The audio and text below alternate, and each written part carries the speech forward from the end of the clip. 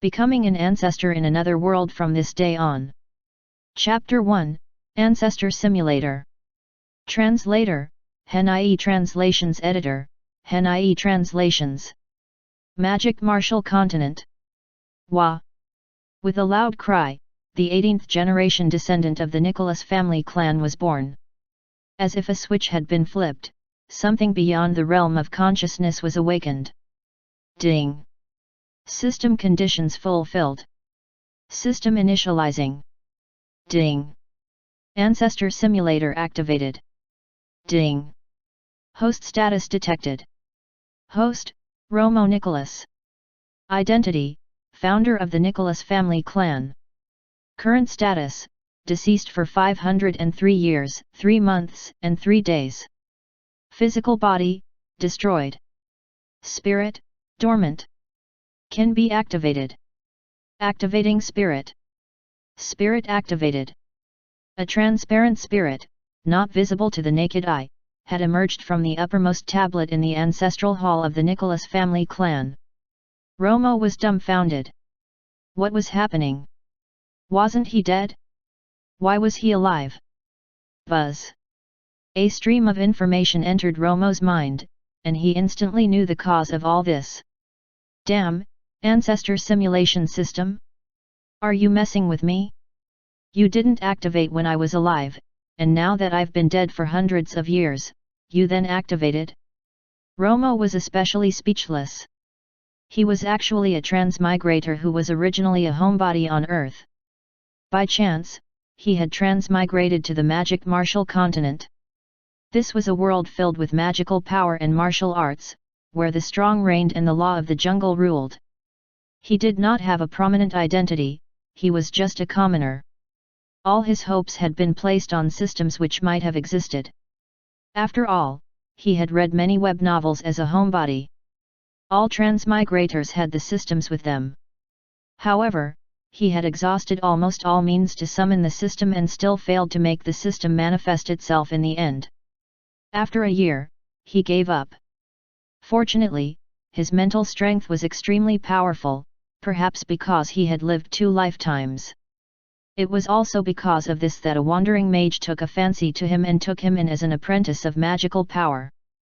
Then, he learned magical power from this mage and embarked on the never-ending journey to study magical power. It was not easy for him to get to live again, so no matter what, he had to have some achievements. Therefore, he worked extremely hard to study magical power, much harder than anyone else. Coupled with his mental strength, which was much stronger than others, he advanced rapidly along the path of magical power. Soon, from an apprentice of magical power, he became a very powerful mage.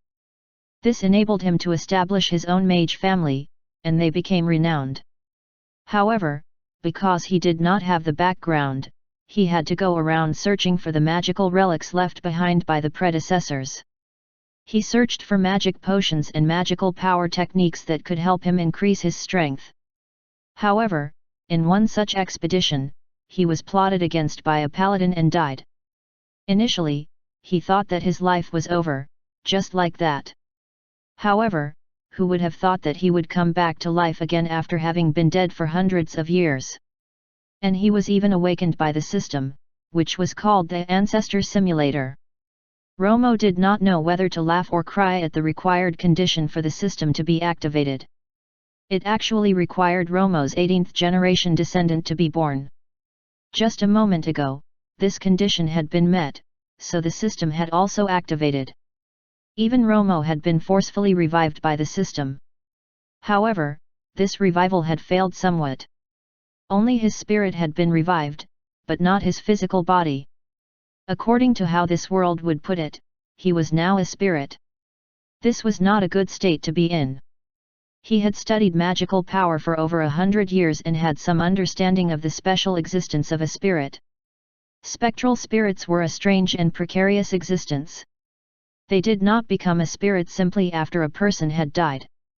No one knew how they came into being. Spectral spirits usually did not have their own consciousness, they were unaware. Some were harmless just like a figure of imagination. Some were extremely terrifying, they killed wantonly without even knowing how the other party was killed. In short, creepy and terrifying were their names. However, Romo clearly had his own consciousness and thoughts currently. It could be said that he was an oddity among the spectral spirits. He just did not know if he could be completely revived with the help of the system.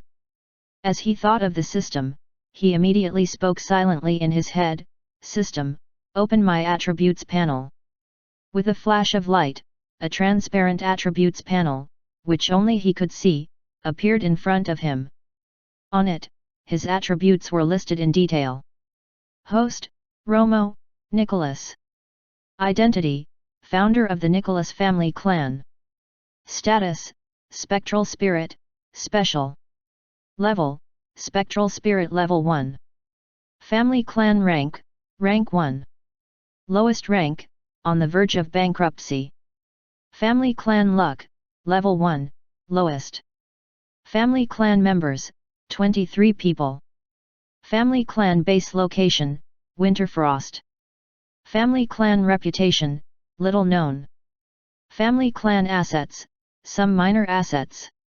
Think in silence to see the details. Family clan treasures, none. Magical items, none. Faith, 130,000. Romo first looked at the state of his spirit. He was actually a level 1 spectral spirit. This meant that even if he was in the spirit form, he could still level up. It was great as long as he could still level up. This way, he would have a way to increase his strength. If his strength could be increased, then it would be possible for him to be completely revived. But currently, what he could depend on the most now was the Ancestor simulator. The Ancestor simulator's use was to protect descendants and help them, and then obtain their faith in return. He could then use the faith to exchange for good stuff from the system. This would form a virtuous cycle. In order to obtain more faith, the family clan had to be stronger, the better. However, Romo's heart turned cold when he saw the family clan's information on the attributes panel. He clearly remembered that when he was still alive, his family clan was in the Holy Light City. It was the most prosperous city in the entire magic martial continent, the center of the entire continent. Their family clan had more than 100 family members. Their Nicholas family clan was indeed very powerful. But now, they had actually moved from the Holy Light City to such a desolate place like Winterfrost. The family clan's members numbered only 22, and the family clan was only a little known. After 500 years of development, the family clan had actually declined to such a sorry state. Romo felt a little indignant for himself. These descendants were too useless. He had built such a good foundation, and yet they had squandered the entire estate he had accumulated. Unfilial descendants? Romo rebuked, in his heart. No, I must see who the current head of the family is. He had messed up the family clan, he's too useless. After speaking, Romo's mind stirred. Instantly, the system sensed something. The contents within that transparent attributes frame in front of him immediately changed. A huge pyramid-shaped network appeared. Chapter 2, Someone Wants to Snatch My Descendants' Luck. Translator, HenIE Translations Editor, HenIE Translations. Every node had a name, and the uppermost name was Romo himself. This was their family genealogy. The names on top, including his, were all in grey, indicating that they were all dead. Only 23 names below were lit, and the name of the head of the family was in bold. Romo clicked open the name of the current family head, and the screen instantly changed once more. Name, Norton, Nicholas. Gender, male. Age, 70. Identity, current family head 15th generation descendant. Profession, mage. Level, 8. Magical power aptitude, level 3, 5 levels in total. Level 1 is the lowest, level 5 is the highest. Luck level, intermediate. Magical equipment, none. Damn. This is the current head of the family? He's way too weak, he's only a level 8 mage at the age of 70? When I was alive, even our family servants were stronger than him. Back then, he had left behind a silver tier meditation technique. Even if it had been a pig that cultivated itself using his silver tier meditation technique, it would certainly not be at level 8 only by the age of 70. What was going on with him? With a thought, more information appeared before Romo. Waterfall meditation technique? Water bullet technique, waterfall technique, water curtain? These were all bronze tier meditation techniques and magical powers. What about the silver tier meditation technique which he had left behind for them? Could it have already been lost? The meditation techniques and magical powers in this world were basically divided into bronze tier, silver tier and gold tier. Every tier was further divided into high, middle, and low grades. The higher the tier of the technique, the greater the effect and power from cultivating the technique. Although he did not obtain the higher gold tier technique in his previous life, he had more than one silver tier technique. But now, it was obvious that they had all been lost. They were really a bunch of wastrels. Romo then checked the assets of the family clan. After he had seen the strength of the family head, Romo no longer held much hope for the assets of the family clan. As expected, apart from some properties and ordinary assets like stores, there were almost none of the magical power cultivation assets. There were no magical items. As for magic potions, there was only the magic pill, which was the lowest grade of magic potions. And it was only the kind that could speed up the recovery of magical power, one of the lowest grade pills. Its effect was negligible, just slightly better than nothing. In the past, Romo would not even care to take a look at such a pill. But now, it was the only kind available in the family clan, and there were only more than 10 of them. Other kinds of magic pills, the kinds that could speed up meditation, increase magical power aptitude, or temporarily increase magical power, they had none of those. There was the magic stone, which was the most important to magi. The magic stone was a type of spiritual stone with magical power. During meditation, one could absorb the magical power from the magic stone to accelerate cultivation. It was an essential item for all magi. At the same time, it was also a magic currency used for the purchase of magical items and magic portions. In the past, Romo had at least 10,000 magic stones with him. However, there were just 89 magic stones now, not even 100, they were really pathetically poor. He had built such a powerful family clan with his own hands, but now, they had ruined it. Romo was speechless. What a bunch of useless descendants! Yet, he could not blame them entirely. Romo had obtained a lot of information from the system earlier, including information on the historical changes of the family clan. This had enabled Romo to know the causes of their decline into such a sorry state. To a large extent, Romo had been the cause. In the past, Romo had to overcome numerous obstacles, and he offended many powerful enemies in his path. When he was alive, those enemies dared not provoke him. But when he died, they sprang out and started to make all kinds of things difficult for his family clan.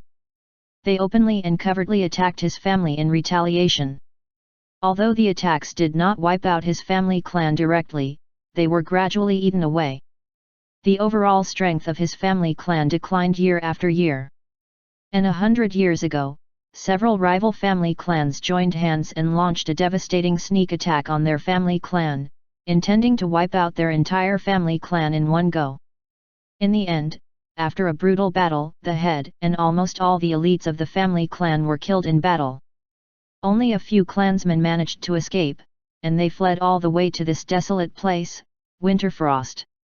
As this was far away from the Holy Light City, they were able to escape the pursuit of their enemies and continue their faith here. Otherwise, they would have been annihilated in the extermination battle 100 years ago, and would not have perpetuated till now, the birth of their 18th generation descendant. The system would not have activated and Romo naturally, would not have awakened. After that time, their family clan lost all their trump cards. They became practically penniless and were left with only a bronze tier meditation technique. And in that extermination battle, the faith their family had accumulated for hundreds of years was also completely exhausted. The 100,000 plus faith points they had now were accumulated only after they had moved here. The power of faith was a very magical thing. It was a magical force produced when the descendants of a family clan worshipped the ancestors. It could not be seen or touched, but when the descendants of the family clan encountered danger, the power of faith would activate and protect the descendants. But as the activation was passive, its effect was only less than a tenth. However, now that Romo had been revived and even had the system, he could put the faith to precise and effective use according to his will. He looked at the 100,000 plus faith points accumulated by his descendants after they had relocated here. His descendants were all not bad. Even after experiencing so much hardship and difficult situations, they still had not forgotten him, their old ancestor. They had not stopped their worship and offer of sacrifices. As their old ancestor, Romo had to protect these descendants, so that they could live better lives. Just as Romo was about to study the use of faith, he suddenly sensed something. He abruptly raised his head, and his gaze penetrated the wall of the ancestral hall and looked up into the sky. A green beam of light had descended from the sky and enveloped a room. And that room was where Romo's 18th generation descendant had just been born.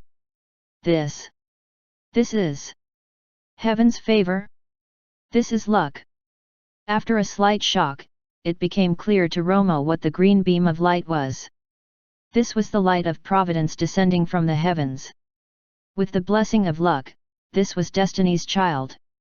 In future, no matter what he did, he would be able to achieve twice the results with half the effort. Everything would be very smooth, as if he had divine help. Not only would his family become prosperous, which would be the most basic, he might even become the protagonist of this world and the legend of a generation. Romo was extremely excited.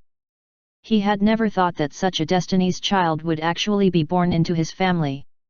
He would have to nurture him carefully in the future. However, at this moment, something unexpected had happened. A twisted black light struck and wrapped itself immediately around the beam of green light, as if about to sweep away the light of luck. Romo was greatly alarmed. Someone was trying to snatch his descendants' luck. Chapter 3, Ancestral Protection. Translator, HenIE Translations Editor, HenIE Translations. Ding! Invasion warning, invasion warning. Found a descendant with the luck level of destiny's child in danger. His luck is being plundered. Ding! System has generated an urgent mission, stop the descendant's luck from being plundered. Shit, it is true that someone is plundering my descendant's luck. He's really courting death? Romo was indignant and instinctively wanted to use his magical power to repel the twisted black light. However, he soon realized that he was not the great master he used to be. He was only a spirit, a level 1 spectral spirit. He was unable to even influence reality, let alone fight back the oncoming enemy. What should I do? Romo was extremely anxious. Am I to just watch helplessly as the enemy plunders my descendants' luck? Oh right, I still have the system? Romo immediately thought of the system. System, how can I protect my descendant from being violated? Ding! System has 3 ways to deal with it. They are as follows. First, with bronze tier ancestral protection, the powerful enemy can be defeated but the plundered luck cannot be recovered. It consumes 120,000 faith points. Second, with silver tier ancestral protection, the powerful enemy can be defeated and all the plundered luck can be recovered. It consumes 180,000 faith points. Third, with gold tier ancestral protection, the powerful enemy can be defeated and all the plundered luck can be recovered. It is also able to counterattack the enemy and even plunder the enemy's luck.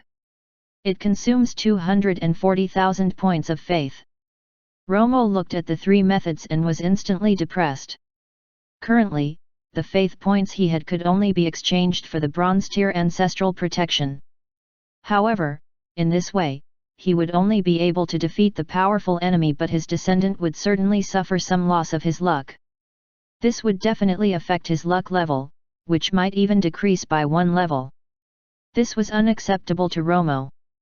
He had wanted to use the gold tier ancestral protection, but he did not have that many faith points. Ding! As this is the first time the host is using the exchange function of faith points, all expenditure of faith points will be reduced by half. As if it had sensed Romo's thoughts, the system immediately added. After hearing the system's voice, Romo became overjoyed. Reduce the expenditure of faith points by half? Does this not mean that the gold tier ancestral protection, which was originally worth 240,000 faith points, can now be redeemed with just 120,000 faith points? He had enough faith points to exchange for it. Exchange immediately for the third item, the gold tier ancestral protection. Romo said decisively. The person who had dared to plunder his descendants' luck must pay the price. Ding! Exchanged for once of the gold tier ancestral protection.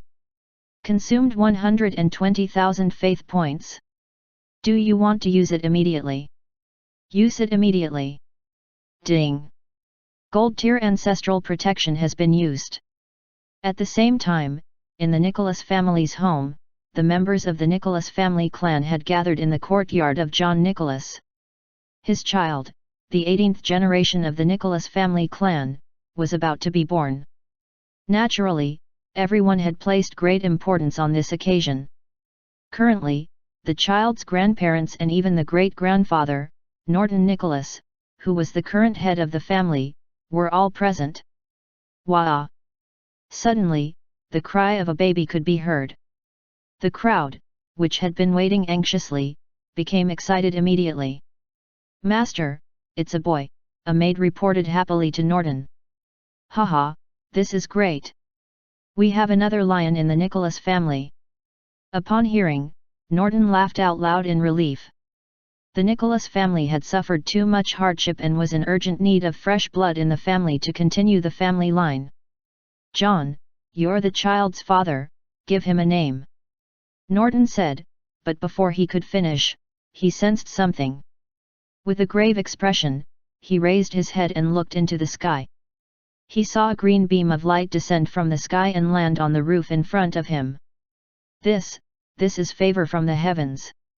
Norton asked in surprise and disbelief. That's right, this is the favor from the heavens. This child is unbelievable. He has been blessed by the light from providence as soon as he was born. This is the sign of a destiny's child. He will definitely grow into a true lion in future and lead our family in recovering its former glory when our ancestors were still alive. Norland Nicholas, Norton's younger brother, said excitedly. Although the others could not understand, hearing the conversation between the two, they knew that this was definitely something great, and they all became happy. Why is there another black light? Right at this moment, another beam of black light had rushed in. It wrapped immediately around the green beam of light and seemed to be sweeping the latter away. This definitely looked weird. Not good. Someone is trying to seize the luck of my great-grandson. Norton, who was experienced and knowledgeable, immediately concluded that the black light, which had appeared later, was certainly something not benign. He exclaimed in shock and anger. Ah! What should we do? Yet, who are they? Why are they targeting our family? The others said angrily, upon hearing what he had said. Master, it's bad. At this moment, a maid had run out of the room in panic, shouting, Little Master is vomiting blood. What? Everyone was even more furious when they heard that. John Nicholas said to Norton in a panic, Grandfather, quick do something. Norton's expression was dark. He said in a low voice, I'll go in and take a look. With that said, he was about to enter the house, but his heart was extremely heavy. That black light was actually able to plunder one's luck. He had never heard of such a bizarre attack before. It was certainly an attack by one who far surpassed the level of a mage. How could he, a mere level 8 mage, resist such an attack? At the most, he could only hope that the other party would show mercy to his great-grandson and not kill him. Look, what's that? Right at this moment, something unexpected happened.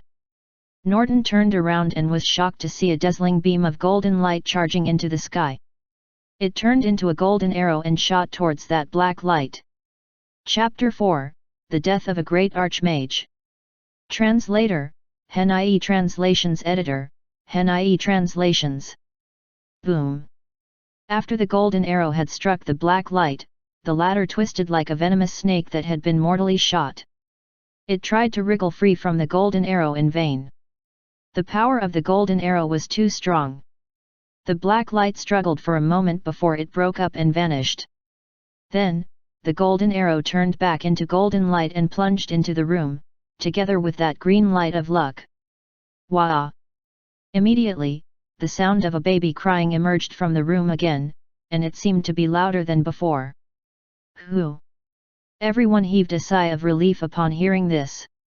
This meant that the crisis had been averted.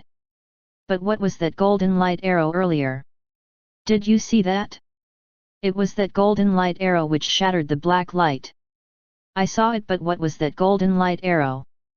I don't know, but I saw that the golden light arrow had come shooting from our family's ancestral hall.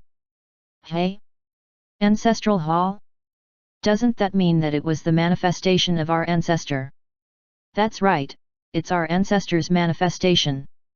As everyone discussed, they quickly figured out the truth.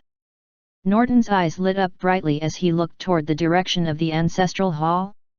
Could it really be our ancestor? Norland said, Big brother, whether it was him or not, this crisis has been averted, we should hurry and take a look at our great-grandson. Right. Meanwhile, on a mountain more than 10 kilometers away from Winterfrost, an old man in a white robe was standing against the wind. A clear crystal ball floated in front of his chest as he looked ahead, directly at where Winterfrost was located. Behind him were a middle-aged man and a young man.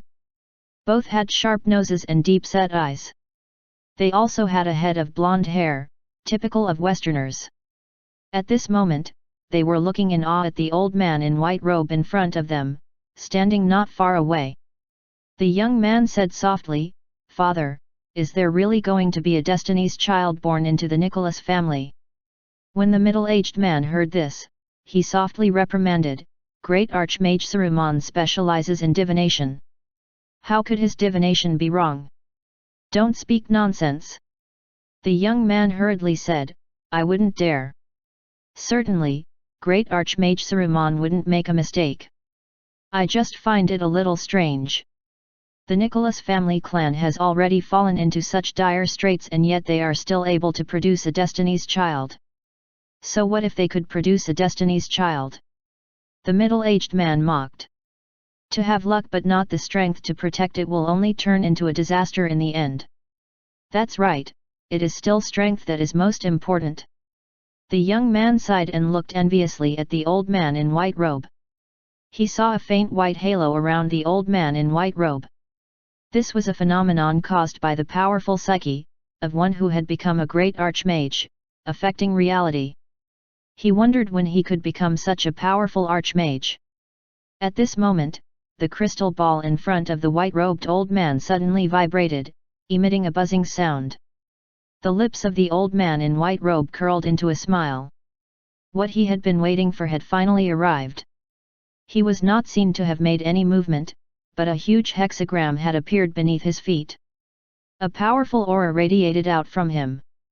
Deng, deng, deng! The two persons behind him were forced back several steps by the powerful aura.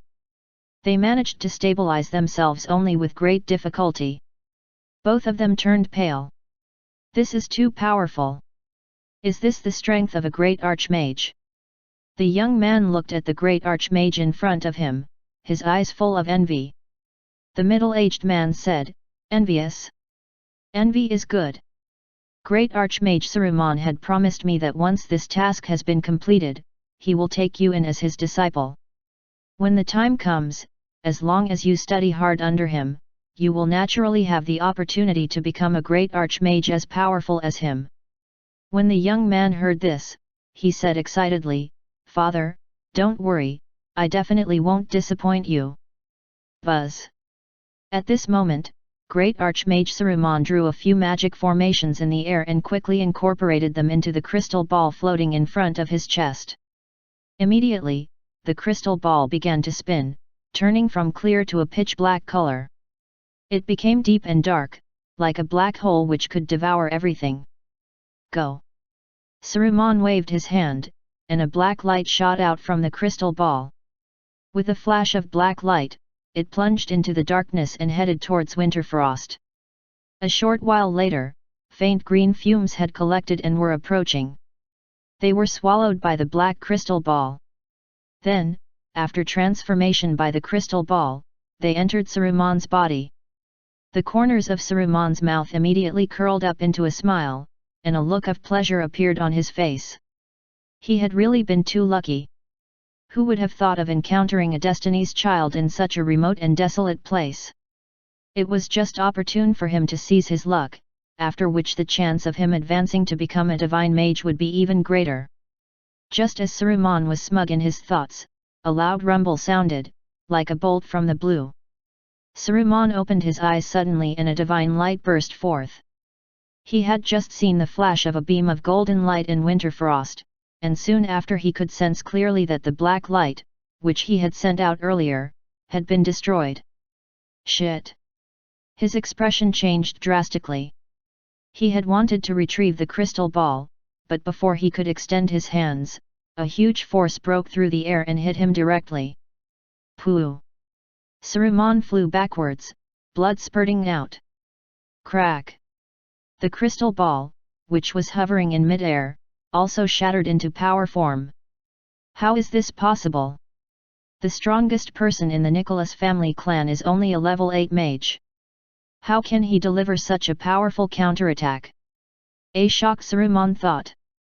But soon after, his eyes revealed an even more horrified expression. It was as if he had seen a ghost. This was because he had seen traces of a green vapor being extracted from his body and heading toward Winterfrost. That green vapor was luck. He had always been the one to plunder luck from others previously, but now, his own luck was being plundered by others.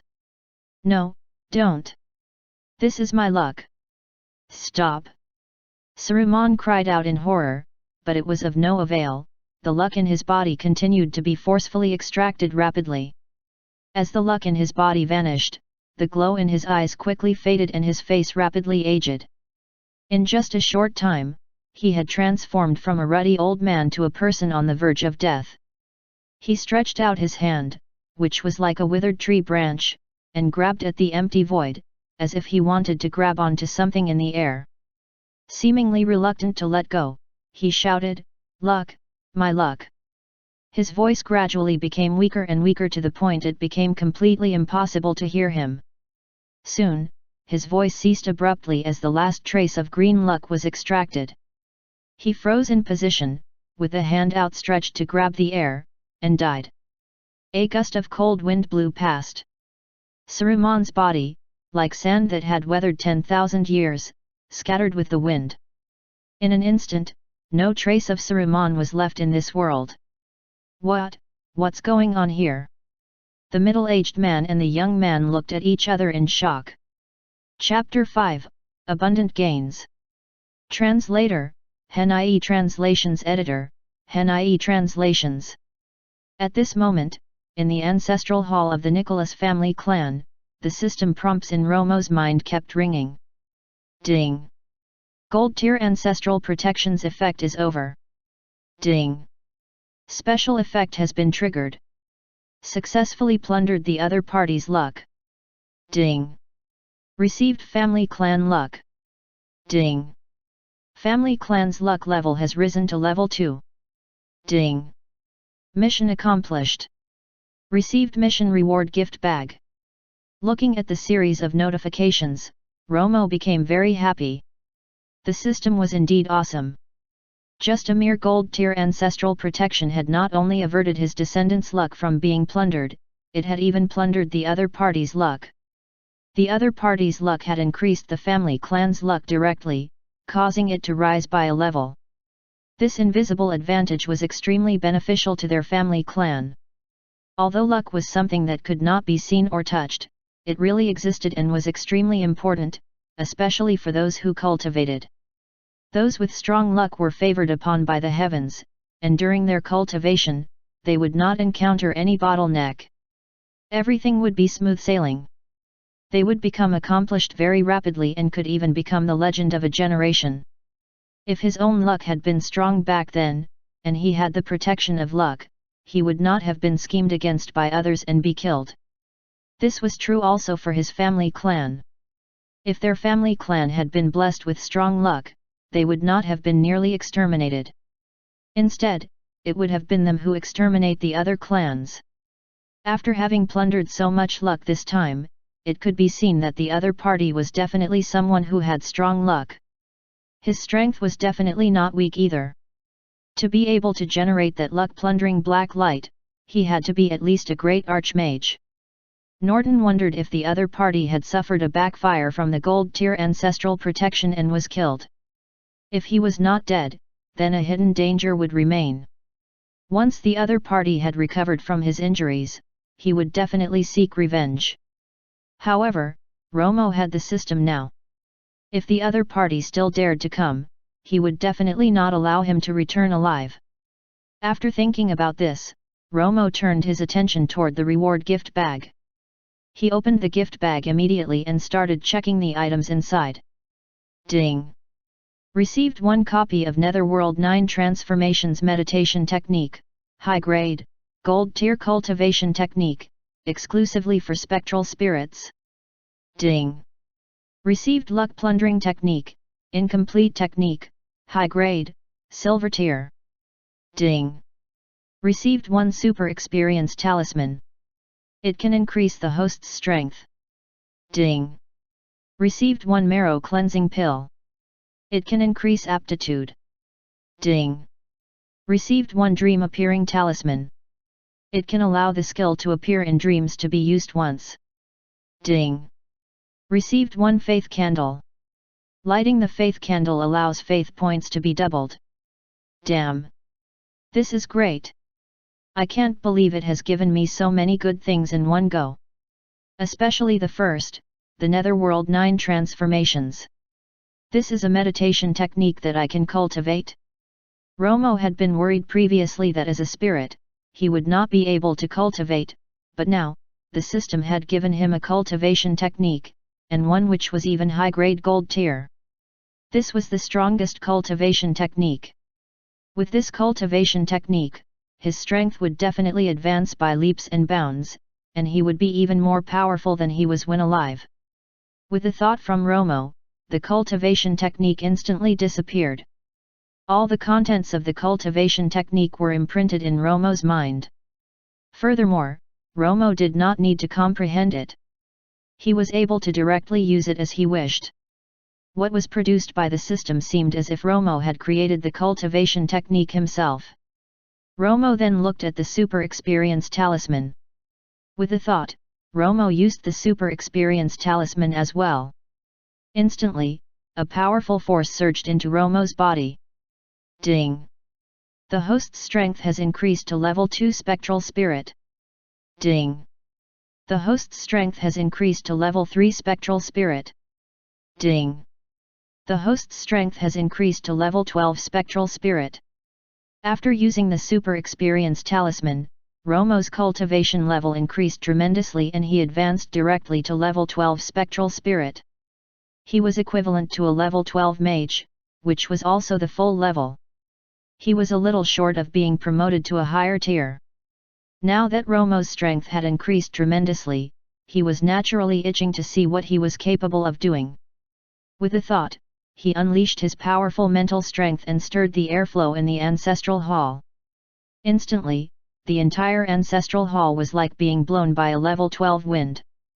All the items in the ancestral hall were blown off and sent flying in the air.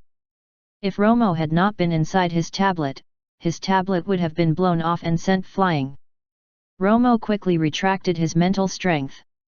Looking at the mess of items on the floor, Romo used his mental strength to control the items and put them back to their original places. This was basically Romo's current ability. He could attack directly with his mental strength, and also use his mental strength to manipulate physical objects for attack. That was all he could do. After all, he was only in a spirit state. It was already good enough that he had these two attack methods. Even so, he probably would not have many opportunities to use such attacks, since he still did not have a physical body and remained trapped in the ancestral hall, unable to get out. After he had finished testing out his own strength, Romo placed his attention again on that copy of luck plundering technique. From the name, he knew that it was a very mysterious cultivation technique. If it had been discovered by others, it would definitely lead to a bloodbath. However, why was this cultivation technique incomplete? System, it is stated that this cultivation technique is incomplete. Can it still be used? Romo asked. It can certainly be used, but there will be side effects if used. Side effects? What side effects? Romo asked hurriedly. He had to get to the bottom of this. If the side effects were serious, Romo would not use it readily. Otherwise, he might fail in the plunder of the other party's luck and be killed by the side effects instead. That would have been terrible. As a spirit, Romo has no place to go to reason this with. The side effect is that after each use, there will be a tribulation. A tribulation? How serious is the tribulation? Romo asked. This will depend on the benefits you obtain from the cultivation technique. The more benefits you obtain, the greater the tribulation. Damn, what's the use of this? Romo said gloomily. The tribulation might even kill him. However, Romo was still a little reluctant to abandon the use of this cultivation technique. After all, it was able to plunder luck from others. This was simply a heaven-defying cultivation technique. Romo continued to ask, System, can this cultivation technique be restored? It certainly can be restored. The system's reply immediately made Romo excited. He said, Quick, tell me how to restore it. It takes 200,000 faith points to restore the cultivation technique. The system had said it so lightly, but Romo was dismayed upon hearing it. Damn, 200,000 faith points, he did not even have 20,000 now, let alone 200,000. With 200,000 faith points, there was nothing Romo could not do. Chapter 6, Marrow Cleansing Pill. Translator, Hen-IE Translations Editor, Hen-IE Translations. After he had checked out the cultivation technique, Romo looked at the other tools. Marrow Cleansing Pill, Dream Appearing Talisman, and Faith Candle were all rare items which were difficult to obtain, especially the Marrow Cleansing Pill. This was great stuff that could increase one's cultivation aptitude, and was regarded as a grade 3 magic pill. It would normally cost a market price of at least 1,000 magic stones to be able to purchase it. And it was the kind of magic pill which, even if one could afford it, might not be available in the market. When Romo was alive, he did not even have the chance to take this kind of precious medicine. Although he had money later on, he no longer required it after his cultivation level increased. However, this marrow cleansing pill could be given currently to a family member in his clan to consume. It might perhaps produce a gifted talent. After he had finished looking, Romo saw an exclamation mark appear behind the family clan's rank. Romo clicked on it and found that after his family clan's rank had advanced to level 2, there were actually attribute points available for distribution, and there were 3 options. The first option was to receive 10 attribute points which he was free to distribute as he wished. The second option was to increase the family clan's luck for wealth by 20. The third option was to increase the family clan's luck for martial skills by 20. Romo thought about it and chose the second option. The main worry now was the finances of the family clan. If he could increase the family clan's luck for wealth, the family clan would become rich immediately. With money, the family clan could be expanded, the family line could be perpetuated. After all, the current size of the family clan was too small, and he needed the power of faith, so the more the number of people, the better. Then, Romo looked at his attributes panel. Host, Romo, Nicholas. Identity, founder of the Nicholas family clan. Status, spectral spirit, special. Level, level 12 spectral spirit. Family clan rank, rank 2. Family clan luck, level 2. Family clan members, 23 people. Family clan base location, Winterfrost. Family clan reputation, little known. Family clan assets, some minor assets. Think in silence to see the details. Family clan treasures, none. Magical items, marrow cleansing pill, dream appearing talisman, faith candle. Faith, 10,000. Yes, very good. The 120,000 faith points have been well spent. Not only has it greatly increased his strength, his family clan has also benefited. Most importantly, it has also saved the life of his 18th generation descendant who is Destiny's child, the hope for their family clan to rise again. To be able to save him is the greatest gain. With the thought from Romo, information on the 18th generation descendant immediately appeared before Romo. Name, Arthur Nicholas. Gender, male. Age, 0 years old. Profession, none. Level, none. Aptitudes, magical power aptitude, superior, business aptitude, superior, administrative aptitude, superior. Luck level, Destiny's child. Damn, this is awesome. All of his aptitudes are basically top-notch. These are already the maximum limits of what a normal person can achieve, but his 18th generation descendant actually has all the aptitudes at maximum level from birth. Even Romo could not help but sigh.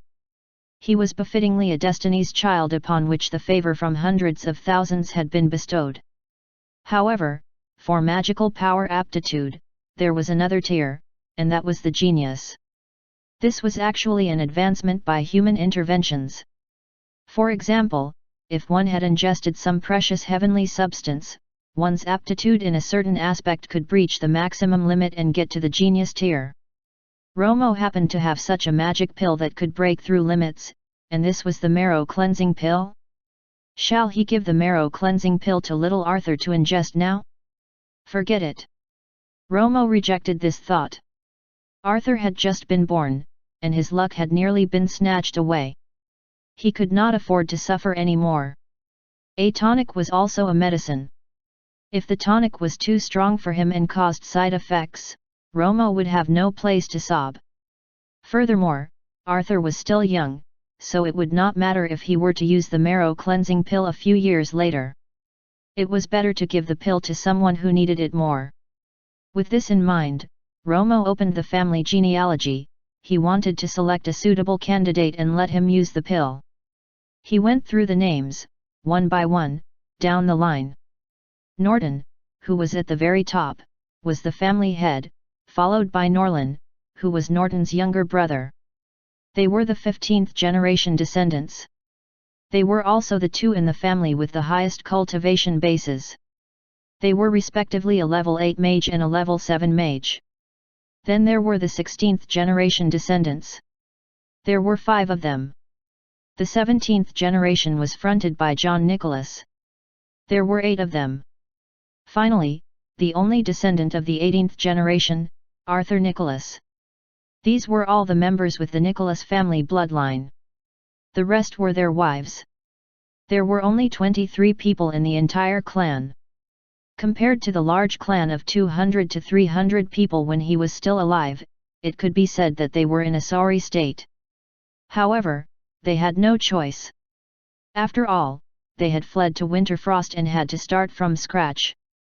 Moreover, there were 2 large clans in Winterfrost. These 2 clans were both wealthy local clans.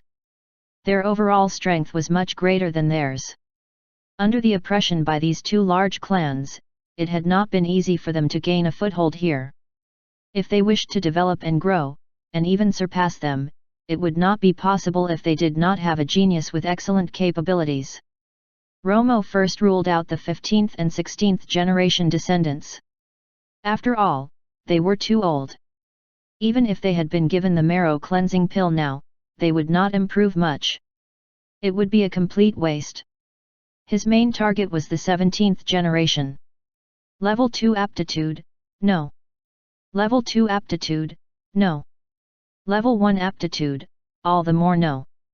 No magical power aptitude? Skip directly. Looking at the aptitudes, Romo was very depressed and somewhat disappointed.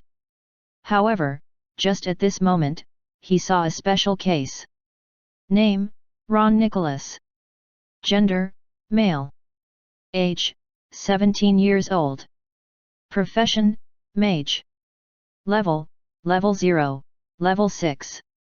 Magical power aptitude, Level 2, Level 4. Luck level, high intermediate. There are actually two values for the levels for mage and magical power aptitude. What is going on?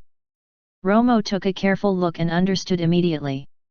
Originally, Ron had reached level 6 mage status, but his magic power cultivation base was subsequently incapacitated. This was why it was shown as level 0. And when his cultivation base was incapacitated, he was injured seriously such that even his magical power aptitude was affected, and it fell directly from level 4 to level 2. System, I want to know more about Ron. As Romo spoke, the system immediately delivered a piece of information. It was about Ron. In a short while, Romo knew everything about Ron. He had once been regarded by the family clan as the hope for their family's rise because of his great aptitude and how hard he had been cultivating. He had reached the status of a level 5 mage before the age of 14. This was unparalleled in the entire Winterfrost. He was definitely a person of genius caliber. Chapter 7, The Heavens Are Jealous of Talents. Translator, Henai Translations Editor, Henai Translations. He also became the most likely student to enter the Sky Blue Magic Academy, which was one of the 4 big magic academies in the Northern Empire. Those who were able to enter the Sky Blue Magic Academy would become a great mage at the very least in their achievements. They might even advance further and become an archmage. If he had entered the Sky Blue Magical Power Academy, he would have definitely achieved a meteoric rise and revitalized his family clan. His family had placed all their hopes on him. 2 years ago, when Ron was 15 years old, the Sky Blue Magic Academy had come to Winterfrost to conduct an enrollment drive by holding a martial arts competition.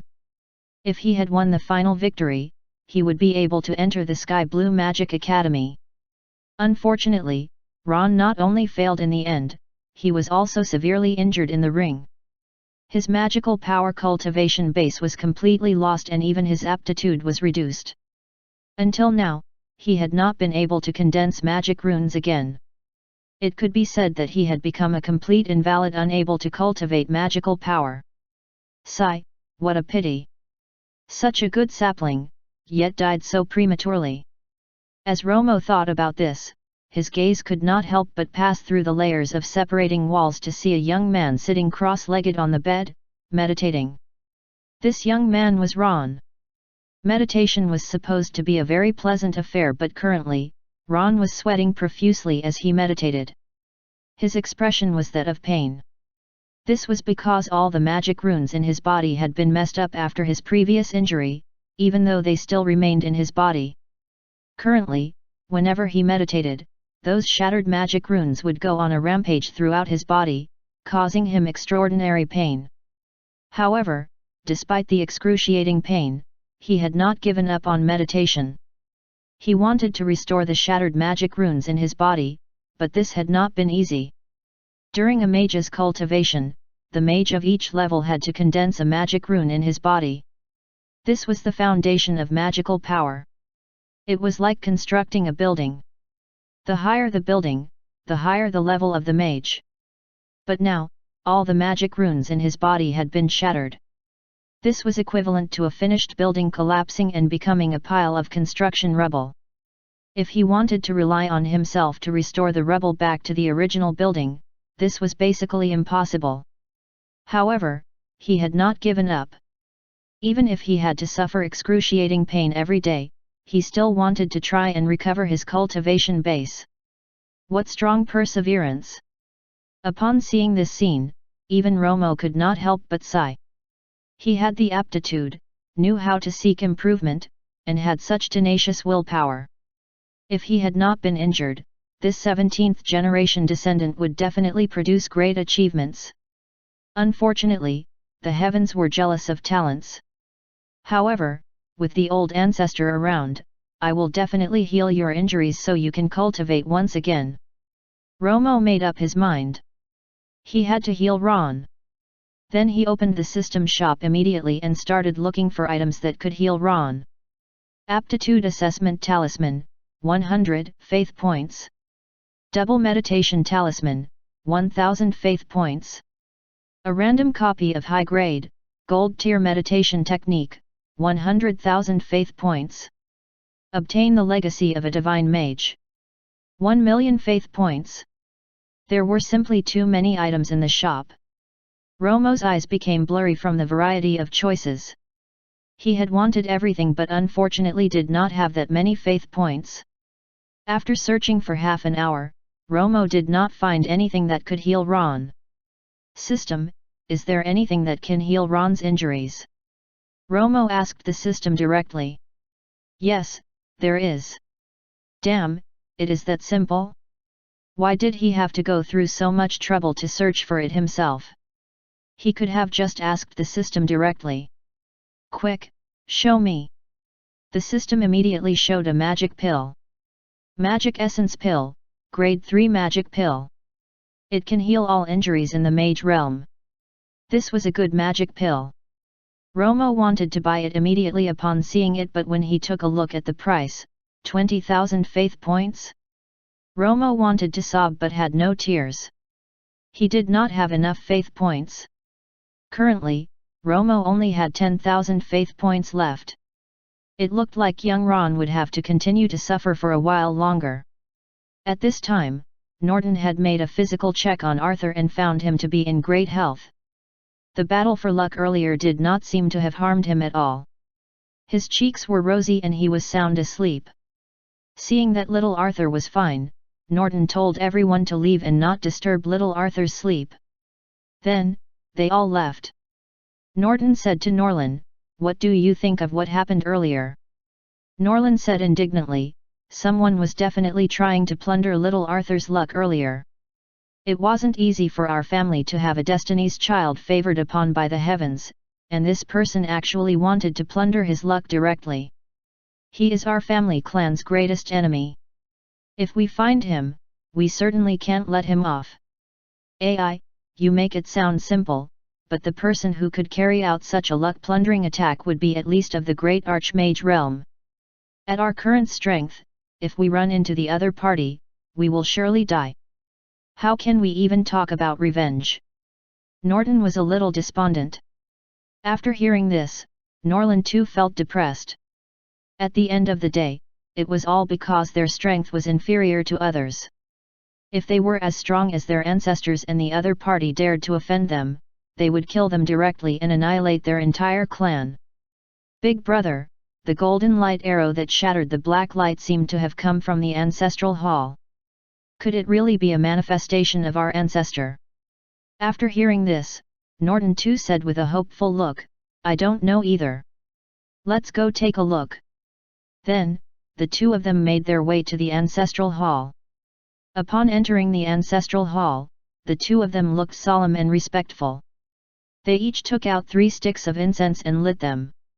Then, they kowtowed before the ancestral tablets. "Thank you, ancestors, for protecting the future lion of the Nicholas family clan from this calamity. I will definitely devote my heart to nurturing him. May the ancestors bless him and enable him to grow smoothly." Ding! Worship by descendant. Received 20 faith points. Ding! Worship by descendant. Received 18 faith points. After the two of them had finished paying their respects, Romo heard the system prompts. "Damn, Only so few faith points from one worship, and the number of faith points differs for different people. I wonder what the reason is. However, with so few faith points, when can I accumulate enough faith points? It seems like I'll have to make them pay respect to me, their old ancestor, more often.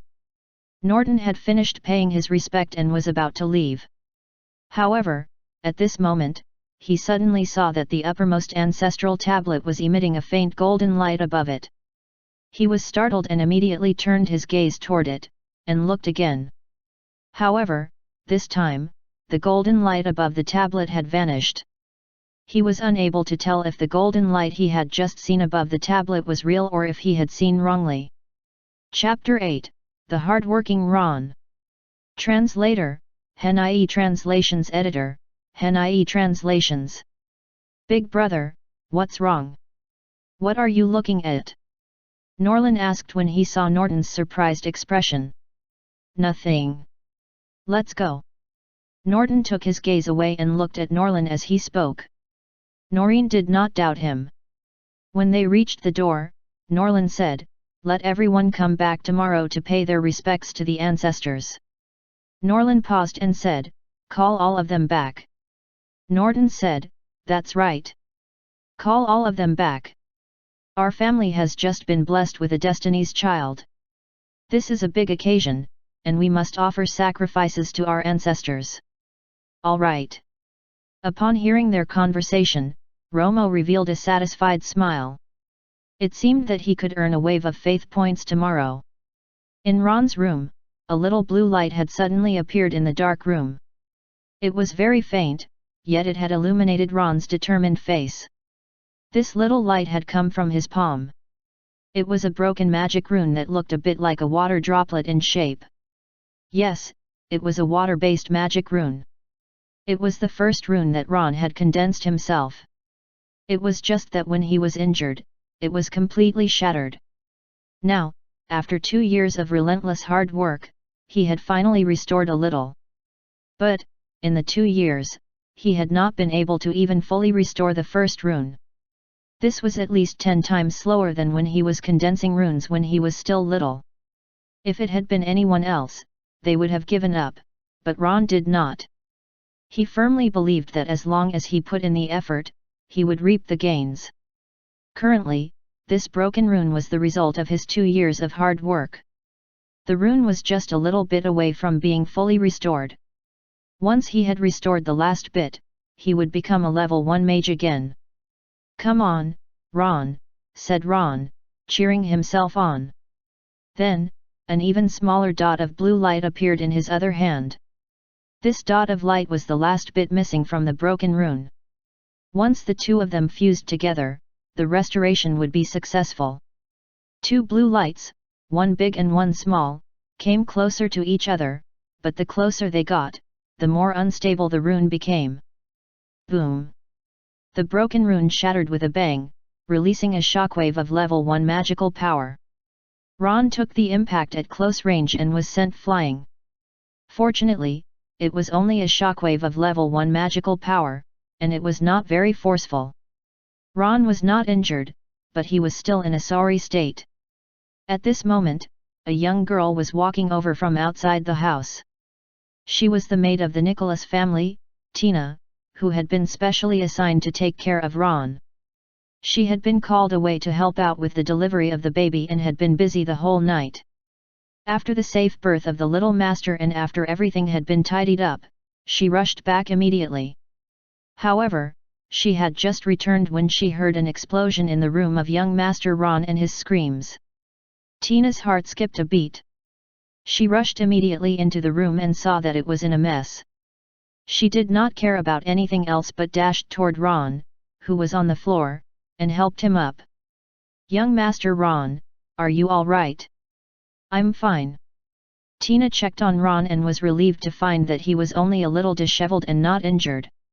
However, she still said reproachfully, "Young Master, are you restoring your magic runes again? This is very dangerous." Ron said, "It's just a shockwave from a level 1 magic rune. It's very weak. It's only level 1 now." What about level 2 or even level 3 in the future? Tina reprimanded, her eyes full of worry. Hearing this, Ron said a little dejectedly, I'd really like to have level 2 and level 3 now. Upon hearing this, Tina knew that she had brought up Ron's sad past, so she comforted him. Young Master Ron, don't be anxious. There will definitely be a way to restore the runes, but you must be careful. Yeah, I'll be careful next time, said Ron dismissively. Tina knew that Ron would definitely continue to do whatever he wanted. This was not the first time Ron had been sent flying by a shockwave of magical power, and he had been injured several times. However, in order to recover his strength as soon as possible, young Master Ron still insisted on restoring the magic runes. Even if it was dangerous, he did not care. Each time, Tina would be on tenterhooks, but she could not convince young Master Ron to stop such dangerous behavior. Sigh, the person who injured young Master was really too despicable. It was enough to defeat young Master. Why did he have to shatter his magic runes? Tina, what are you thinking?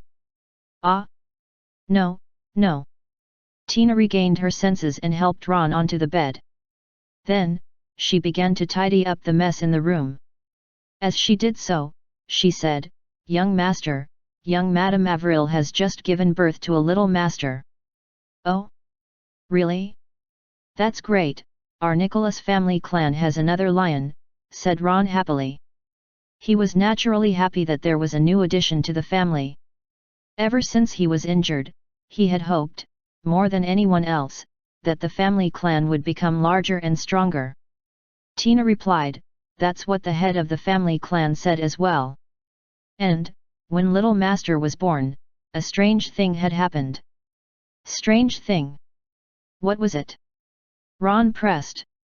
Tina explained, when the little young Master was born, a green beam of smoke fell from the sky. I heard from the head of the family clan that it was a blessing from the heavens, something like that. I didn't understand what it meant, but they were all very happy. It definitely had to be a good thing. However, a black light appeared subsequently, wanting to take away the green beam of smoke. The head of the family said that there was a bad person trying to kill little Master. However, thereafter, an arrow of light shot out from the ancestral hall and shattered the black light. After that, little Master became fine. Everyone said that it was a blessing from the ancestors.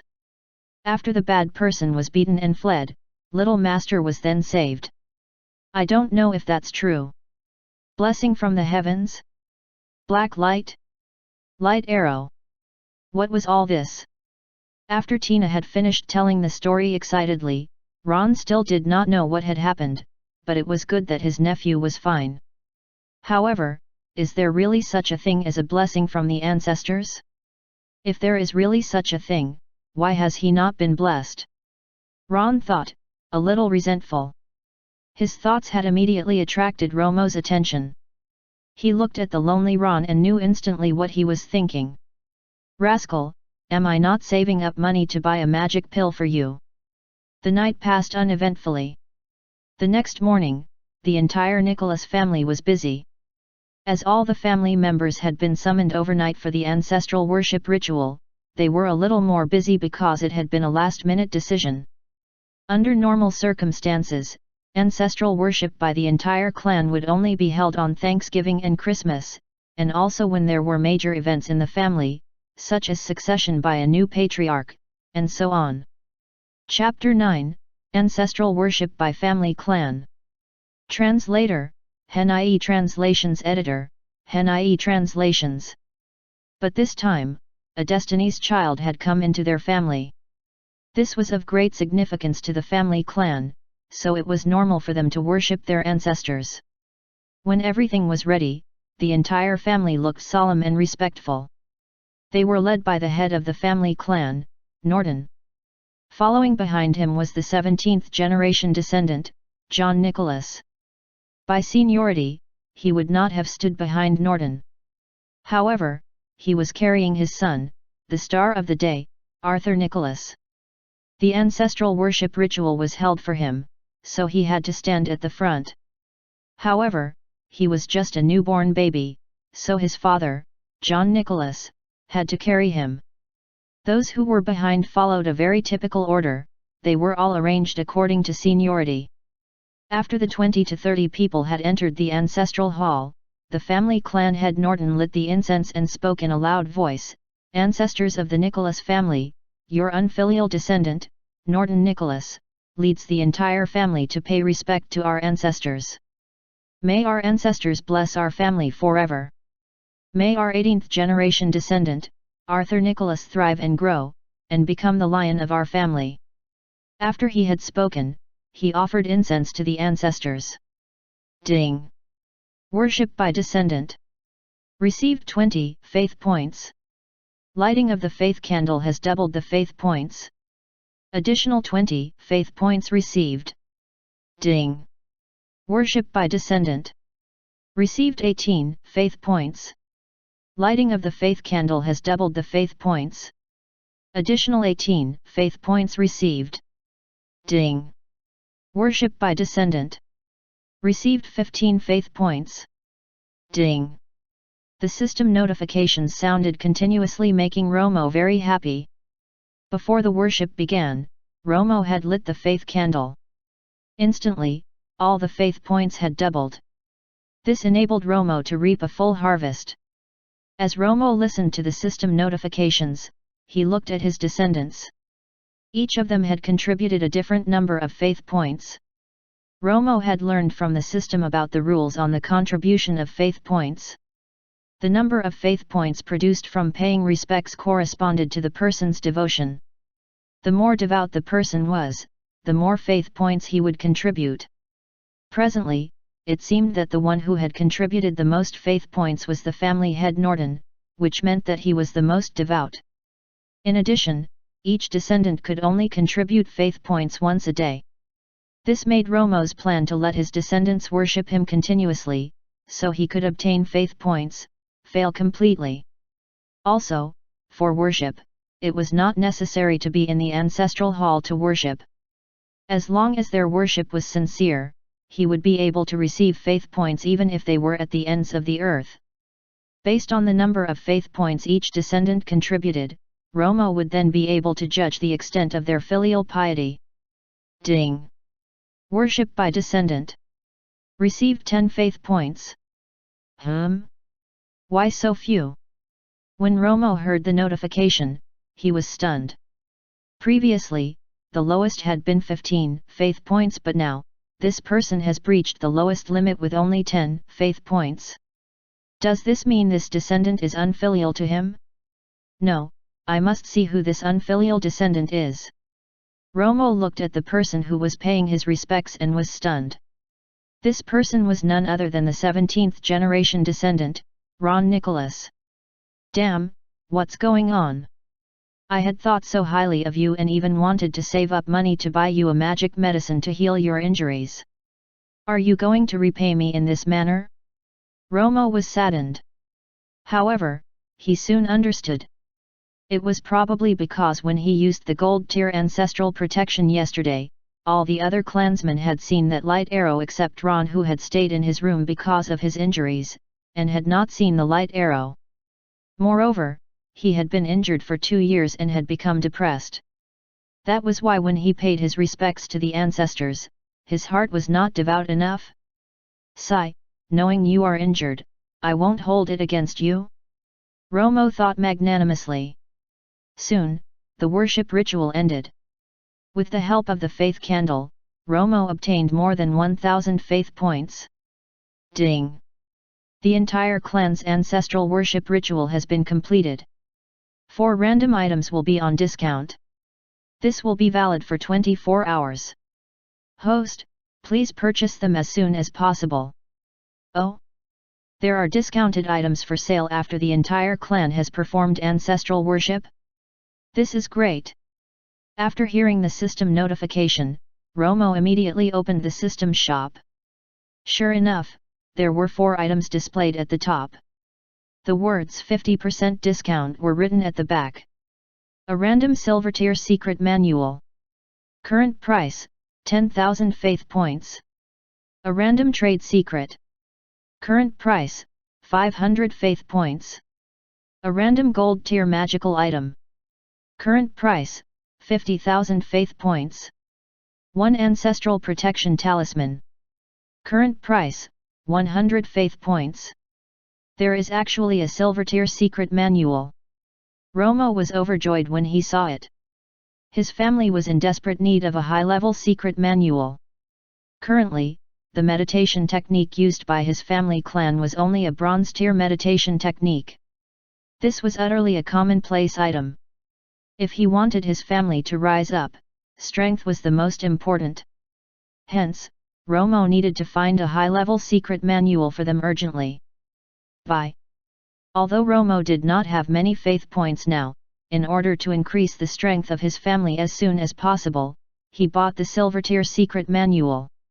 After buying it, Romo used it immediately. Ding! Congratulations on obtaining a high-grade, silver tier meditation technique, the wave meditation technique. Hehe, his luck is pretty good. It is actually a high-grade item. From the name, one can tell that it is a water-based meditation technique. The meditation technique currently used by the family clan is also a water-based meditation technique.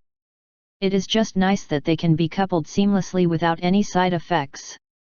Romo took a closer look at the wave meditation technique. The main characteristic of this meditation technique was that after cultivating it, one's magical power would become exceptionally great. It would be equivalent to twice or more magical power than those of the same level. Furthermore, it had healing effects. It could be said to be a very powerful cultivation technique. The random trade secret only cost 500 faith points. He had to buy it too so that his family could earn more money. Ding! Congratulations on obtaining the method for making soap. The method for making soap? This is not bad either. Making soap was the first choice of many transmigrators who wanted to establish themselves by peaceful means. Unfortunately, Romo did not know how to make soap, so he did not make soap back then. Now, he got the system to make it up to him. With soap as an exclusive business product and the addition of 20 points to his family's luck for wealth, the family clan should be able to earn a lot of money very quickly. He had really wanted the third item, the gold tier magical item, but he did not have 50,000 faith points. As such, he had to give it a miss regretfully. The last one was an ancestral protection talisman. It only cost 100 faith points, so he bought it decisively. Romo was very satisfied with the effect from using the gold tier ancestral protection previously. The effect of this ancestral protection talisman certainly could not match up. However, it would still have some effect. Since it cost only 100 faith points, Romo would not be too harsh on it. It was better than nothing. Chapter 10, Family Predicament. Translator, Hen.ie Translations Editor, Hen.ie Translations.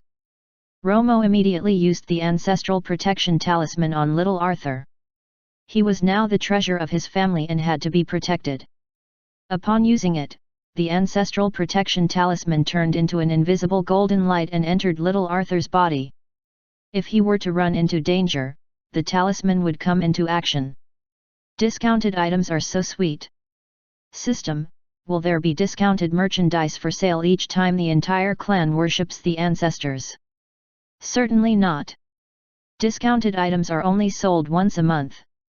It will be useless, host, even if your entire clan worships the ancestors daily. The system immediately saw through Romo's thoughts and refuted him callously.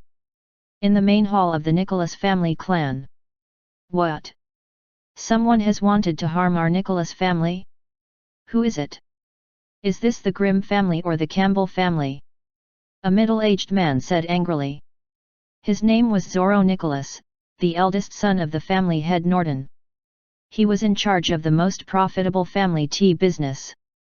He was not at home last night, so when he heard Norton telling him about what happened last night, he immediately said this indignantly. The Grimm family and the Campbell family were the two large family clans in Winterfrost. They were local family clans in Winterfrost with extensive influence, and were much stronger than the Nicholas family clan. As the Nicholas family clan were not locals, the two family clans had not been friendly to them. Therefore, when Zoro heard about the incident, his first reaction was that the two family clans were behind it. Norton did not say anything, but the other person, a blonde woman, said, that would not have been the case. Such an obscure luck-plundering attack can only be cast by someone with at least the magical power of a great archmage. How could the two family clans have such powers in existence? Otherwise, they wouldn't have stayed in Winterfrost. This blonde woman was Sonia Nicholas. She was Norton's second child and had been smart since young. Although she was a woman, she was better than Zoro in strength and also in business. Even her husband was a live-in son-in-law. Norton often lamented how good it would be if Sonia was a man, then he could hand over the family head position directly to Sonia, and he would be able to enjoy his time behind the scenes leisurely. What? Great Archmage? Why would such a powerful person make things difficult for us? Would such a person come again to make trouble for us? Zoro said worriedly, upon hearing Sonia's words. If a great archmage were to really take vindictive actions against their family clan, they would surely die. This had inevitably caused them to worry. Norton sighed and said, I don't know either.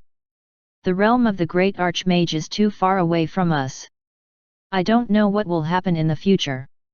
Let's take it one step at a time. Seeing that even Norton, the pillar of the family clan, was helpless, a dark shadow enshrouded everyone's heart. Their hearts became heavy. Upon seeing this, Norlin said, Everyone, there's no need to be so worried. Aren't we protected by our ancestors? Despite hearing this, the shadows in their hearts did not dissipate much. Ancestral protection? Was there really such a thing? They were all grown ups and obviously did not believe in such unrealistic things. In order to break the depressing atmosphere, Norton asked, Zoro, Sonia, how's your business? Zoro replied, the tea house business is doing well. I've found a new type of tea which tastes excellent. If I can bring it in, it will definitely make money. Norton nodded. He knew Zoro had always cared about face. Everything he said had to be discounted. If he said the business was doing well, it meant it was just so-so, he had not lost money, and that was all. Then, Norton looked at Sonia, who ran a women's clothing store. She had high taste and knew how to manage the business. Her business was even better than Zoro's tea house business. Every month, she would send life-saving money to the family and would sometimes even help Zoro's tea house. If it had not been for Sonia, the family's livelihood would definitely be much more difficult. These were the two main businesses of the Nicholas family clan. Everyone in the family clan basically worked in these two businesses. However, the profits were not great to begin with, yet there was also oppression from the two large family clans. All of them had put nearly all their energy into the businesses and did not have the time to cultivate. This had caused the overall strength of the family to be very weak. The family head Norton had wanted to change the status quo, but he was powerless. The short family meeting had ended very quickly. Everyone then departed separately. When Norton was the only one left, the worry in his eyes became more intense. The hostility from the other two family clans in the city had already made him feel immense pressure. Now, there was even an unknown enemy of the great archmage realm. How could he, a mere level 8 mage, deal with this? Sigh, if only he had the protection of his ancestors. With this thought in mind, he looked in the direction of the ancestral hall. At the same time, Romo had also sensed Norton's worry. He looked over and saw Norton's worried gaze. Romo had also heard the conversation in the main hall, so he naturally knew what Norton was worried about. It looks like I have to use the dream appearing talisman as soon as possible and teach him the high-grade silver-tier wave meditation technique, as well as the soap-making method, so that the family can get out of this predicament as soon as possible and increase their strength. Otherwise, this old man Norton will surely be worried to death. The sun set and the moon rose. Soon, night fell. Norton sat cross-legged, practicing the waterfall meditation technique. However, there were too many trivial matters weighing down on his mind. No matter how hard he tried today, he was unable to enter into meditation. This forced him to stop. If he forced himself to meditate, he might go berserk. "Why are you unable to enter into meditation?" Norton's wife asked worriedly when she saw Norton still not able to go into meditation after a long time. "Sigh, there are too many mundane things. I can't calm my mind," Norton said with helplessness. "Then take a nap. You've been using meditation as a substitute for sleep for so many years. You hardly sleep anymore. Perhaps sleeping is even more effective than meditation." That's all I can do now." Norton lay down as his wife gently massaged his temples. Norton soon fell asleep. On the other side, Romo had been waiting for Norton to fall asleep and enter dreamland. Then, his dream-appearing talisman could be used. Not long after Norton had fallen asleep, the system notified Romo. "The target has been detected to have entered dreamland. Dream-appearing talisman can be used." Chapter 11, Appearing in a Dream. Translator, HNIE Translations Editor, HNIE Translations. Use the dream-appearing talisman immediately. With a thought from Romo, the dream-appearing talisman exploded into a ball of golden light which spread it out. Romo was stunned. Then, he saw himself standing in the ancestral hall with intact hands and feet. "Since when have I got a physical body? No, this is not reality. I'm in Norton's dream. I only have a physical body in the dream realm." It turned out that Romo had actually entered into Norton's dream. Boom! Ah! At this moment, Romo heard the sounds of fighting and poignant screams were coming from outside the door. The sounds were very familiar. They were the screams of Romo's descendants. Romo opened the door and walked out. He saw flames outside soaring into the sky. Romo's clansmen were being slaughtered wantonly by a group of people. Although they had tried their best to fight back, it was useless. The other parties were too strong. Besides people from the Grimm family and the Campbell family, there was also a person who exuded a powerful aura. However, his face could not be seen clearly. Nonetheless, it was certain that this person was a great archmage. With one casual wave of his hand, he was able to slaughter a clansman from the Nicholas family. No one could stop him. In just a short while, almost everyone in the Nicholas family clan had been slaughtered. Only Norton was left struggling hard, trying to hold out. He had watched his clansmen die one by one. His eyes were about to split open as he glared at the great archmage and howled, "I'll fight it out with you." Then, he charged forward, not caring if he could fight him. He was determined to die. It's actually a nightmare and such a tragic one.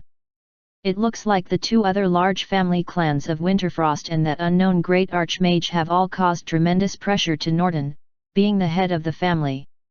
Otherwise, he would not have such a nightmare. Also, I can't let him fight to the death with that great archmage. Otherwise, he may really die in his own nightmare. With this thought in mind, Romo exerted his thought and a golden light immediately radiated outward. Everything seemed to come to a standstill as if time had stopped. The power of the dream-appearing talisman not only allowed Romo to enter a person's dream, it also allowed him to do whatever he wanted in the person's dream. Norton was charging towards the great archmage whose face could not be seen clearly. However, his attack went right through the person's body. Norton was startled. What is going on? He looked carefully and realized that all the sounds around him had disappeared. Everyone around him had stopped moving, and then they vanished like ash. What is going on? At this moment, a beam of golden light rose up. It had caught Norton's attention. He saw a person with a golden glow walking over from the ancestral hall. The person was looking at him with a benevolent smile. You are... Norton was flabbergasted for a moment. Then, he looked at the other party in utter disbelief because the person before him turned out to be identical to the portrait of the old ancestor left behind by his family. "I am your ancestor, Romo Nicholas." Romo looked at Norton with loving benevolence. That's right, it was benevolent love. Romo was his old ancestor. Although Norton was already over 70 years old and was an old man, he was still Romo's 15th generation descendant. This. Norton exclaimed in disbelief despite Romo having identified himself. "Are you really the old ancestor of the Nicholas family clan?" "Yes, I'm real indeed." Upon hearing Romo's words, Norton collapsed to the floor and started bawling. "Old ancestor, why didn't you manifest earlier? If you had shown yourself earlier, our clansmen wouldn't have been slaughtered. Now, I'm the only old man left. What's the use of you showing your spirit, old ancestor?" Norton was bawling his eyes out in grief. Romo did not know whether to laugh or cry. Norton had not realized that this was just his dream. "Don't cry, the other clansmen aren't dead. This is only your dream, not reality." "Ah? My dream? Not reality? Does this mean our clansmen are still alive?" "Of course they are still alive. It's good that they're alive, it's good that they're alive," Norton said, with his heart still palpitating. Then, he remembered that the old ancestor was still in front of him. He had actually sprawled himself on the ground and wailed, and really embarrassed himself before the old ancestor. He quickly stood up and said, "Old ancestor, why have you manifested?" At the mention of this, Romo said exasperatedly, "It's all because of you guys. Back then, I had left behind a large family clan, and it has been reduced to such a miserable state by you guys. I cannot stand it anymore, so I have to appear in your dream in order to help you all. Old ancestor, I..." Norton's face was filled with guilt. "All right, let's cut to the chase. I'll teach you a high-grade silver-tier meditation technique called the wave meditation technique. It can be coupled seamlessly with your current meditation technique, and you can cultivate it directly." After Romo had finished speaking, he took out the wave meditation technique right away and then patted Norton's head. Instantly, the wave meditation technique turned into specks of golden light and entered Norton's mind. Norton felt a powerful cultivation technique being imprinted directly in his mind. All the doubts and difficult parts all became clear as if this cultivation technique had been created by him. Boom! This cultivation technique started to work automatically. Immediately, magical power surged from Norton's body, forming mysterious magic runes. There were a total of 8 magic runes. However, when the wave meditation technique was working, a new magic rune was rapidly formed. Moreover, this newly formed magic rune was more complicated and mysterious than the previous 8 magic runes. Its power was naturally also much stronger. Boom! After the 9th magic rune had been formed, Norton's magical power more than doubled. His strength directly advanced to that of a level 9 mage in the dream. Norton gradually opened his eyes, and he saw the old ancestor smiling at him. "Thank you, old ancestor, for teaching me the divine technique." Norton immediately kowtowed to express his immense gratitude. All right. We're all family. There's no need for that. Quick, get up. I still have other techniques to impart to you." Hearing this, Norton quickly got up and sat down obediently. One single meditation technique had already enabled his strength to advance to another level, something which he had failed to do for many years. If he had other cultivation techniques, they would definitely be of even greater help to him. Romo said, "What I'm about to impart to you is a medium-grade, silver-tier meditation technique called the 7 Kills meditation technique. This meditation technique is very murderous and isn't suitable for you. However, you can memorize it and impart it to the clansmen." After he had finished speaking, Romo started to teach it to Norton line by line, word by word. This 7 Kills meditation technique was not a product of the system. It could not be imparted to Norton instantly with just one pat to the head. He had to memorize it line by line, word by word.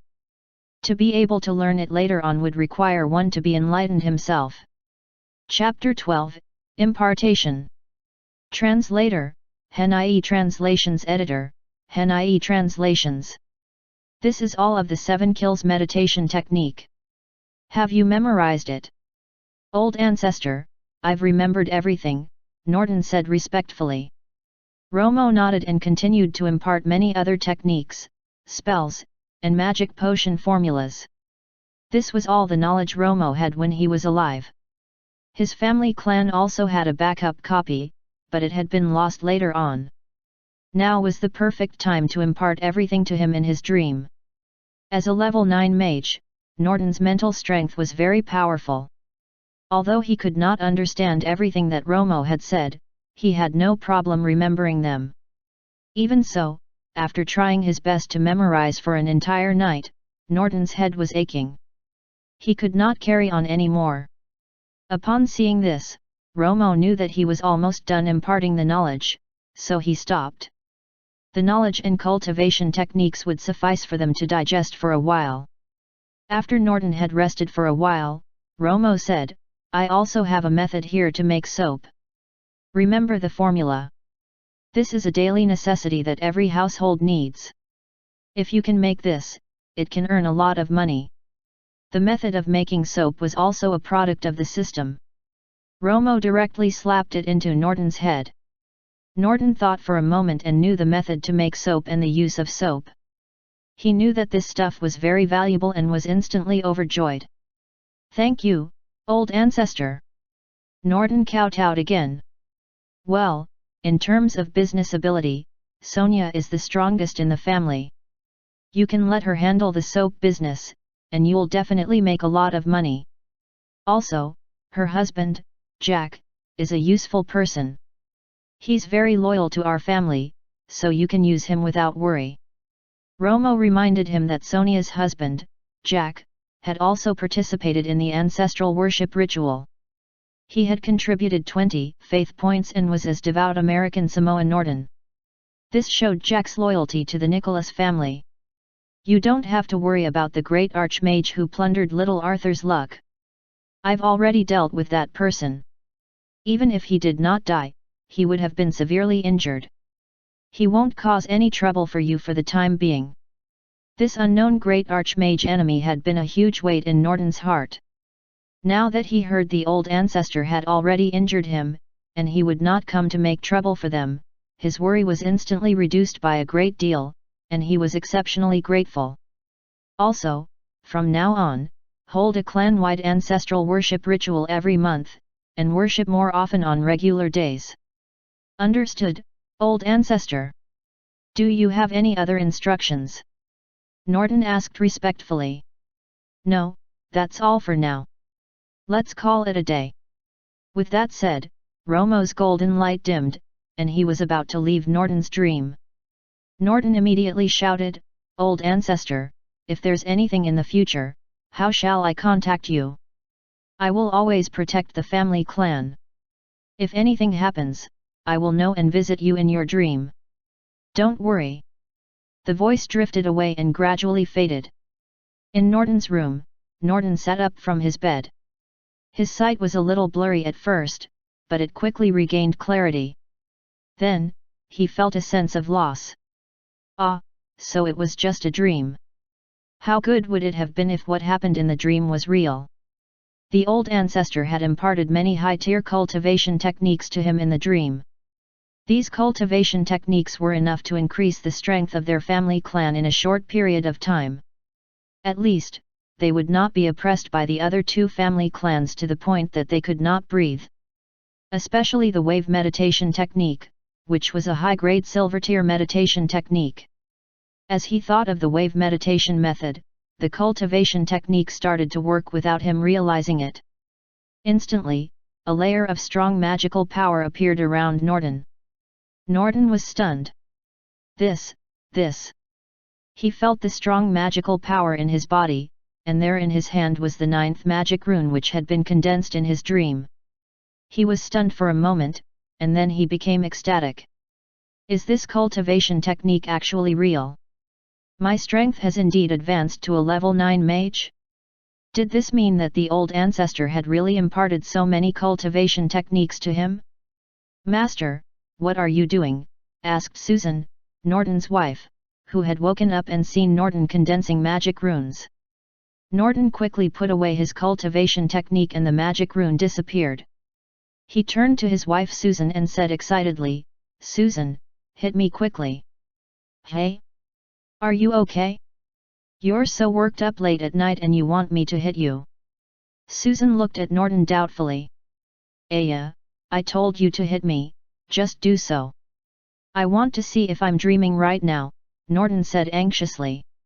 Upon hearing, Susan had no choice but to pinch him with her fingers.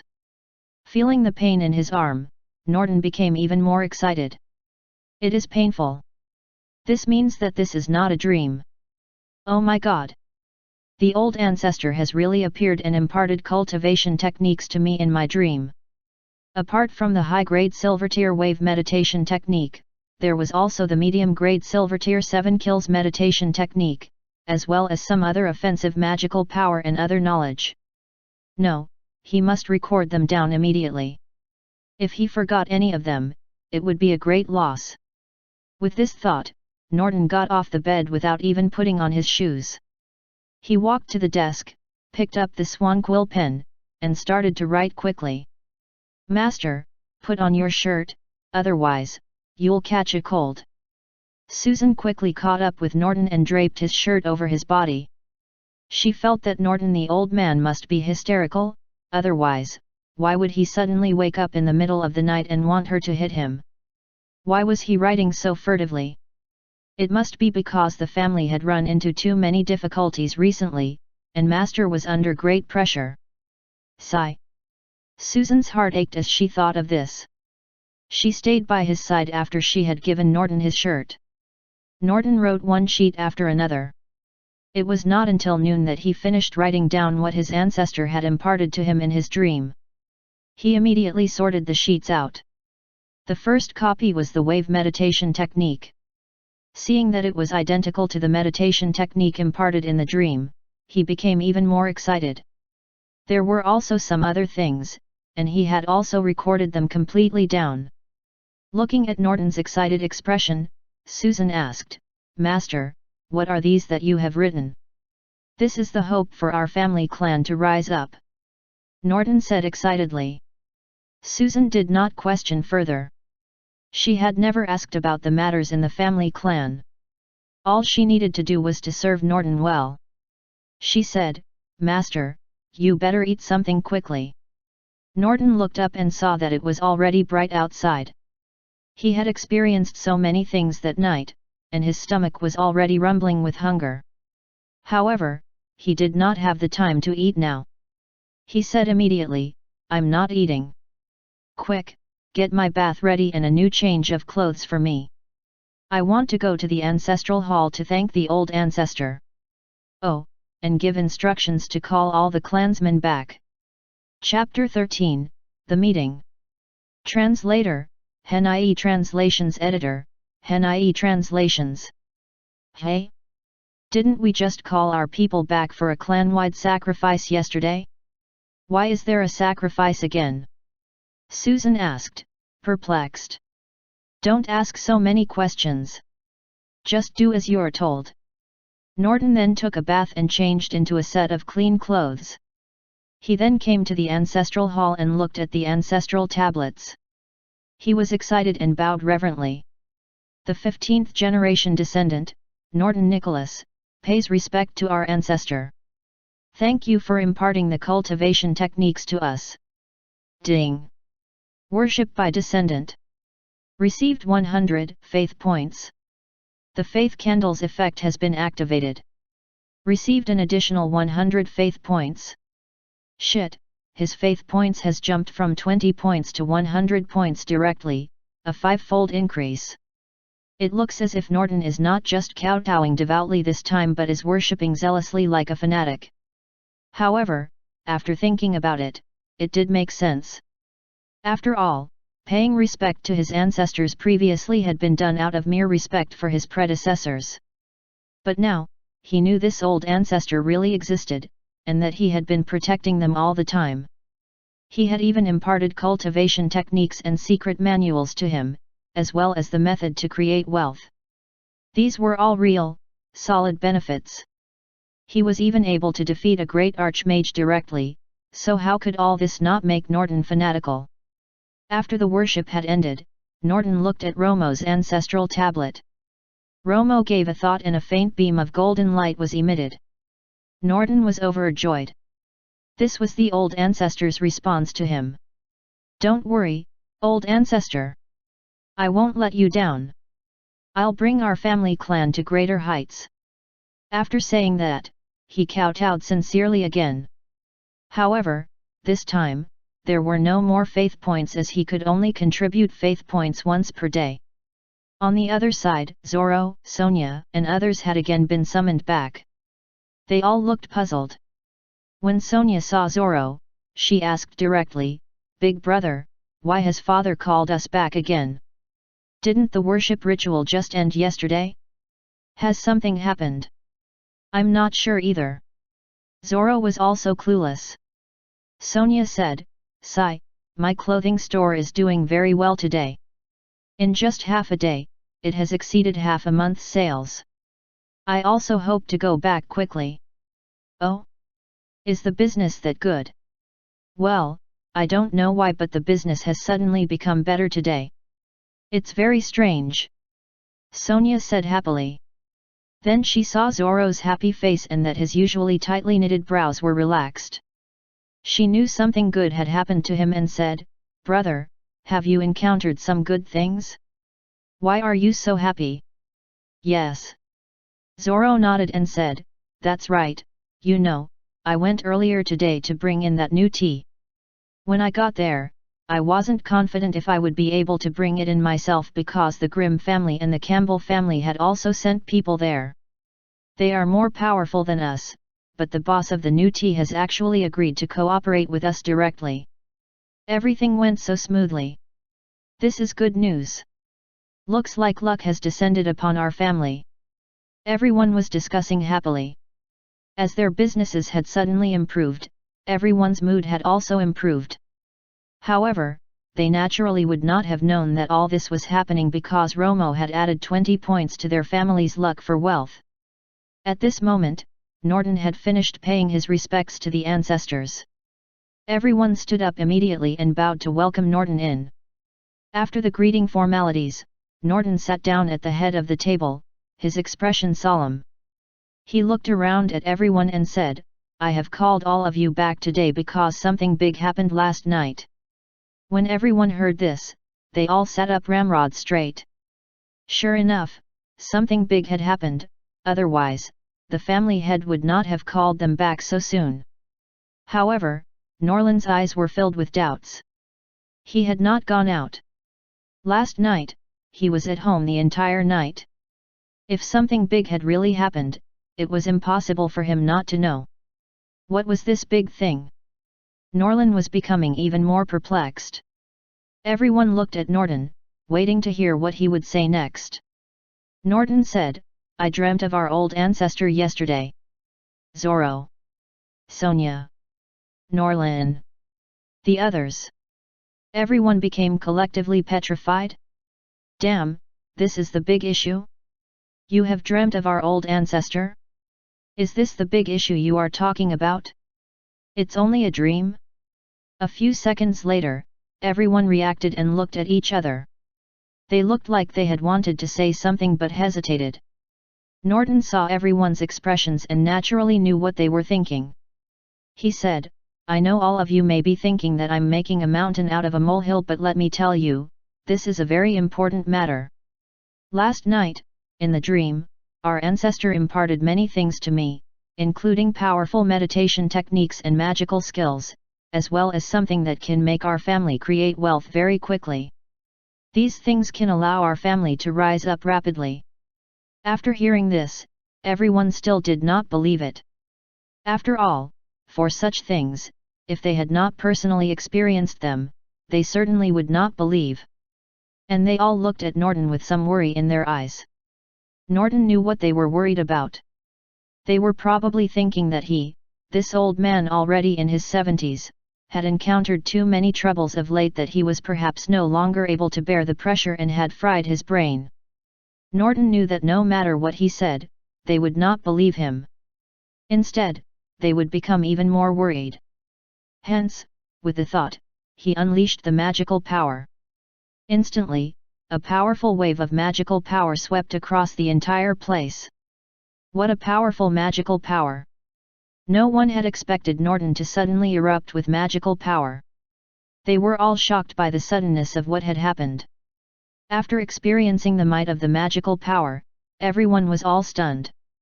Norlin looked at the 9 magic runes revolving around Norton's body and said in shock, 9 magic runes. Big brother, have you already become a level 9 mage? Norton nodded and said, not just a level 9 mage. Look carefully at how my 9th magic rune differs from the rest. With Norton's prompting, Norlin immediately took a closer look at the 9th magic rune. He saw that this magic rune had much more complicated patterns than all the previous 8 magic runes combined. Furthermore, the magical power was radiating out, wave after wave. It was very powerful. This doesn't seem to be a magic rune condensed from the waterfall meditation technique, right? Norlin said a little unconfidently. After all, he himself was only a level 7 mage, not as strong as Norton. Norton said, that's right, these are indeed not magic runes condensed from the waterfall meditation technique, but the magic runes condensed from the wave meditation technique. And this wave meditation technique is a high-grade, silver tier meditation technique. What? High-grade, silver tier meditation technique. Everyone was shocked when they heard this. Chapter 14, Confession. Translator, Hen-IE Translations Editor, Hen-IE Translations. In the entire winter frost, they had never heard of anyone having a silver tier meditation technique, let alone a high-grade one. Where did the family head get such a powerful meditation technique? Without waiting for them to ask, Norton flipped one of his hands. Instantly, a water screen formed and a glowing armor appeared on Norton's body. Everyone was shocked again. Is this the magic armor? No, Norlin said excitedly. This is the long-lost water essence armor of our Nicholas family clan. Magic armor is a very rare defensive magical skill, but one can buy it as long as they have enough money. However, this water essence armor is an upgraded version of the magic armor. It is a high-grade silver tier magic skill. This is not something that can be bought with money. However, this magical skill had been lost. Where did Norton learn it from? Everyone looked at Norton in shock, their faces were filled with doubts. Big brother, these high-grade meditation techniques are long-lost magical skills. Where did you get them from? Norlin asked anxiously. Norton smiled faintly and said, these have all been imparted to me by our old ancestor in the dream. Now, do you believe me? Yes, yes. When everyone heard that, they immediately said, seeing is believing. Now that they had witnessed them with their own eyes, how could they not believe? Big brother, what's going on? Norlin asked. This was what everyone wanted to know. Norton said, last night, it happened like this. Norton told them everything that had happened in the dream last night. Everyone was dumbfounded. Although there were many magical powers in this world and even legendary gods, they still found it unbelievable that such a mysterious thing had happened to them. And these are the secret manuals which the old ancestor has imparted to me. I've recorded all of them down. You can pass around to read them. Norton took out the manuals of the cultivation techniques he had recorded. After everyone had passed them around and read them, all of them became thoroughly convinced of the old ancestor's existence. After they had finished reading them, Norton put the secret manuals away and said, these secret manuals are our capital for the family to rise up. All of you are the cornerstones of our family clan. You can select the cultivation techniques suitable for you, but you must not reveal these secret manuals and this matter to outsiders." Everyone immediately agreed. They had understood the rationale that having a prized treasure would invite trouble. If this matter were to spread, they would surely die. Also, that thief, who tried to plunder little Arthur's luck earlier, has been injured by our old ancestor. He won't come to make trouble for us. We don't have to worry anymore. However, we still have to work hard to cultivate. We can't just rely on our old ancestor for everything. Norton then looked at Sonia and said, "Sonia, you're the most talented in business. You'll be in charge of the soap business. The family clan will fully support whatever you need." Sonia said gratefully, "Thank you, father. Don't worry, I won't let you down." Norton nodded and said, "And there is still your husband, Jack. You have to manage the clothing store alone and also manage the soap business. It will definitely be too much for you to handle. You can get your husband Jack involved." Sonia's eyes teared up when she heard that. She loved her husband, Jack, but Norton had never liked him. Hence, Jack had not been able to fully integrate into their family. She had to even be wary of Jack when doing business. Now, Norton had personally said that she could get her husband Jack involved. This was equivalent to accepting Jack fully and treating him as a member of the Nicholas family. After he had settled everything, Norton stood up and said, "All right, that's all. Let's go to the ancestral hall now to pay respect to our old ancestor." Ding! Worship by descendant. Received 90 faith points. The effect of the faith candle has been activated. Received additional 90 faith points. Ding! Worship by descendant. Received 80 faith points. The effect of the faith candle effect has been activated. Received additional 80 faith points. Ding! Worship by descendant. Received 88 faith points. Ding! Ding! After having received the blessings and protection from their old ancestor, many people paid their respects to Romo with gratitude. Hence, the number of faith points they contributed was several times more than yesterday. However, they were only the core family members who knew the truth. Those who did not know the truth contributed the same number of faith points as yesterday. Even so, this wave of worship enabled Romo to gain more than 2,000 faith points. After the worship, the head of the family, Norton, announced a new family clan rule in front of everyone in the ancestral hall. It was also the most important family clan rule, and it was that everyone in the family clan had to worship their ancestors once a day. Regarding this family rule, other than the few core members who knew the truth, everyone else was baffled. They did not know the sudden need for such a family clan rule. However, as it was just paying respects to the ancestors daily and offering incense to them, nothing too troublesome, so they all nodded and expressed that they would strictly abide by this family rule. Upon hearing this, Romo nodded in satisfaction. In this way, he would be able to obtain at least 2,000 faith points every day.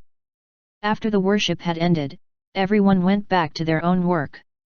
Many of them were perplexed after the 2 consecutive days of worship by the entire clan. Especially Ron. After the worship, he said to his father, "Zorro, father, what has happened? It has been 2 consecutive days of paying respects to our ancestors, and Grandpa has even made it a family rule." Zorro looked at his son with heartache.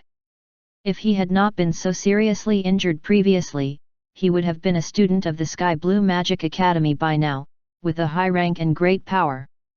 He would not be staying at home all day like he was now, and be even unable to participate in the family core's meeting. Don't ask too much about this. Just pay respect to your ancestors every day. Your grandfather must have his reasons for doing this. All right, said Ron, feeling a little disappointed. He said goodbye to his father and left. On the other side, Sonia and her husband, Jack, had returned to their own residence. Jack did not inquire about the matter which the family head had asked several core members, including Sonia, to go to the meeting room to discuss. He did not want to ask too much, in case the head of the family, Norden, became displeased with him after knowing about it. If that happened, it would implicate Sonia. Chapter 15, Son-in-Law. Translator, Hen-IE Translations Editor, Hen-IE Translations.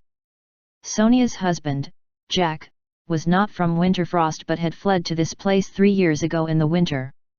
It was freezing outside, and Jack had fled to this place alone. When he could no longer walk, he hid outside Sonia's clothing store to escape from the snow and the wind.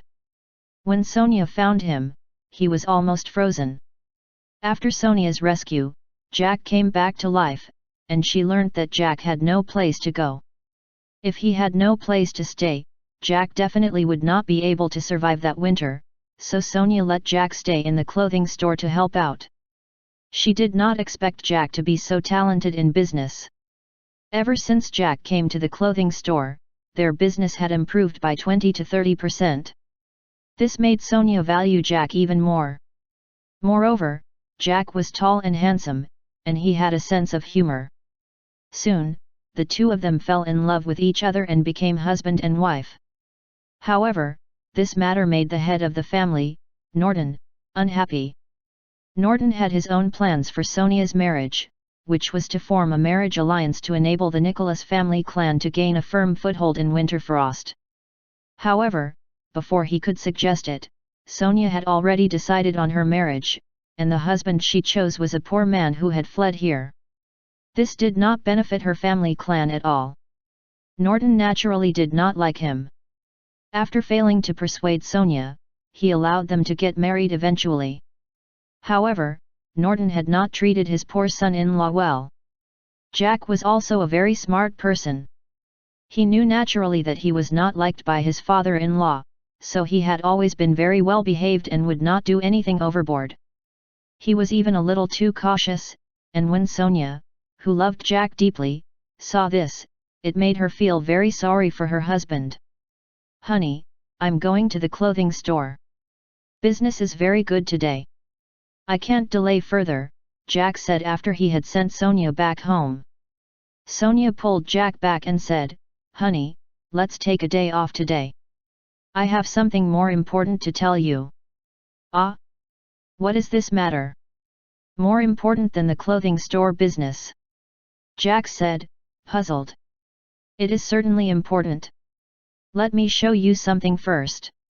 Although the clothing store's business had been good, when compared to the new soap business, the latter was of a different class altogether because soap was a novel product never seen before. If they could make it, it would be an exclusive business. Immediately, Sonia took out the method for soap making. Jack took a look at it and saw that there was only the method of soap making, but it had not explained the use of soap. "Soap? What is this?" Jack asked suspiciously. "This is a daily necessity." Sonia explained the use of the soap. Jack was a talented businessman, even better than Sonia. After listening to Sonia's introduction, his eyes lit up and he said, "If it's really as you have said, we will definitely make a lot of money from making this soap." "Of course," Sonia said as she put her arms around Jack's neck and said affectionately, "Honey, do you know that father told me at the meeting today? He said he wanted you to do this together with me." "Ah? Honey, is what you said true? Has father really said that?" Jack said in disbelief after hearing this. Sonia said, "Of course this is true. Otherwise, how would I dare to show you the method to make such an important soap? Father has truly accepted you." "That's great, Sonia. Don't worry, I'll definitely help you," Jack said excitedly, his face reddened. Then, he said, "By the way, I have to go and thank my father Lord for finally accepting me as a member of this family." After saying this, he was about to go and thank Norden. Sonia quickly stopped him and said, "Honey, don't go now. Father must be meditating right now. Let's not disturb him. Let's think about how to operate the soap business. If we could make money, father would be happy."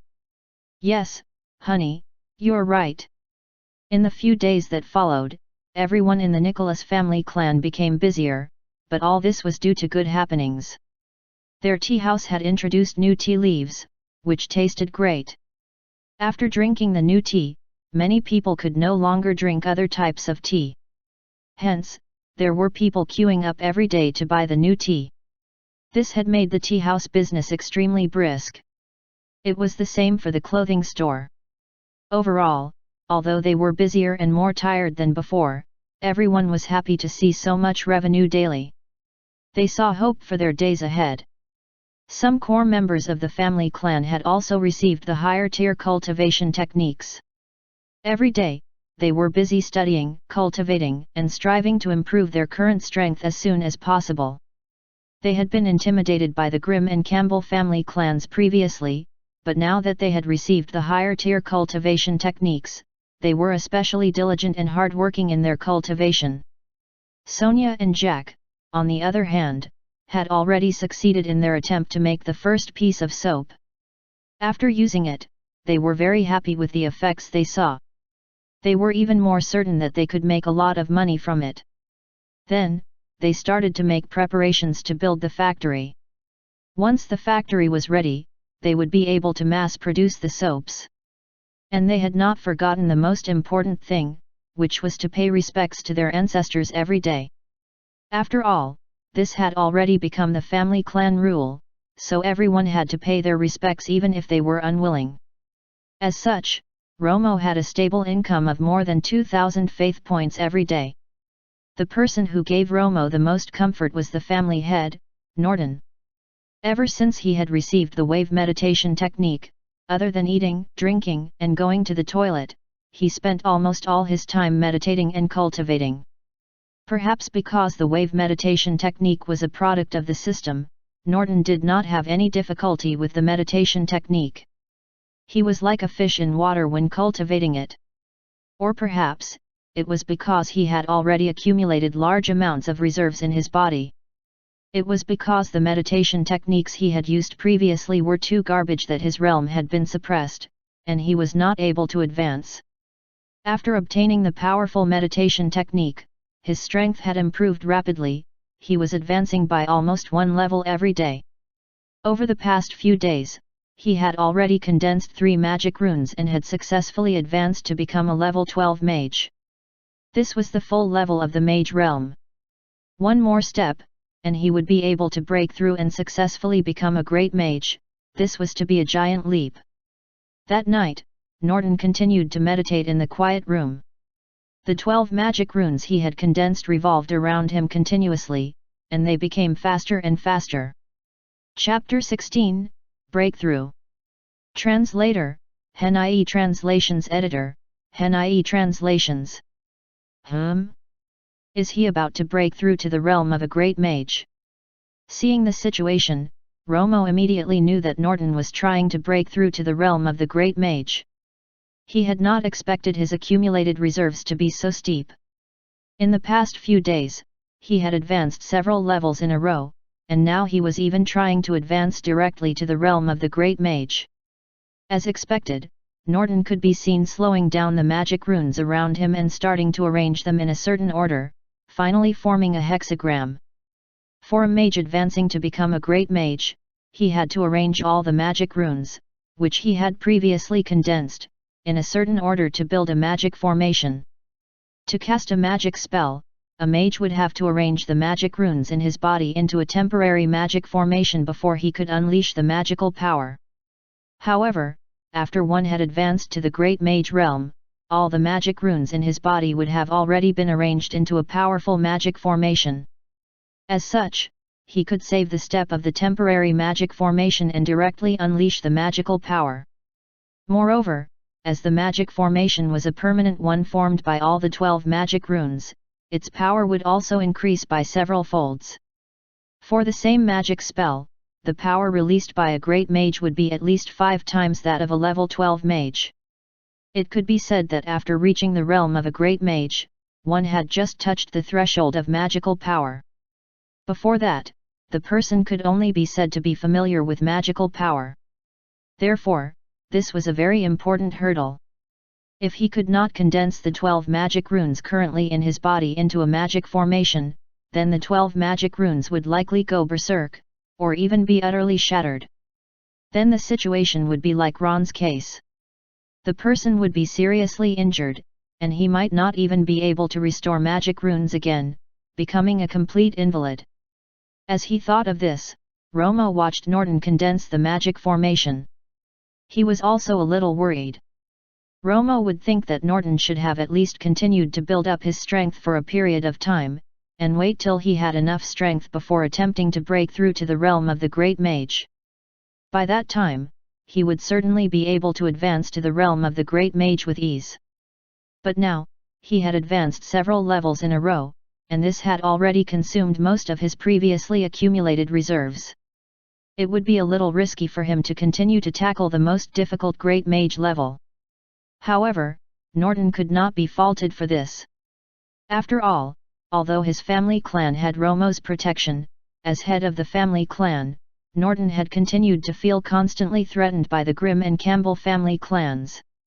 He wanted to strengthen himself as soon as possible so that he could protect his family well.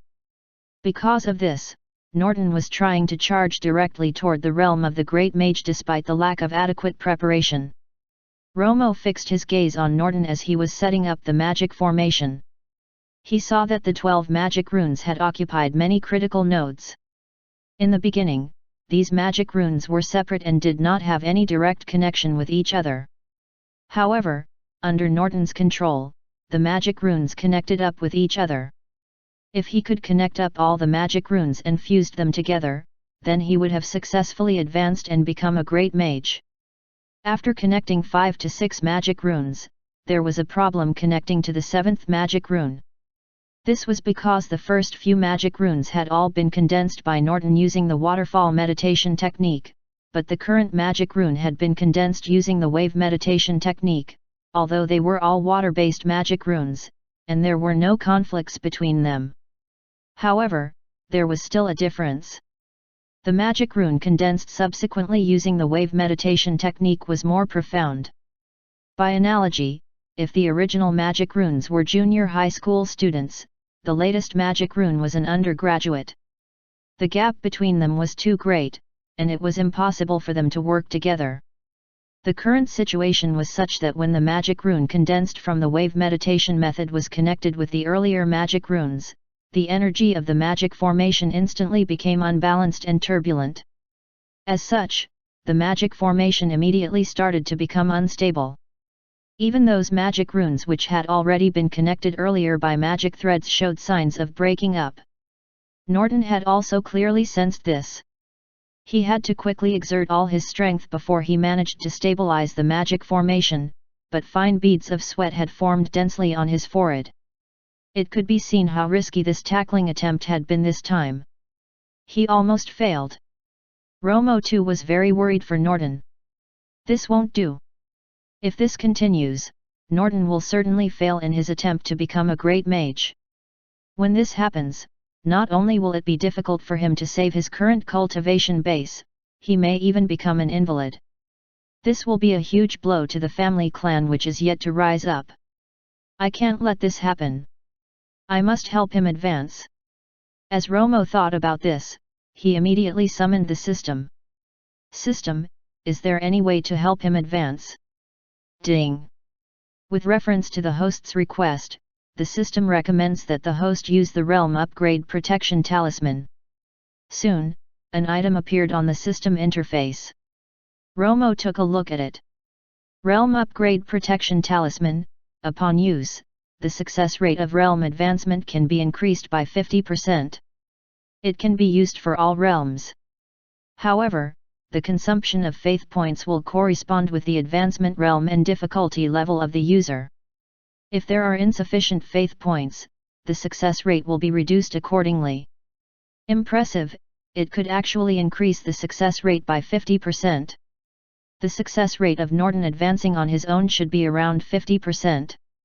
If coupled with this Realm Upgrade Protection Talisman, the success rate will immediately increase to 100%. By system, how many faith points will this Realm Upgrade Protection Talisman cost? Host, please specify the user first. The price differs for persons of different levels. The target is Norton Nicholas. Ding. Confirmed target for use, Norton Nicholas. Advancement target, Great Mage.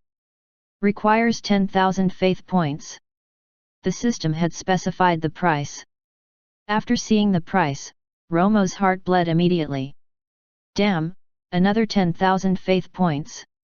This was almost all the faith points he had accumulated over the past few days. If he were to buy this realm upgrade protection talisman, he would become a pauper again. However, the family head Norton must not fail in his advancement and even end up as an invalid at this time. He must buy this realm upgrade protection talisman. Buy a realm upgrade protection talisman for Norton Nicholas. Romo made up his mind and bought it. Chapter 17, Rank 2 Family Clan. Translator, Hen.ie Translations Editor, Hen.ie Translations. His faith points dropped from a 5-digit figure to a 4-digit figure. At the same moment, a beam of golden light had pierced through the air and entered Norton's body. Immediately, Norton could sense the magic formation which was near collapse becoming stabilized. He was stunned at first, and then he came overjoyed. At such a moment, the only person likely to have helped him was his old ancestor. He was very grateful, but this was not the time to be distracted. He had to advance as soon as possible. He immediately started to continue connecting to the other magic runes. Previously, no matter what he did, he was not able to successfully connect up the runes, but this time he succeeded with ease, and there was no instability. Norton was overjoyed and continued to connect to the other runes. Soon, all 12 magic runes were connected together, and the entire magic formation lit up. A strong magical power radiated outwards, and Norton felt as if his entire body had sublimated. Great Mage. He had successfully advanced. Seeing that Norton had finally advanced successfully and become a Great Mage, Romo heaved a sigh of relief. He was very glad. Ding! Family Clan has produced a Great Mage. Fulfilled required condition. Family Clan's rank upgraded to level 2. Ding! Received gift bag for Family Clan's rank upgrade to level 2. Damn, the rank has actually been upgraded. That's great. Romo had asked the system previously how to upgrade the rank of Family Clan, but the system did not tell him explicitly. It only mentioned that many conditions had to be met, including financial resources, number of members, strength, influence, and so on. However, Romo did not know specifically what was required. But currently, Romo knows. Previously, all the other conditions had already been met, and only a Great Mage had been lacking. Now that Norton had advanced, the Family Clan's rank naturally also leveled up. Now that Norton had advanced and his Family Clan's rank had also been upgraded, it was double happiness for the family. Romo's hope for his Family Clan to rise up had advanced again by one more step. Looking toward the gift bag rewarded for the Family Clan's upgrade to rank 2, Romo immediately opened it with a thought. Ding! Received 50 Family Clan luck distribution points. Ding! Received 12 super experience talismans. Ding! Received 1 blueprint for a small protective formation. Ding! Received 1 night travel talisman. Ding! Received a store half-price beckoning talisman. There was lots of good stuff, and each of them seemed great. Romo looked at the blueprint for the small protective formation first. If he could gather all the materials, he would be able to set up a small protective formation to protect his current Family Clan. Night Travel Divine Talisman, one can be advanced temporarily to the Spirit Demon Realm and go out at night. Damn, this is amazing. The Spirit Demon Realm is equivalent to the Divine Mage Realm. The Great Archmage, who plundered luck previously, is nothing before the Divine Mage. This talisman not only could allow one to advance temporarily to the Spirit Demon Realm but also to go out at night. This was simply a great killing weapon. With this talisman, Romo no longer needed to be afraid of enemies attacking his Family Clan. As for the store half-price beckoning talisman, he would leave it for now and use it only after he had accumulated more faith points. Currently, it is better to increase the family clan's luck points first. Romo thought for a while. Previously, he had added merely 20 points to the luck for wealth, and the businesses of the family clan prospered. Moreover, they also had the soap, which enabled them to rapidly amass wealth. They no longer needed this. What they needed most now was to increase their strength quickly. This was the most fundamental. Thinking of this, Romo added all the 50 distribution points directly to the luck for magical power.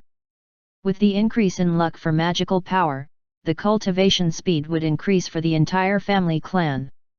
Also, if they were to encounter hurdles during cultivation, it would also be easier for them to achieve breakthroughs. Following this, Romo looked at the 12 super experience talismans and used them all. Ding! The host's strength has increased to level 1 spectral spirit. Ding! The host's strength has increased to level 2 spectral spirit. Ding! The host's strength has increased to level 12 spectral spirit. Romo had advanced consecutively to level 12 and powerful energy kept surging in Romo's body. Romo felt he had inexhaustible energy in his body. He was now at the full level of the spectral spirit realm. This was equivalent to the full level of the Great Mage realm, which was level 12, many times more powerful than Norton. The system was indeed powerful. Norton had worked so hard to advance to level 1 Great Mage, yet Romo was able to use just a few experience talismans directly to advance rapidly, level after level, right up to level 12 without any bottlenecks. If Norton were to know about this, he would probably be so envious that he would vomit blood. Moreover, Romo's spirit body had changed, it was different from before. Romo was a spirit previously. From Romo's perspective, he was an almost transparent spirit body without any special characteristics. However, some faintly discernible runes had appeared now on his spirit body. These runes were very similar to the magic runes condensed by Norton, but they were much more profound. Moreover, there were no signs that they were artificially condensed. Instead, they seemed innate and full of a natural kind of rhythm. Romo could also sense that the power in his existing body had originated mostly from these runes. And, the power of these runes was much stronger than the runes condensed by Norton. He should test his current ability. As he thought of this, Romo started to test his current strength. With a thought, the mysterious runes on his body lit up, and then a gust of cold air diffused out directly from his body. The temperature of the entire ancestral hall instantly dropped by several degrees. It's an attack similar to the icy magic spell, and it can instantly reach 100 degrees C. After Romo had tested his ability, he immediately gained a deeper understanding of it. The profound runes on his body had the same effect as the icy runes. They could enable Romo to release a cold attack directly, achieving a temperature of -100 degrees Celsius. Such a temperature would instantly freeze a person into an ice sculpture. There was no chance to react at all. Despite this, Romo still could not leave the ancestral hall, he could only remain trapped here. Romo then looked at the small protective formation blueprint again. The construction materials were very simple, only 5 magic stones were needed. After all, the small protective formation was only a small and very simple formation. Romo did not have the magic stones, but his family clan did. He could ask Norton for them. Thinking of this, Romo looked at Norton. At this moment, Norton had just advanced to level 1 Great Mage, and he was very happy. After becoming a Great Mage, his strength was at least 10 times greater than before. As such, he had greater confidence in protecting his family clan. However, he recalled that earlier, when he was clearly failing in his advancement, a burst of energy was suddenly injected into his body, enabling him to advance smoothly. The only person capable of helping him like this was his old ancestor. Chapter 18, Protective Formation. Translator, Hen.ie Translations Editor, Hen.ie Translations. Thinking of this, he immediately tidied his clothes and came to the ancestral hall. He knelt down with a thud and kowtowed deeply to express his gratitude. "Thank you, old ancestor, for helping me advance and become a great mage." Ding! Worship by descendant. Received 120 faith points. The effect of the faith candle has been activated. Received additional 120 faith points. After Norton had kowtowed, the system notification sounded. Romo had thought 100 points was his limit. He did not expect that after his cultivation base increased, the faith points he contributed would also increase. This made Romo very happy. It looked like he should help all his family clan members increase their cultivation base as soon as possible. This way, they would be able to contribute more faith points when they worshipped him. But for now, he should ask Norton to bring the magic stones over so he could build the protective formation. Then, Romo used his current ability and wrote a few large characters in the air with cold gas. 5 magic stones. After Norton had finished paying his respect, he suddenly felt a bone-chilling cold. Even with his strength as a great mage, he could not help but shiver. He raised his head and was shocked to see the large characters which had appeared in the air. 5 magic stones. Was this what the old ancestor had asked him for? Has the old ancestor expended too much of his energy earlier to help me advance, so he needs the magic stones to recover? Yes, that's probably it. I happen to have 5 magic stones at home, just enough for the old ancestor. Old ancestor, please wait a moment. I'll bring the magic stones over immediately. Norton spoke respectfully to Romo's ancestral tablet without any hesitation. Shortly after, Norton returned with the only 5 magic stones in his house. He held the 5 magic stones with both hands and said, "Old ancestor, I've brought the 5 magic stones you wanted." When Romo saw that he had the magic stones, he took out the blueprint for the small protective formation. With a thought, he immediately built it. Then, the blueprint for the small protective formation turned into a beam of shining light which swept up the 5 magic stones and flew in 5 directions. Then, they landed on the peripheries of the family clan. Soon after, a light curtain rose and they finally merged together, protecting the entire Nicholas family clan. This was a small protective formation. Its power was limited, but once he had sufficient faith points, Romo could increase the scale of this protective formation. Norton saw the 5 magic stones fly away, followed by a light curtain covering his entire family clan. He was shocked. He could tell that it was a protective formation. It turns out that the old ancestor has not asked me for the magic stones to use them on himself. Instead, he had wanted to create a protective formation for our clan. This way, no one will be able to attack our family clan. The old ancestor is really too good to us. Thank you for your protection, old ancestor. Norton kowtowed again in gratitude. The next day, Norton had gathered all the clansmen again. The clansmen were all a little desensitized by now. In any case, the head of the family would not gather them for no reason. However, except for some core members, no one knew the reason. However, since the head of the family had summoned them, they certainly had to return. On the other hand, Zoro, Sonia, and the other core members had returned as soon as they received the order. They knew very well that every time the family head summoned them, there would be good news. This time, it might be that their old ancestor had manifested again to give them some good stuff. Big brother, what good news do you have this time? This was Norlin. Father, did our old ancestor appear again? Did he bestow upon us some magical items?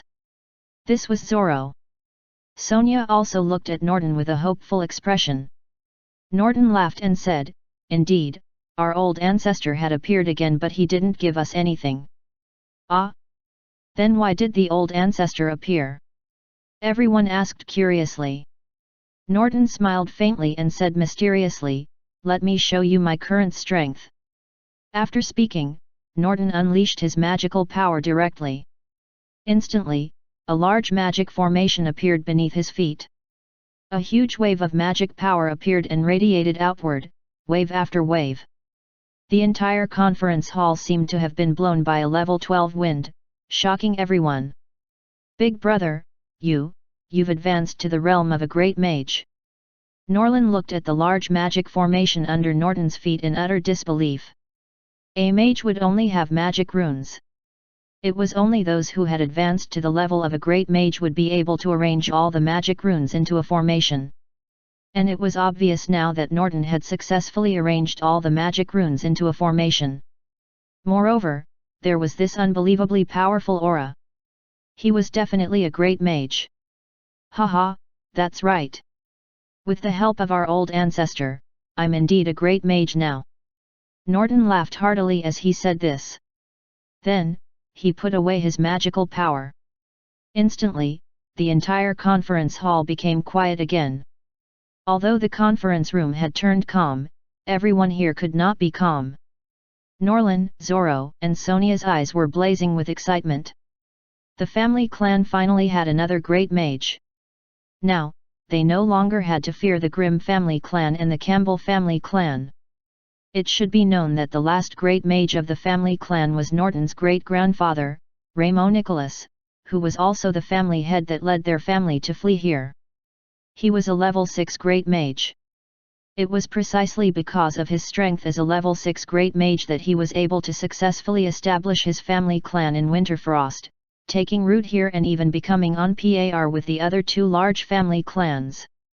However, ever since Ramo died, there had not been another great mage in their family clan. As a result, they were wantonly oppressed by the other two large family clans. But they could do nothing about it because they did not dare to retaliate. If they had really provoked the other two large family clans, they would be beaten up if they had sent out their great mage. It could be said that they suffered numerous grievances. However, things had turned for the better now as their family had finally produced another great mage. At last, they would not have to be afraid of oppression by the other parties anymore. Norton saw how excited the three of them were and recalled how they had been previously oppressed by the other two large family clans. He sighed and said, "These were all bestowed by our old ancestor. If it weren't for our old ancestor, I wouldn't have been able to advance to become a great mage. Therefore, we must always remember our old ancestor and thank him." "We will," Norton said. "All right, let's pay our respects to our old ancestor." Norton then led the entire clan to the ancestral hall to pay respect to Ramo. After they had paid their respects, Norlin said, "Big brother, you have advanced and become a great mage. This is a big matter for our family clan. We have to celebrate grandly and make our clansmen feel proud." Chapter 19, The Grimm Family Clan. Translator, Hen.ie Translations Editor, Hen.ie Translations. Norton nodded in agreement. All these years, no one in the Nicholas family had been able to advance to the realm of the Great Mage. This had caused their family clan to suffer oppression by the other two family clans. Many of their clansmen did not even dare to make a sound when they were bullied outside. They could only swallow their anger. However, now that he had advanced to the realm of the Great Mage, although he did not dominate the entire city, he could at least strengthen the backbone of his family clan by releasing this news. Moreover, the businesses of the family had improved a lot recently, and he had the ability to celebrate. Thus, the Nicholas family clan held a grand celebration. When the clansmen knew that the head of the family clan had advanced to become a great mage, they shed tears of joy and drank until they were dead drunk. News of the family clan's grand celebration quickly spread throughout the streets and alleys of Winterfrost.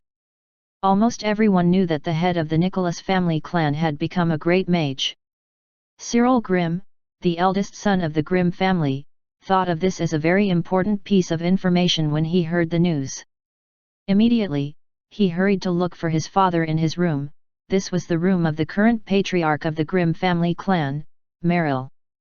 He had always barged in and never knocked on the door. This time, he had such an important piece of news to report to his father, so there was naturally no need for him to knock on the door. He barged in directly. "Father, it's bad. Something big has happened," Cyril Grimm said, making a fuss.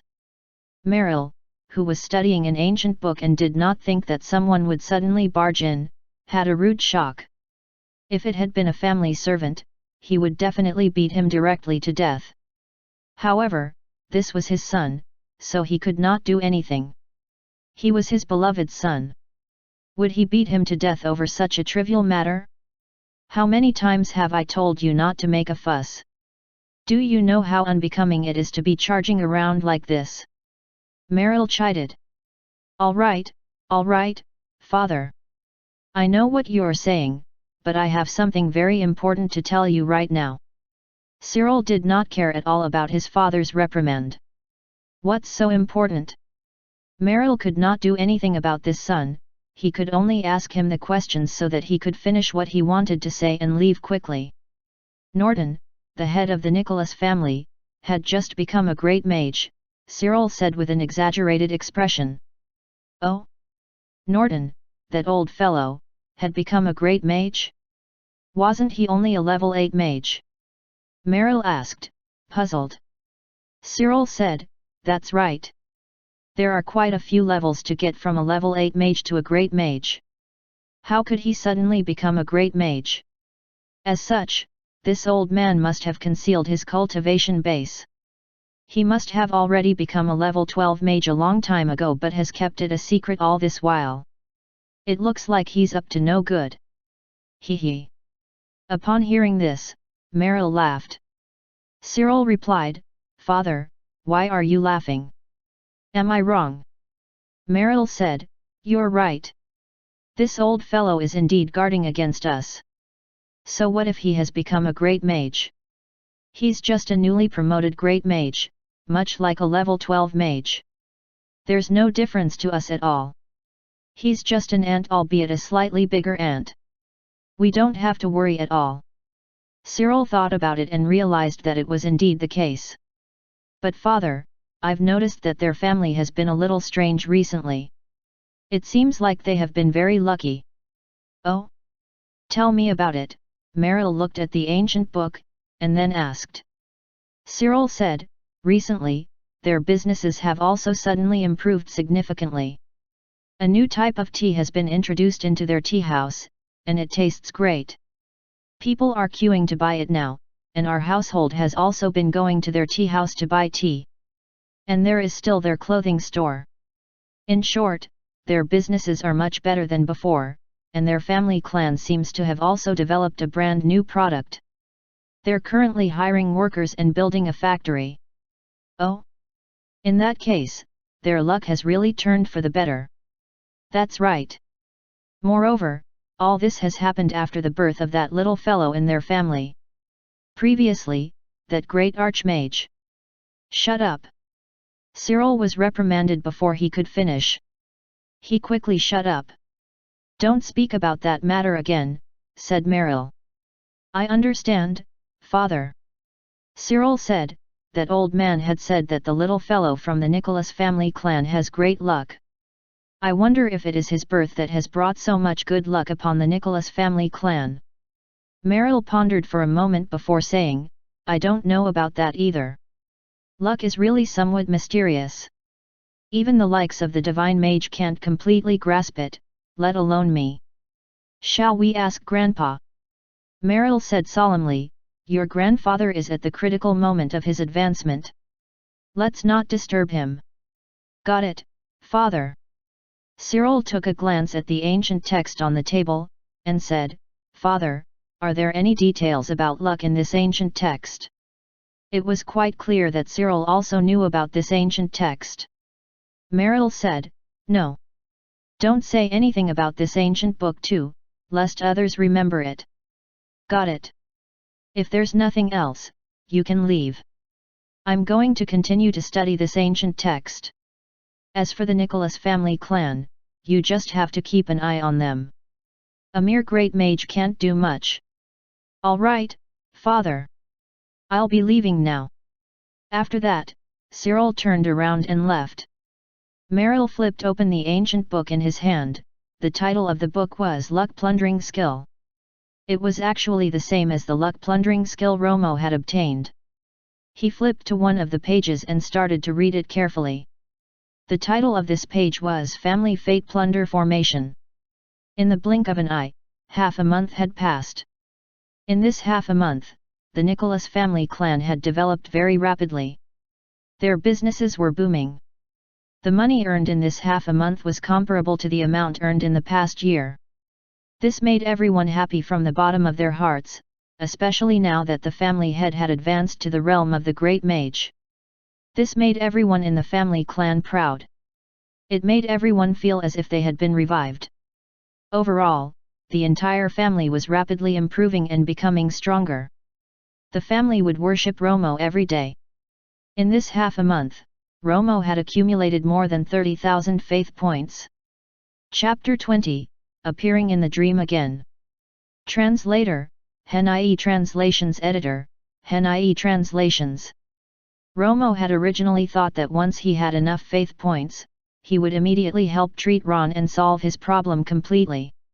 However, after some thought, Romo decided that he had to leave some faith points for emergencies.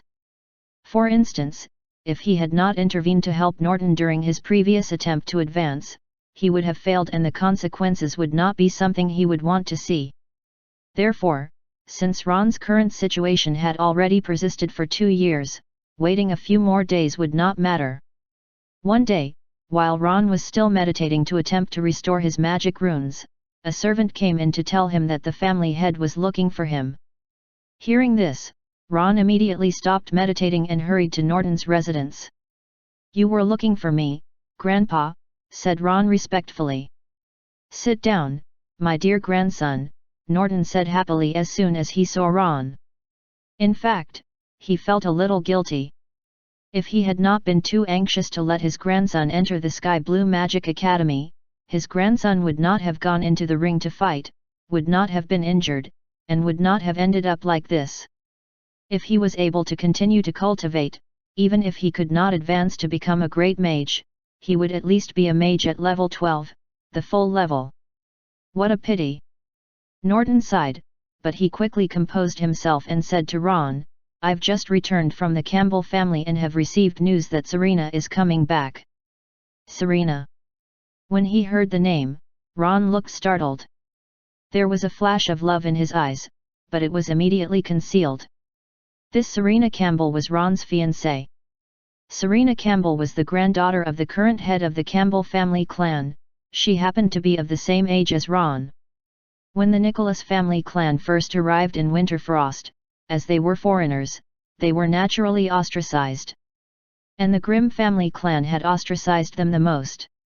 The Campbell family clan, however, was much more gentler toward them, and the Nicholas family had maintained a good relationship with the Campbell family clan to gain a foothold in Winterfrost. When Ron displayed outstanding talent and even advanced to level 5 mage at a young age to become the #1 genius among the younger generation of Winterfrost, Norton wanted to deepen his relationship with the Campbell family clan, so he arranged a marriage for Ron. The other party was Serena, the beloved girl of the Campbell family clan.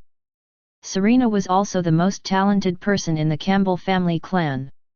Although she was not as dazzling as Ron, she was not bad either. Coupled with the fact that the two of them were of the same age, they were a perfect match. Originally, they were a match made in heaven.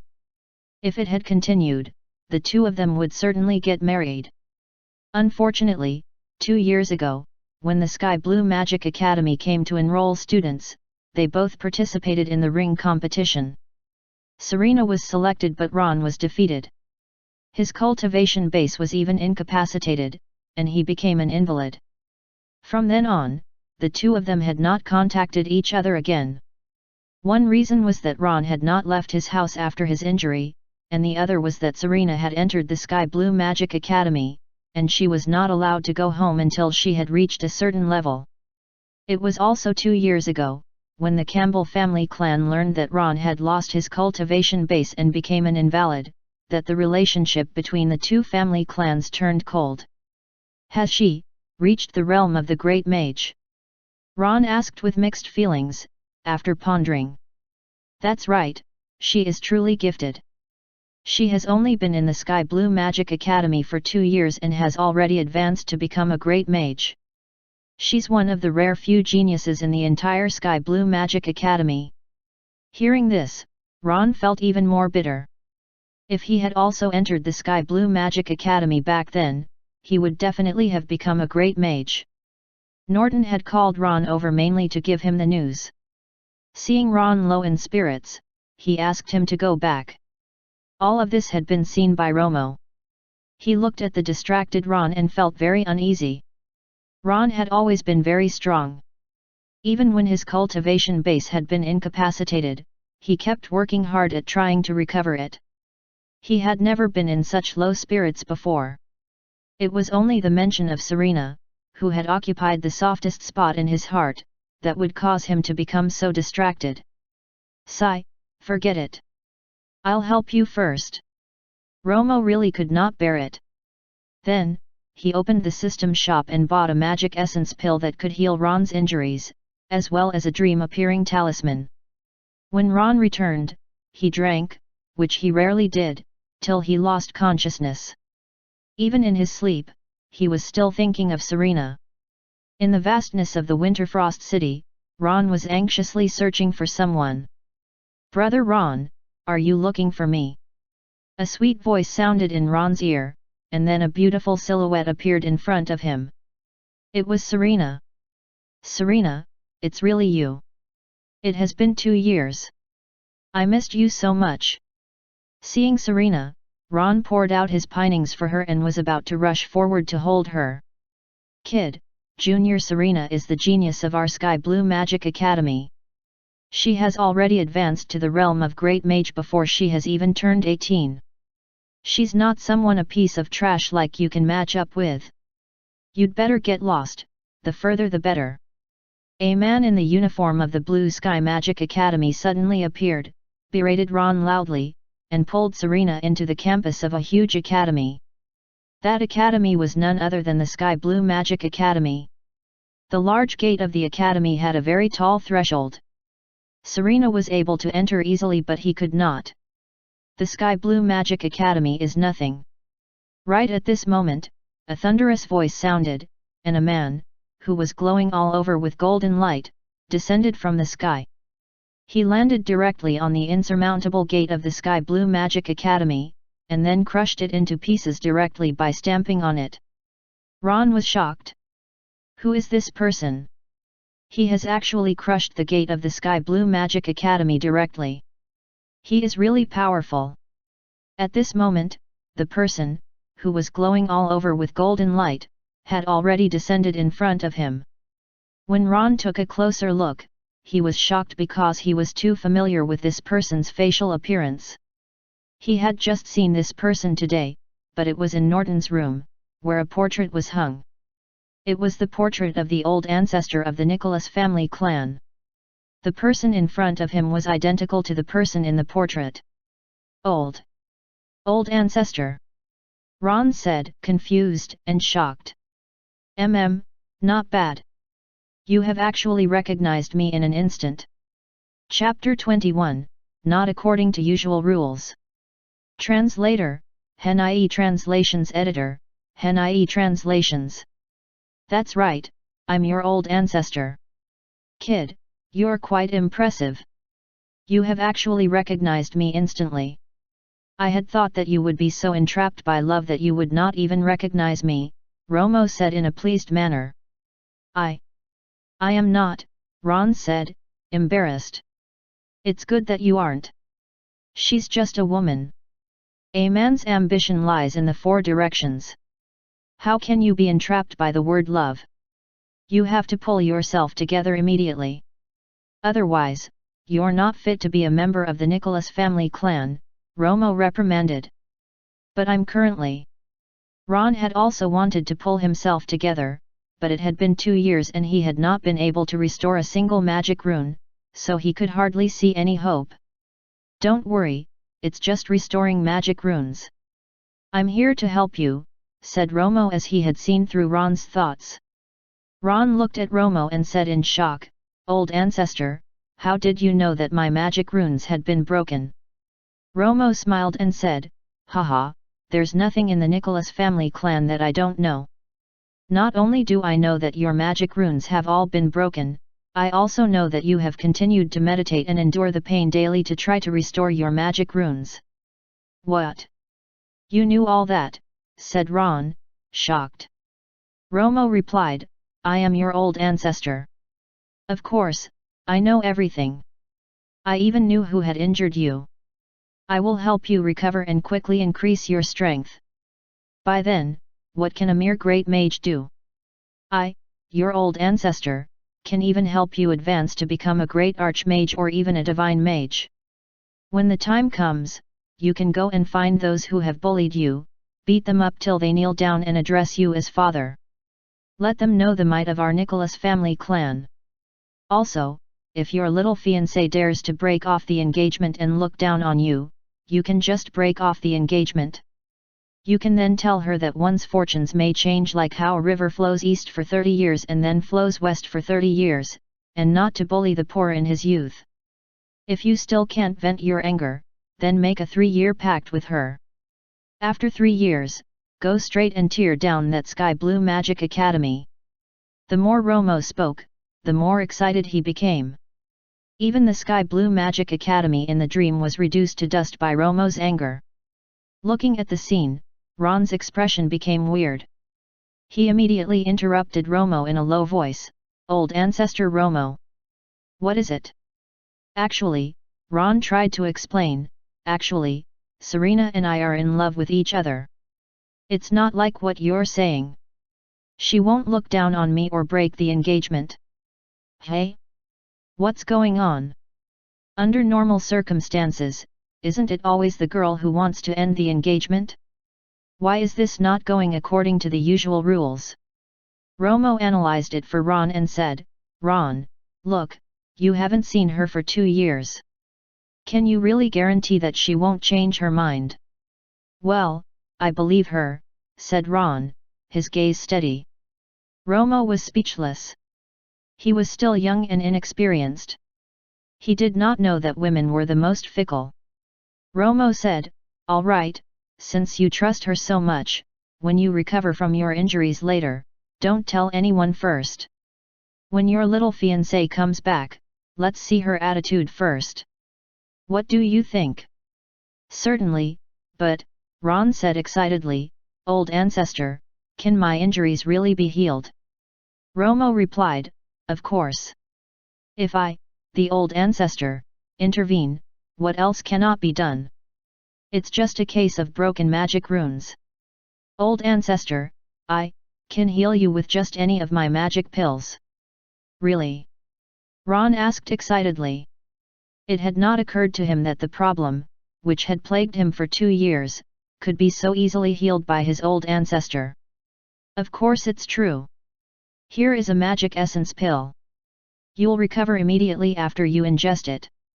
After he had finished speaking, a pill emitting a strong medicinal fragrance floated in front of Ron. Ron received the pill excitedly. He had been trying to find ways to recover from his injuries, so he had naturally wanted to try first to use a magic pill. He knew that there was a magic pill called the Magic Essence Pill, which could treat all injuries in the mage realm, provided the person was still alive. Once after the person had consumed it, he would be instantly healed. This was regarded as a divine pill. Unfortunately, the Magic Essence Pill was a grade 3 magic pill that cost at least thousands of magic stones. It was shockingly exorbitant. Even by selling the entire Nicholas family clan, he could not afford such a pill. Hence, he could only sigh at the sight of the pill. He had never expected that the old ancestor would really give him such a pill. Thank you, old ancestor. Ron said gratefully as he knelt down and kowtowed. All right, all right. Quick, get up. It's only a medicinal pill, and you have knelt down and kowtowed. If you know what I'm going to teach you next, won't you break your head? What else do you want to teach me, old ancestor? Said Ron excitedly. Romo replied, of course it's a cultivation technique. Your current cultivation technique is too lousy. Even if you were to recover from your injuries, your current cultivation speed is also too slow. I, the old ancestor, will teach you a high-grade silver tier cultivation technique. With this cultivation technique, you will be able to cultivate and reap twice the results with half the effort. Very soon, you will catch up with your fiancée and even surpass her. Romo then imparted to Ron the wave meditation technique which was produced by the system. Very quickly, the wave meditation technique was thoroughly imprinted in his mind, such that he had no doubts about the technique. Romo then imparted to him many of the magical skills he had mastered and also some of the key pointers relating to cultivation. In Ron's room, Ron suddenly sat up. The blank look in his eyes soon receded, followed by a hint of disappointment. Ah, so it was just a dream. If only it was real. Ron thought gloomily, but at this moment, his nose twitched and he smelled a strong medicinal fragrance. He looked for the source of the fragrance and was pleasantly surprised to see a pill which had been given to him by the old ancestor in his dream. Magic Essence Pill. It was real. Ron was ecstatic. Then, he thought for a while. Indeed, the cultivation techniques imparted to him by old ancestor in his dream were all clearly imprinted in his mind. Especially the wave meditation technique. That was a high-grade silver tier meditation technique. However, he could not cultivate it yet. He had to recover from his injuries first. So, he picked up the magic essence pill and placed it directly into his mouth. Immediately, the magic essence pill melted into a fragrant liquid and slid down his throat. Then, it emitted a powerful energy. In just a short moment, he could sense that all the hidden injuries in his body had instantly healed. Ron was overjoyed. This was indeed real. He dared not delay and immediately sat down cross-legged and began to meditate. Chapter 22, Recovery. Translator, Hen-IE Translations Editor, Hen-IE Translations. The heart-piercing pain which he had endured for 2 years was gone, and the broken magic rune fragments in his body were showing up, one by one. In the 2 years, he had tried repeatedly to rely on his own strength to restore them, but the progress had been slow. But now, he could see with his naked eye that the broken runes were being rapidly restored. But they were not being restored according to the magic runes condensed from the previous bronze tier meditation technique, the waterfall meditation technique. Instead, they were being restored according to the high-grade silver tier meditation technique he currently possessed. After the runes had been restored, he saw that the magic patterns were very complicated and mysterious. The magical waves emitted were much stronger than before, at least 3 or 4 times stronger. So strong, the medicinal effect is really strong. The cultivation technique is also very powerful, not only can it restore but it can also strengthen. This is really great! Ron exclaimed in his heart, but he immediately put away his thoughts and focused on working at the wave meditation technique. One by one, the broken magic runes were also being restored quickly. 1, 2, 3. After the 5 magic runes had been fully restored, not only did he recover fully from his injuries, his strength was also restored to that of a level 5 mage. But that was not all. He continued to work at the wave meditation technique. With the exercise of the wave meditation technique, his magical power surged and traces of magical energy began to construct new magic runes. The 6th magic rune. The 7th magic rune. The 8th magic rune. After Ron had restored all the broken magic runes, he managed to even condense 3 more magic runes in a row. In just one night, he had directly advanced 3 levels.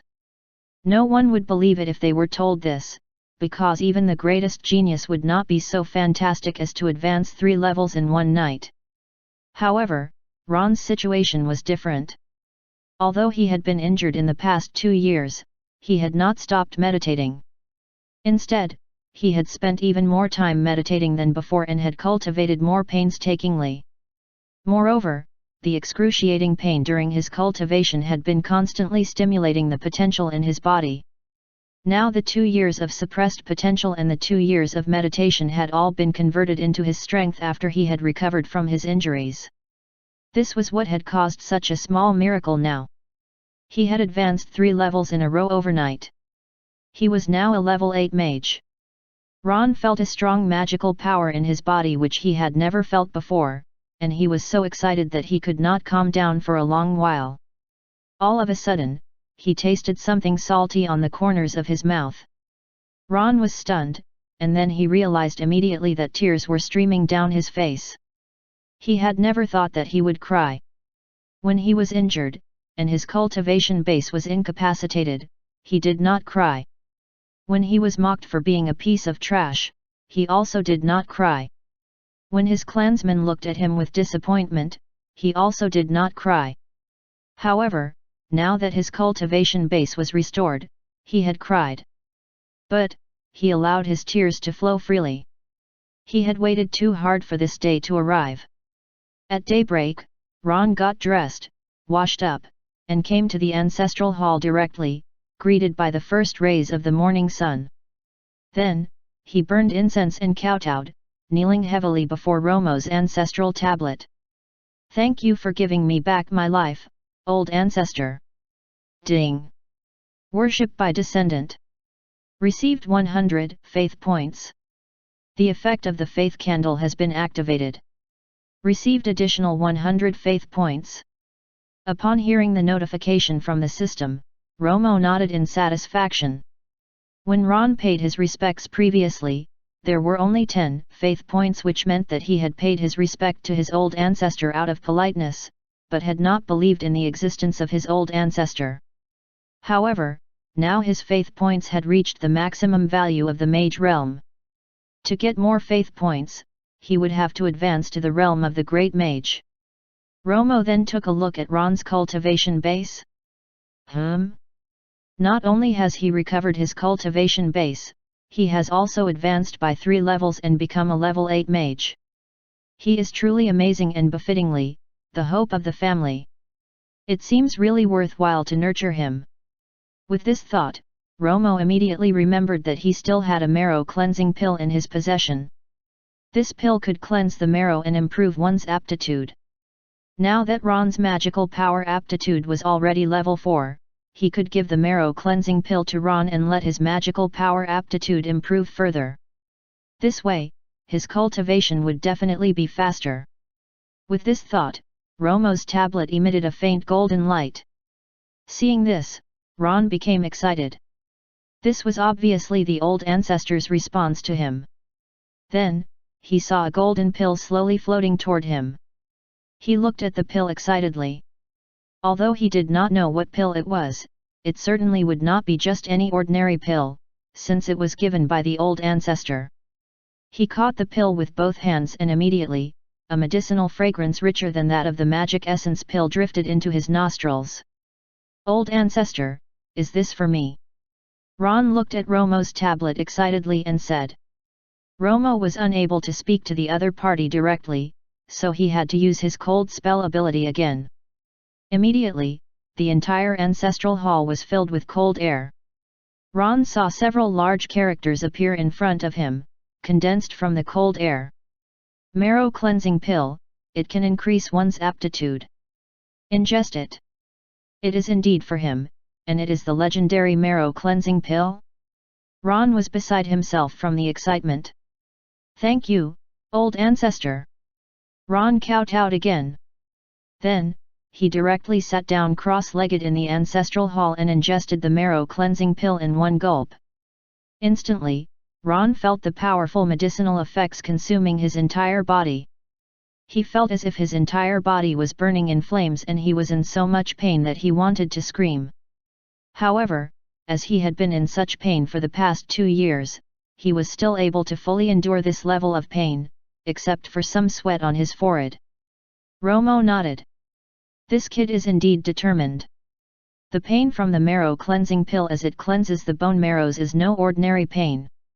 Yet, he is able to endure it without uttering a sound. With such a determination alone, his achievements in future would definitely be boundless. Romo had become increasingly pleased with Ron. Half an hour later, the effects from the marrow cleansing pill were gone. Ron felt refreshed, he had never felt so comfortable before. He gently circulated the magic runes in his body and was surprised to find that the areas which were a little congested previously had all disappeared. All the magic runes were moving very smoothly. Romo clicked open the information on Ron. Name, Ron Nicholas. Gender, male. Age, 17 years old. Profession, mage. Level, level 8. Magical power aptitude, level 5+. Luck level, high intermediate. Chapter 23, Genius. Translator, HenIE Translations Editor, HenIE Translations. Indeed, his magical power aptitude had already been changed from the original level 4 to level 5+. Magic power aptitude was divided into 5 levels. Level 1 was the lowest, and level 5 was the highest. Currently, his magical power aptitude had obviously exceeded level 5, so it was shown as level 5+, which meant he was of genius caliber. This is indeed a genius. With such a good aptitude and a high-grade silver tier meditation technique, coupled with the help from me, the old ancestor, he will certainly become a powerful existence which will surpass Norton in a short period of time. When the time comes, he will be able to lead the family clan to rise up. Ron seemed to have heard Romo's thoughts. He immediately knelt down respectfully to Romo and said solemnly, "Don't worry, old ancestor. I will definitely work hard to cultivate. I will not let you down." Romo nodded his head in satisfaction. Then, Ron turned around and left. He was going to continue cultivating. He is probably hoping to become a great mage before the return of his little fiancée. Although he is a real genius now, he has already advanced 3 levels in a row earlier and has exhausted his reserves. It will be a little hard for him to break through level 4 within just a few days, even though he is a genius. But it doesn't matter. Don't you have me, your old ancestor? With my help, you will definitely be able to achieve this small wish. Romo then asked the system, is there anything that can help speed up cultivation? Yes. As the system spoke, an item appeared in front of Romo. 100-fold cultivation talisman, single-use consumable item. Upon use, it can accelerate the cultivation speed by 100 times. This can last for 10 days. It cannot be stacked or cancelled. Price, 20,000 faith points. Not bad, 100-fold cultivation speed. 10 days will be equivalent to 1,000 days of cultivation, which is 3 years.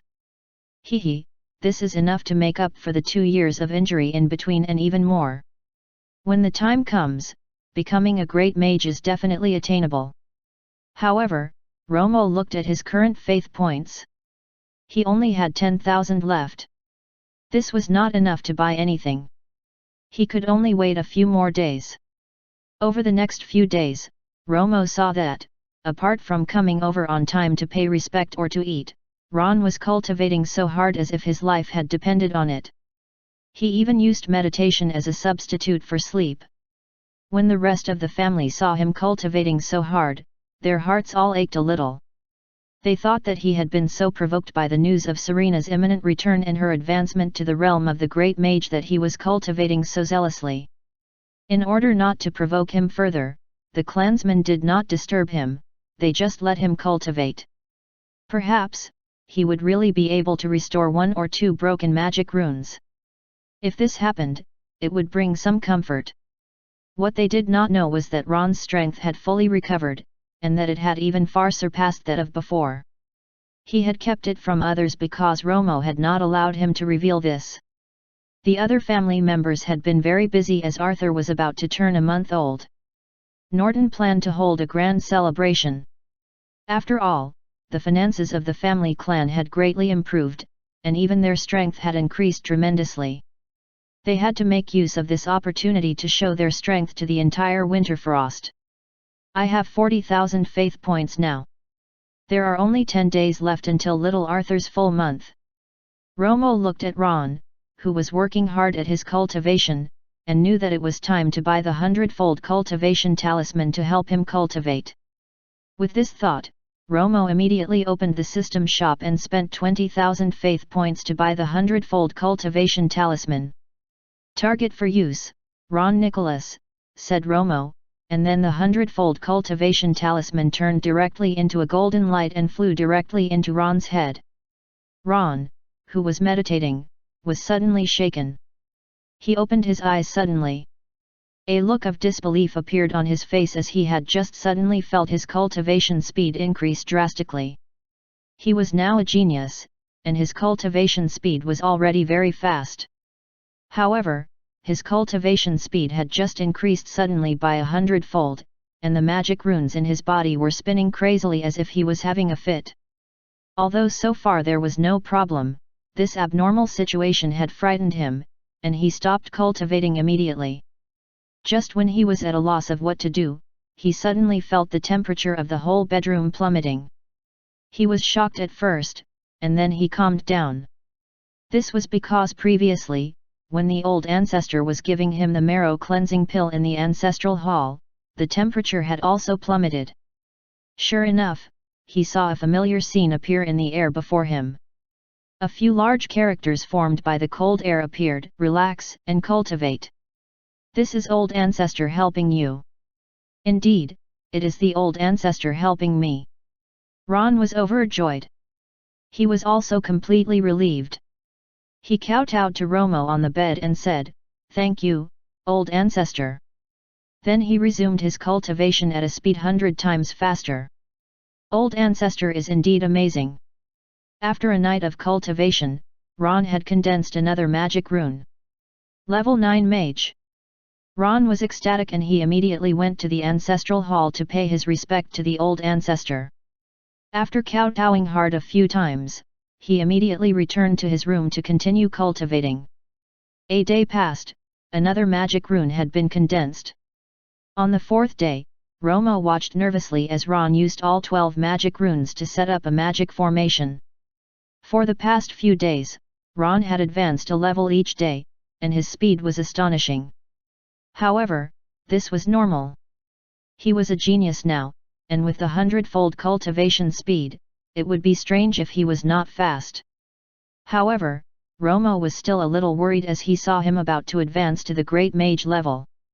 Previously, when Norton was advancing to the Great Mage realm, it had been very risky and he almost faltered. Romo did not want Ron to falter too, so he opened the system shop and found the realm upgrade protection talisman. He was getting ready to buy it for Ron any moment to prevent him from failing in his advancement. However, Ron was befittingly a genius. After he had set up the magic formation, he quickly connected all the runes together without stopping at all. Everything was done in one go, as simple as eating and drinking. Then a powerful aura radiated out. He had successfully advanced to the realm of Great Mage. Great! Great! He's really my wonderful descendant. He has saved me 10,000 faith points. Romo was pleased to see Ron advance so easily. The most happy person was still Ron. He did not expect to advance so easily. As he felt the strong magical power in his body, he was inexplicably excited. He planned to test out his ability. Chapter 24, Ice Wand. Translator, Hen-IE Translations Editor, Hen-IE Translations. Then, Ron opened his palm and with a thought, a miniature magic power formation appeared in his palm instantly. The magic runes on it continued to glow. With another thought from him, instantly, a ball of water was successfully condensed and it rolled continuously as if it was alive. Condense. With a thought from Ron, that magic formation instantly surged with magical power, and then emitted a wave of cold spell. The ball of water in his hand froze into a ball of ice instantly. Then, it changed again and became a dagger made of ice. This was his ability. He could control water, unleash some cold air and condense it to form ice weapons. This was similar to Romo's ability. Ron was overjoyed. He was a great mage now, just like his grandfather Norton. With two great magi in one family, they would definitely be able to establish a firm footing in Winterfrost without worry of being oppressed by others. He was most grateful to his old ancestor, Romo, for his great achievements. In the next few days, Ron continued to cultivate diligently daily. He dared not to waste a single moment and his cultivation progressed rapidly. Separately, during this period of time, the Nicholas family clan experienced one good thing after another. The same could be said of their businesses. The tea house business had been really brisk. The new tea was exclusive to their tea house, so anyone who wanted to drink this tea had to come to their tea house to buy it. The demand had exceeded the supply. It was the same for the clothing store. Nonetheless, these two businesses were no longer the most profitable businesses of the Nicholas family clan. Their soap business had become the most profitable. Just a few days ago, they had finally started the mass production of their soap and also selling it in winter frost. As soon as the soap was introduced, it became an instant hit in the city. Almost everyone came to their shop to buy soap. As the price of their soap was very affordable, everyone was able to use it. Now, they had opened a specialty shop to sell their soap, but there was a long queue every day. Their soap factory was running production 24 hours a day. Even so, the supply was still insufficient to meet the demand. Sonia had no choice but to build a second factory, and a third was also in the plans. Just as they were fretting over not being able to satisfy the needs of their city, a few merchants from the nearby cities came knocking on their door. Furthermore, they had asked for thousands or even tens of thousands of soap. More importantly, the price they offered was the same as their retail price. This was a big deal. Unfortunately, their productivity was insufficient at the moment. They could not even satisfy the demand of their local city. How could they have extra to sell to other cities? These people did not manage to buy the soap, so they asked for their method to make soap. Upon hearing their request, Sonia rejected it outrightly without even thinking. What a joke! Their soap is an exclusive product. If they can safeguard the method of making soap, they will be able to continue to produce the soap endlessly and be able to reap huge profits every day. How can they sell such an important method of making soap? In the factory, they had a very strict system on confidentiality. The crucial production steps were all undertaken by the Nicholas family clansmen. This was to prevent the formula from being stolen. On the other hand, where cultivation was concerned, the effects on the family clan were also obvious. Presently, the family members had all switched to the new meditation technique. The high-grade silver-tier meditation technique had increased everyone's cultivation speed by more than double. During this period of time, there was continually someone advancing to the next level. Some had even advanced by 2 or 3 small realms. This enabled the overall strength of the Nicholas family clan to increase rapidly. Most noteworthy was Norlin. He had successfully advanced to the realm of the Great Mage 2 days ago.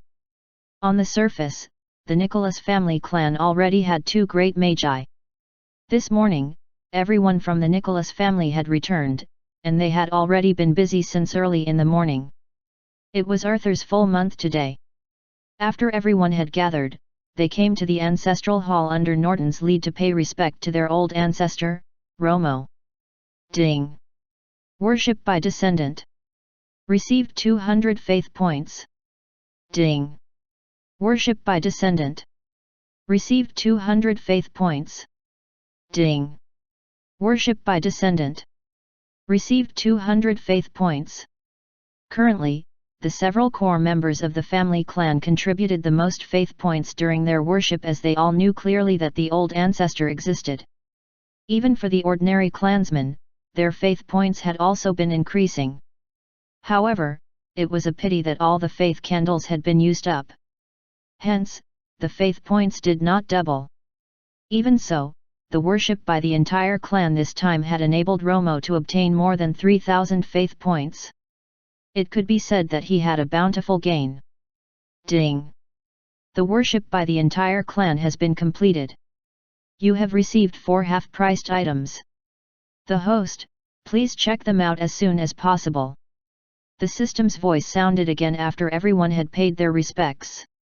Hee, half-priced merchandise, here I come.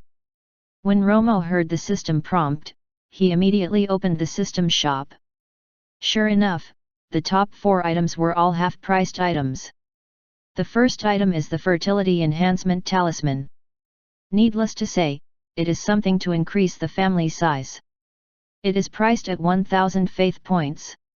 The second is the Realm Upgrade Protection Talisman. It is priced at 1000 faith points. The third one is a random gold tier magic weapon. It is priced at 30,000 faith points. The fourth is a random silver tier cultivation technique. It is priced at 10,000 faith points. After he had gone through them, Romo wanted to buy every one of them. However, he looked at his wallet. 40,000 plus faith points. Indeed, he was able to buy all of them. However, in this way, his faith points would be all gone. He considered carefully. Now, Romo already had a few silver tier cultivation techniques, and the wave meditation technique was even a high-grade silver tier meditation technique. Getting another one would not be of much use. He decided not to buy it. This way, he could leave 10,000 faith points for emergencies. After consideration, Romo bought the first 3 items. Then, Romo immediately used the third one, the random gold tier magic weapon. Ding! Congratulations to the host for obtaining a gold tier magic weapon, the Ice Wand. Ice Wand, a low-grade gold tier magic weapon. Legend has it that this was the weapon which had once belonged to a divine mage from ancient times. He had killed an ice dragon and sealed the soul of the ice dragon in the weapon, enabling the wand to possess the power of the ice dragon.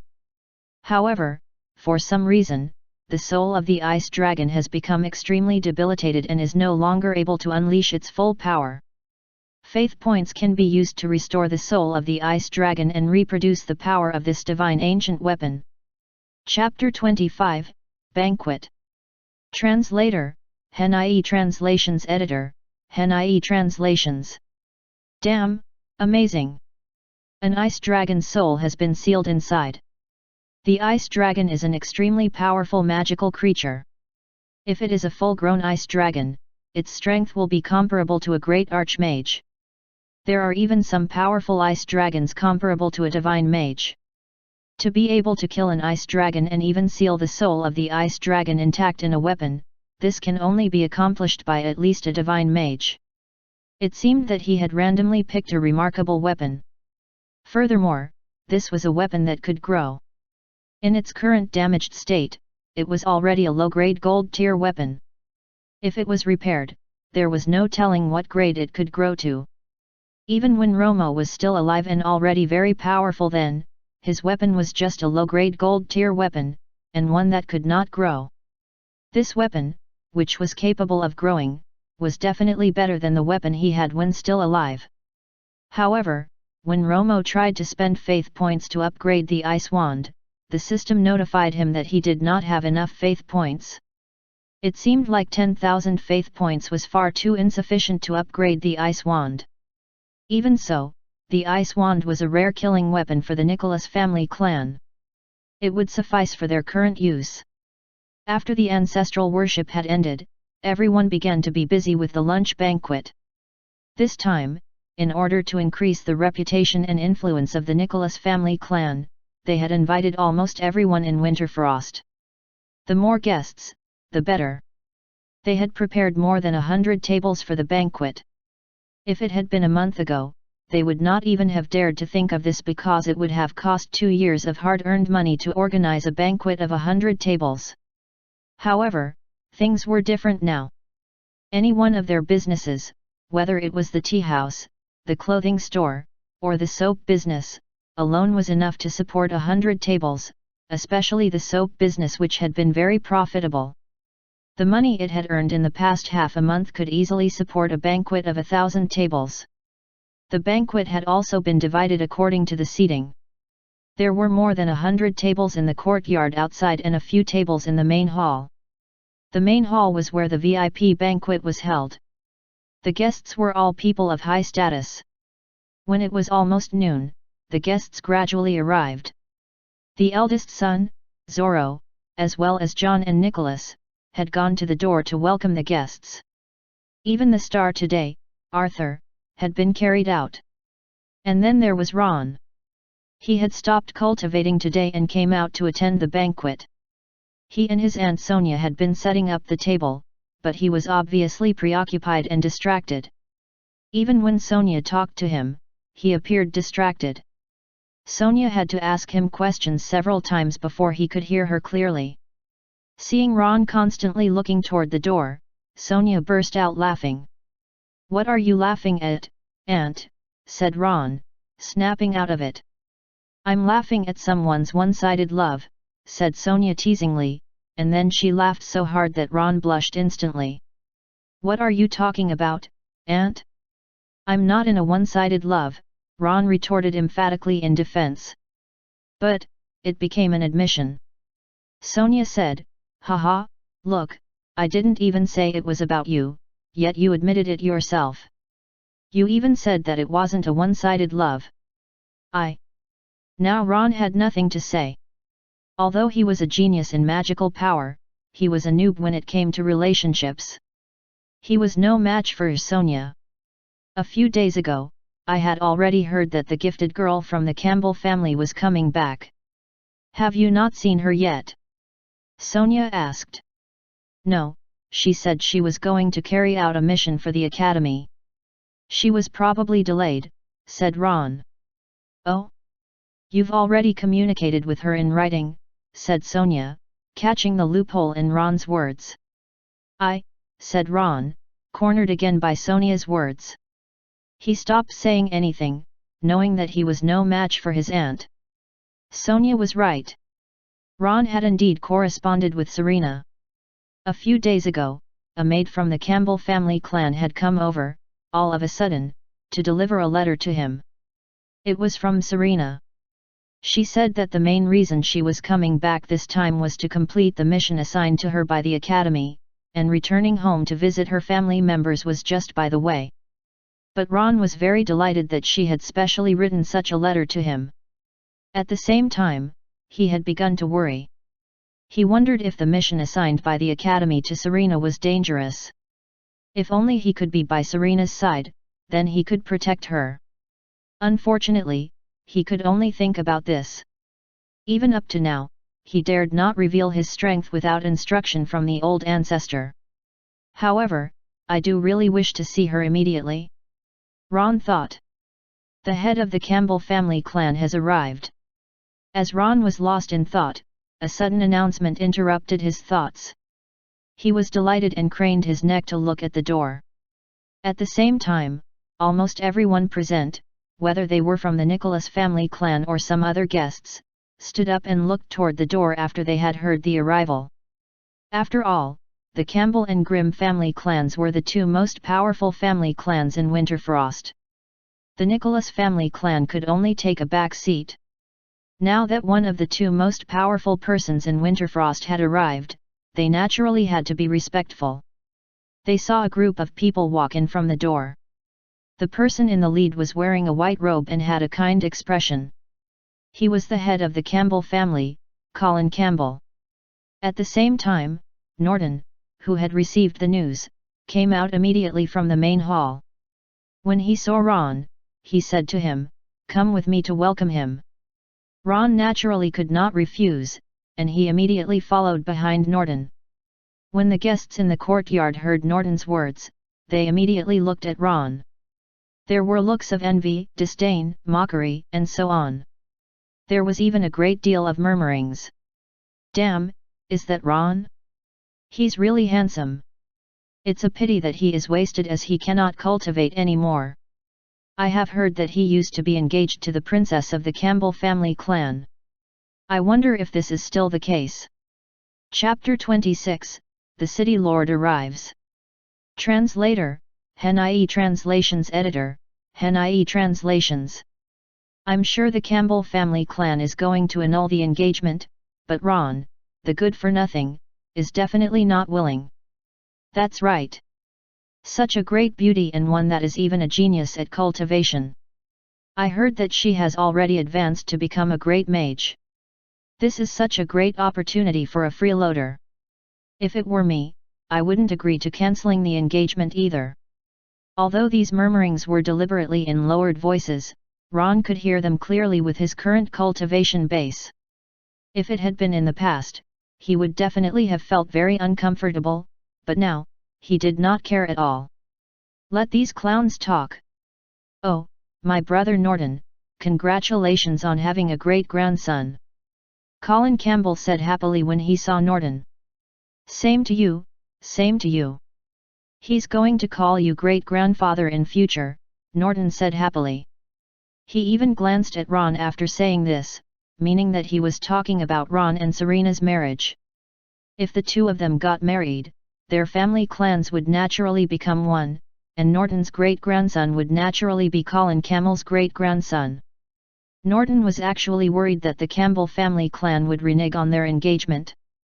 After all, Ron could not cultivate now, while Serena was becoming more and more outstanding. The gap between the two of them was growing. When Colin Campbell heard this, he was stunned for a moment before laughing out loud. Yes, you're right. He's also my great-grandson. Norton was even happier to hear this, because this was equivalent to Colin Campbell still acknowledging the marriage plan between Ron and Serena. Hello, Grandpa Colin. At this moment, Ron also bowed respectfully to Colin Campbell. Well, Ron, you're getting more and more handsome, said Colin Campbell coolly, glancing at Ron without showing any unusual emotion. Please come inside, Norton said as he led Colin Campbell down the hall. Head of the Grimm family clan has arrived. At this moment, a loud voice suddenly made Norton, who was walking into the hall, stop in his tracks. When the other guests heard who it was, their expressions became strange. Don't they say that the Grimm family and the Nicholas family are not on good terms and are even enemies? Why have they invited the Grimm family clan to the banquet now? Could those be just rumors that the two family clans were not getting along? Norton hesitated for a moment before turning around again to welcome the head of the Grimm family. No matter how despicable he had been privately, he still had to show etiquette on the surface. Otherwise, he would definitely be laughed at by others. He saw Meryl Grimm walking over with a few family members. Uncle Norton, congratulations on the new addition to the Nicholas family. Meryl said with a smile. If one had not known him for many years, one would have thought that he was easy to talk to and get along with. However, Norton was very clear about this person. When Meryl's father, the previous head of the Grimm family clan, was still in power, he was already very hostile towards the Nicholas family clan. He had even advocated driving them out of Winterfrost and destroying them completely. This was a person who had advocated violence and one who was very radical. It was only after his father had gone into seclusion and handed over the position of the family head to him that his personality became more restrained. Before his father went into seclusion, he had reminded him not to do anything overboard till he came out of seclusion. If his father were to emerge from seclusion, successful in his advancement, the inconsequential Nicholas family clan, which did not even have a great mage, would be subject to their whims and fancies. However, before his father had come out of seclusion, the Nicholas family clan had already produced two great magi. But, as they had only advanced recently, the Grimm family clan had not taken them seriously. Thank you for your kind words. The Nicholas family clan will definitely prosper, said Norton as he squeezed out a smile and invited Meryl Grimm into the hall for lunch. As the saying goes, visitors are guests. Norton could not drive the people from the Grimm family clan out. If he had done so, he would be mocked. However, on the way in, Meryl Grimm took a casual glance in the direction of the ancestral hall. He thought he had done this discreetly, but Romo was sharp enough to have noticed it.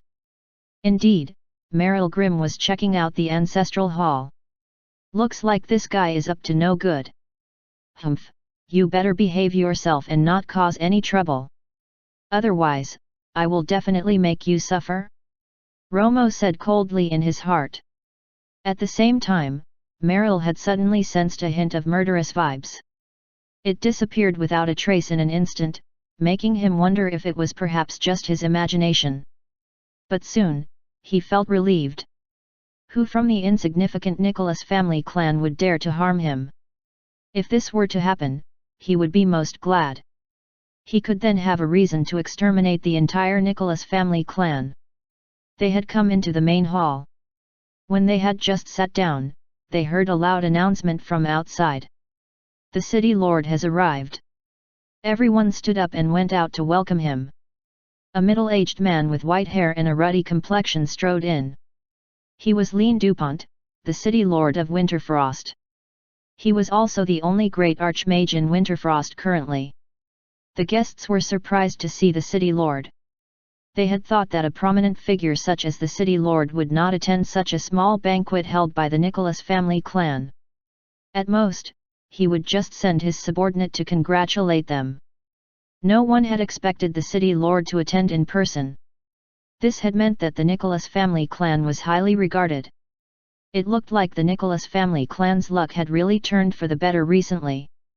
Their businesses were prospering, and two in the family had even advanced to become great magi within a short period of time. The strength of the family clan had increased tremendously, and even the city lord had been alerted. City Lord Lean, we are honored by your presence. Please forgive us for not going out to meet you. Norton quickly walked up to City Lord Lean and apologized. Don't worry, today is a good day. I have just seen your great-grandson, little Arthur. He has good innate qualities and will definitely achieve great things in the future. Lean Dupont said with a smile. When he was coming in, he had taken a look at little Arthur. With his cultivation base, he could easily tell with just one look that little Arthur had extraordinary magical power aptitude. He could not help but be impressed. The Nicholas family clan was really lucky. Previously, there was Ron, who was the number one genius in Winterfrost. He had just fallen and now another had appeared, with even better aptitude. Chapter 27, Sky Blue Magic Academy. Translator, HenIE Translations Editor, HenIE Translations. Thank you for your praises, City Lord. Please come in.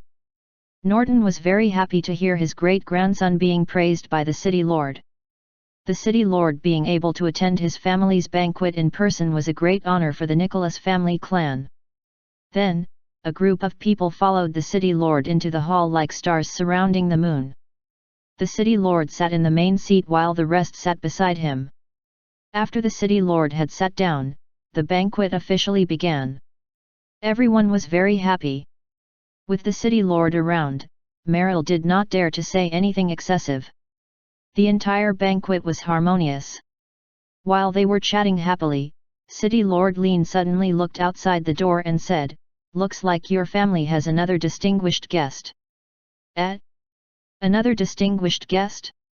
What distinguished guest? After hearing the City Lord's words, Norton, Meryl, and Colin were all stunned. Who exactly was this person whom the City Lord had attached so much importance to? An esteemed guest from the Sky Blue Magic Academy has arrived. At this moment, a loud voice suddenly sounded from outside. Instantly, everyone understood who the distinguished guest the City Lord had spoken of was. It turned out to be a distinguished guest from the Sky Blue Magic Academy. It was no wonder that even the City Lord, who was a great archmage, had to take this seriously. It was because Lean Dupont was just one great archmage, but in the whole Sky Blue Magic Academy, there were countless great archmagus, and there were even divine magi in command. It was even rumored that there were existences that surpassed the divine magi in the Sky Blue Magic Academy. However, it was not known if this was true. In their Northern Empire, there were a total of 4 magic academies, and their Sky Blue Magic Academy was ranked second. These were some of the rankings given by the outside world. In reality, the 4 magic academies would not submit to one another.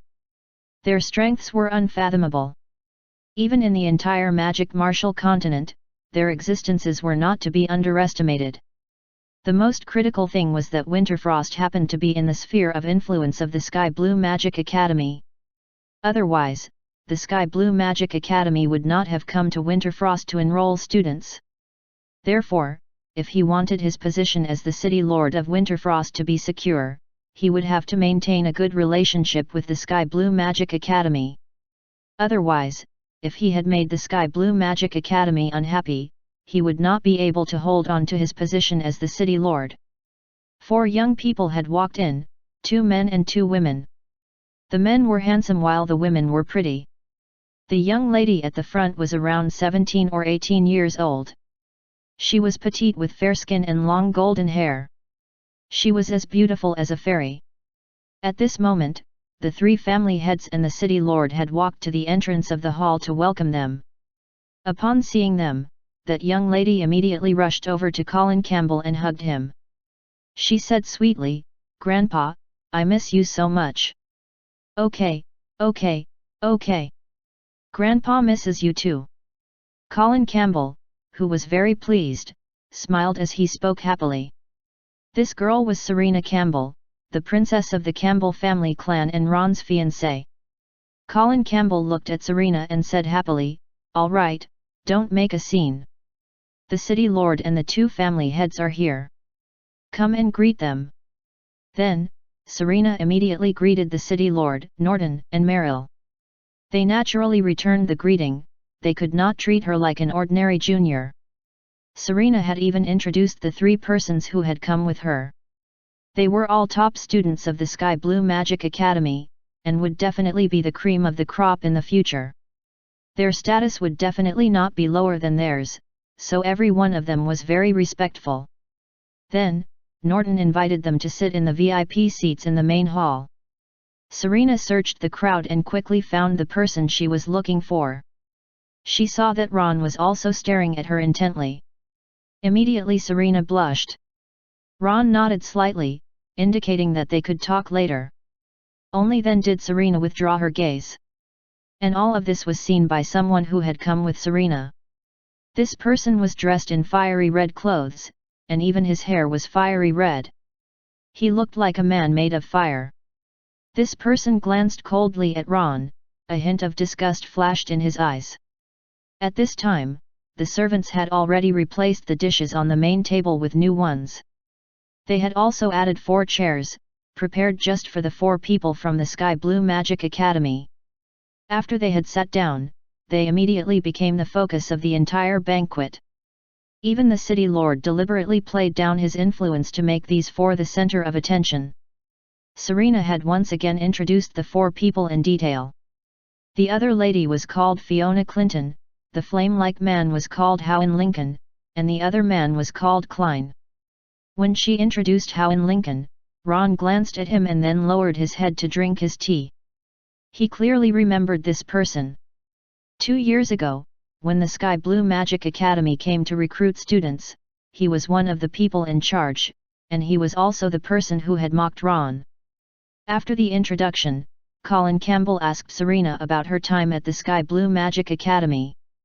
Serena also continued to talk about many interesting things in the academy. The Sky Blue Magic Academy could be said to be a place that all those who were present yearned to be in, so they naturally listened with fascination and envy, wishing they were also a member of the academy. However, neither Colin Campbell nor Norton mentioned the engagement between Serena and Ron. It was not appropriate to talk about it presently. After all, this was a private matter between their 2 families. Even if there was any change of plans, they would have to wait till the 2 families were alone to discuss this. However, while they had not brought it up, there was someone who could not resist speaking about it. This person was none other than Howen, who disliked Ron. Howen said, "Actually, this time we had left the academy not just for the academy's mission, but also for something else. My teacher had instructed me to handle it properly. This matter is related to the Nicholas family clan." After speaking, Howen looked at Norton. "Something to do with our family? What is it?" Norton had paused for a moment before he asked. However, he felt uneasy and even glanced at Ron, worried. Howen said directly, "I heard that someone in your family is engaged to my junior, Serena." Hearing Howen's words, everyone present was stunned. Then, they pricked up their ears and listened carefully. They had all sensed that a good show was about to start. Before Norton could say anything, Serena stood up and said, "Senior, this is my private matter. You don't have to worry about it. This is something the teacher had instructed me to do. I cannot leave it alone," said Howen. At the mention of her teacher, Serena dared not speak any more. Then, Howen continued to look toward Norton. Chapter 28, Attacked. Translator, HNIE Translations Editor, HNIE Translations. Norton said, "That's true. What requests does your teacher have?" The other party's teacher was definitely at least a great archmage. Norton had to listen to the orders of a great archmage. Howen said arrogantly, "Before we left the academy, teacher had told me that since Junior is already a student of our Sky Blue Magic Academy, she deserves a better marriage. Therefore, her engagement with your family should be annulled." Upon hearing this, the entire place fell silent. Everyone had different reactions. The people from the Nicholas family clan were naturally very furious, but the other party was from the Sky Blue Magic Academy, so they dared not make any noise. Otherwise, they might cause trouble for the family clan. There were some who were not concerned about the matter, they were just waiting to have a good laugh. There were also some who were gloating, and these were the people from the Grimm family clan. Before Norton could respond, Serena stood up angrily and said to Howen, "Senior, when did teacher say such a thing? Don't talk nonsense." Howen looked at Serena like a big brother and said gently, "Serena, before we left the academy, teacher had called me aside and said these things to me when I was alone with him. You're still young and don't know these things. Teacher was doing all this for you." When Serena heard this, her expression immediately turned ugly. Before they set off, Howen had indeed been called away by her teacher to talk about some things, but Serena had not expected that it was about her marriage. At this moment, Howen had also taken out a letter. After she saw the handwriting on the envelope, Serena's expression turned even uglier, because she could clearly see that the handwriting on the envelope belonged to her teacher. With the envelope in his hand, Howen said to Norton, "Family head Norton, this is a letter written personally by our teacher. His intentions have all been stated in the letter. It is not good enough to have his student deliver the message, he has even written a letter personally." Norton's expression was ugly, but he had no choice except to take the letter. He opened and read it. Even though Norton had gone through a lot and had long since stopped showing his emotions, his expression still turned ugly after he had read the contents of the letter. The letter had indeed been written by the other party's teacher. The person's tone was polite, and it was a negotiating attitude. The general meaning was that Serena was his student and had a bright future ahead of her, and she should not be trapped in tiny winter frost. For the sake of Serena, the Nicholas family clan should take the initiative to annul the engagement. Damn, not only did he want the engagement to be annulled, he had even wanted the Nicholas family clan to take the initiative to annul the engagement. Although the other party was very polite in his words, he was still too much of a bully. Colin Campbell, who was sitting beside Norton, saw that Norton's expression had become even uglier. He took the letter and read it. He secretly sighed at how domineering Serena's teacher was. He had not even said anything yet about his own granddaughter's engagement. "Even if you are Selena's teacher, you are still an outsider, what right do you have to want us to annul the engagement?" At this moment, Howen spoke again. He took out a porcelain bottle and placed it in front of Norton saying, "Here are 10 magic pills, concentration pills. Consider them as compensation to your Nicholas family clan." Whoosh! When they heard it was the concentration pill, and that 10 was taken out in one go, the entire crowd was in an uproar. The concentration pill was a grade 2 magic pill. It could rapidly concentrate magical power and assist cultivation. It could even help one break through to the realm of the Great Mage. Even if one had already reached the realm of the Great Mage, it could still help one rapidly increase his strength. The market price for such a pill was 100 magic stones. Furthermore, it was the kind of pill that even if one could afford to pay the price, one might not be able to find it in the market. This type of concentration pill, which had come from the teacher of the Sky Blue Magic Academy, would even be doubled the price. Just an annulment of engagement, and they could get so many benefits. Everyone started to be envious of the Nicholas family clan. If it were them, they would definitely agree. Everyone looked at Norton. They all felt that he would definitely agree. After all, even without these 10 concentration pills, the engagement might not also be able to proceed. Now, they should annul it while the offer was valid and quickly grab the benefits. However, Norton did not even look at the 10 concentration pills. Instead, he looked at Colin Campbell, who nodded imperceptibly. This made Norton very grateful. He had already understood what Colin Campbell meant. Then Norton said, "I appreciate your teacher's good intentions, but this engagement is a private matter between us and the Campbell family. It has nothing to do with your teacher, so there's no need for your teacher to worry." Whoosh! The crowd was in an uproar once again. Many people started discussing spiritedly. After all, that was the teacher of the Sky Blue Magic Academy. His strength was at least that of a great archmage. And Norton, a mere great mage, had actually dared to go against the other party's wishes. This was simply courting death. Howen looked at Norton with an irate expression and said coldly, "Family head Norton, you have to think carefully before making a decision. This is my teacher's wish. If you don't give my teacher any face, I won't be able to answer to my teacher when we return. If my teacher blames you, your puny Nicholas family clan won't be able to bear it. This is a blatant threat." "Enough, Senior Howen." Serena reproached softly and stood up abruptly. She glared at Howen, her face red, and she said angrily, "Senior Howen, you don't have to worry about me." Howen reprimanded, "This is teacher's idea. Are you not going to listen to teacher's words?" Serena did not dare to say that she would not listen to her teacher. Howen softened his tone and said gently, "Junior, I'm doing this for your own good. Are you really going to marry a loser?" Then Howen looked at Ron and said disdainfully, "He's just a loser, what right does he have to marry you?" "Shut up." Serena looked at Howen angrily and said, "I won't allow you to say that." Then she looked at Ron and said, "Ron is my fiancé, you have no right to criticize him." Howen did not expect Serena's reaction to be so fierce. He was momentarily at a loss for what to do. Beside him, Fiona and Klein were also at a loss. They had not even heard of their junior's engagement, nor had their teacher told them about it. They were caught off guard. If it was against outsiders, they could still stand on Howen's side. But now, it was their junior sister on the other side. They could only remain neutral.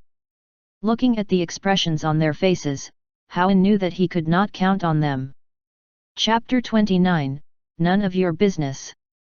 Translator, Henai Translations Editor, Henai Translations. So he turned his eyes toward Colin Campbell.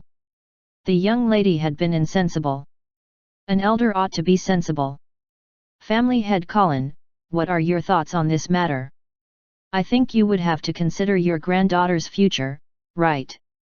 I certainly have to consider my granddaughter's future, said Colin Campbell slowly. When Howen heard that, there's a way. It looks like this old fellow Colin is in favor of ending the engagement. But before he could be happy, he heard Colin Campbell add, my granddaughter, Serena, has always been an assertive person. She has never made any mistakes in her decisions, and I have always supported her decisions in the past and also now. So, her decision is my decision. Puff. Howen almost vomited blood. Damn, why are you all so stubborn? This is my teacher's instruction.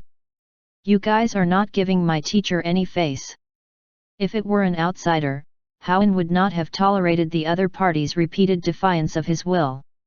He would have already gone forward and killed him. If the other party had disagreed, then death was the only outcome. But now, he could not do this. The other party had his junior protecting him, so he could only convince others with reason. Seeing that he could not get through to Norton nor Colin, he had no choice but to target the other party involved in this matter, Ron. Your name is Ron, right?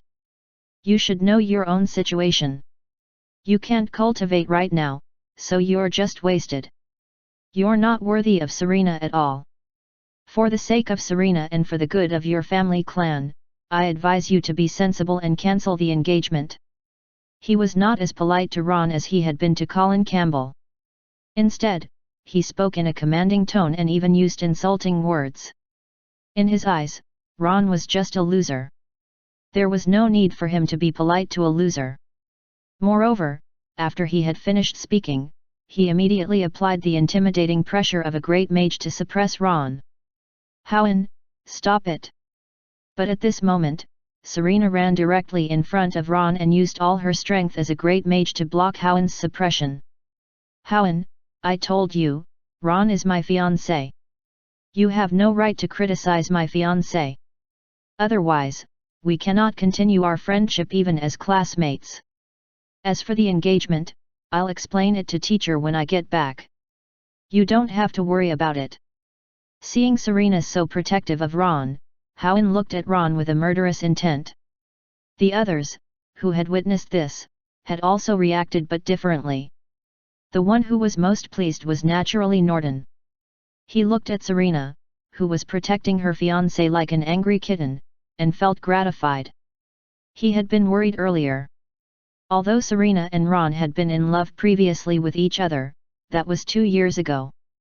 At that time, Ron was able to cultivate and was still the brother Ron whom Serena admired.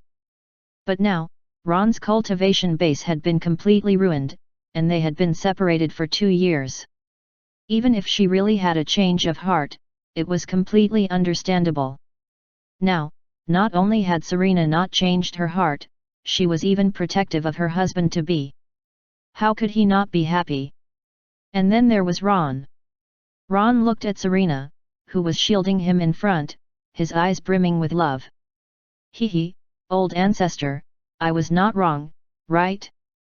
Serena and I love each other, and she will never change her mind. I've won this bet. Now I don't have to hide my cultivation base anymore. As Ron thought of this, it seemed that the old ancestor could hear the voice in his heart. He suddenly felt a slight chill pass through him. He was slightly stunned, then he became ecstatic. He knew that the chill was the confirmation from old ancestor that he did not have to hide his cultivation base anymore. Then, to everyone's surprise, Ron grabbed Serena's hand and pulled her behind him, saying scornfully to Howen, "The engagement between me and Serena is none of your business." Silence. Dead silence. Everyone looked at Ron in disbelief. The other party is a top student of the Sky Blue Magic Academy, Howen. How dare a loser without any cultivation base speak to him like this? Is he tired of living? What have you just said? Howen said angrily, also staring at Ron in disbelief. Ron was not afraid of his anger at all and said scornfully, "Actually, I should have told you 2 years ago that my engagement with Serena is none of your business." Damn, crazy. This is simply crazy. This Ron was simply too bold. The other party was a member of the Sky Blue Magic Academy who had already become a great mage 2 years ago, and yet a loser like him dared to speak to a great mage in such a manner. It seemed like he was doomed this time. Even the Nicholas family clan would not be able to protect him. A mere Nicholas family clan was nothing to the Sky Blue Magic Academy. Many people were all shocked after hearing Ron's words. Then, there were those who gloated. And these were from the Grimm family clan. However, the members of the Nicholas family clan were all looking worried. The other party is from the Sky Blue Magic Academy. How can you provoke him like this? You will implicate the entire family. When Serena heard his words, she looked at Ron, who was standing in front of her. She knew that this was still the same brother Ron she had known 2 years ago who would protect her. He had not changed a bit. Previously, Serena had been worried about Ron losing his willpower for good after he had suffered the serious injuries, but now it seemed that her brother Ron was not as feeble as she had thought. However, it was too dangerous to provoke Howen like this. With the thought, Serena decided that even if she were to die, she would not let Howen hurt her brother Ron. Immediately, she wanted to move forward to the front of Ron to shield him. But at this moment, Ron grabbed her hand, smiled at her, and said confidently, "Don't worry, leave everything to me." Looking into Ron's eyes and hearing his voice, Serena could not help but suddenly trust Ron fully. Since brother Ron had said to leave the matter to him, he would definitely resolve it well. Then, Ron looked at the worried members of the Nicholas family clan and said calmly, "Don't worry, our old ancestor has said that the Nicholas family clan will not be threatened by anyone." When the others heard this, they did not know what was going on. They thought that Ron must have gone completely mad. Otherwise, why is he so arrogant? One has to know that the other party is not just anyone, but someone from the Sky Blue Magic Academy. Just saying you won't be threatened by others is enough? It requires strength, but do you have the strength? Chapter 30, Duel. Translator, Henai Translations Editor, Henai Translations. You're just a loser.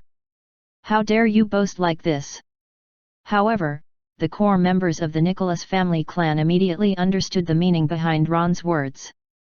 Especially the family head, Norton, who had personally seen the old ancestor. Since the old ancestor had imparted cultivation techniques to him and helped him in his advancement, then it was impossible for the family's old patriarch not to help Ron, a fallen genius of the Nicholas family.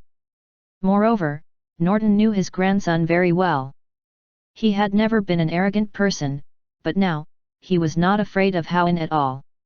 He definitely had in him a fearless confidence, and this confidence had come from the old ancestor. Thinking of this, Norton's worries earlier were completely swept away. He just waited quietly to see his grandson's performance. Howen was stunned for a moment. Then, he sneered and said, "What a joke. To say something like this requires strength. You are just a loser. Do you have the strength?"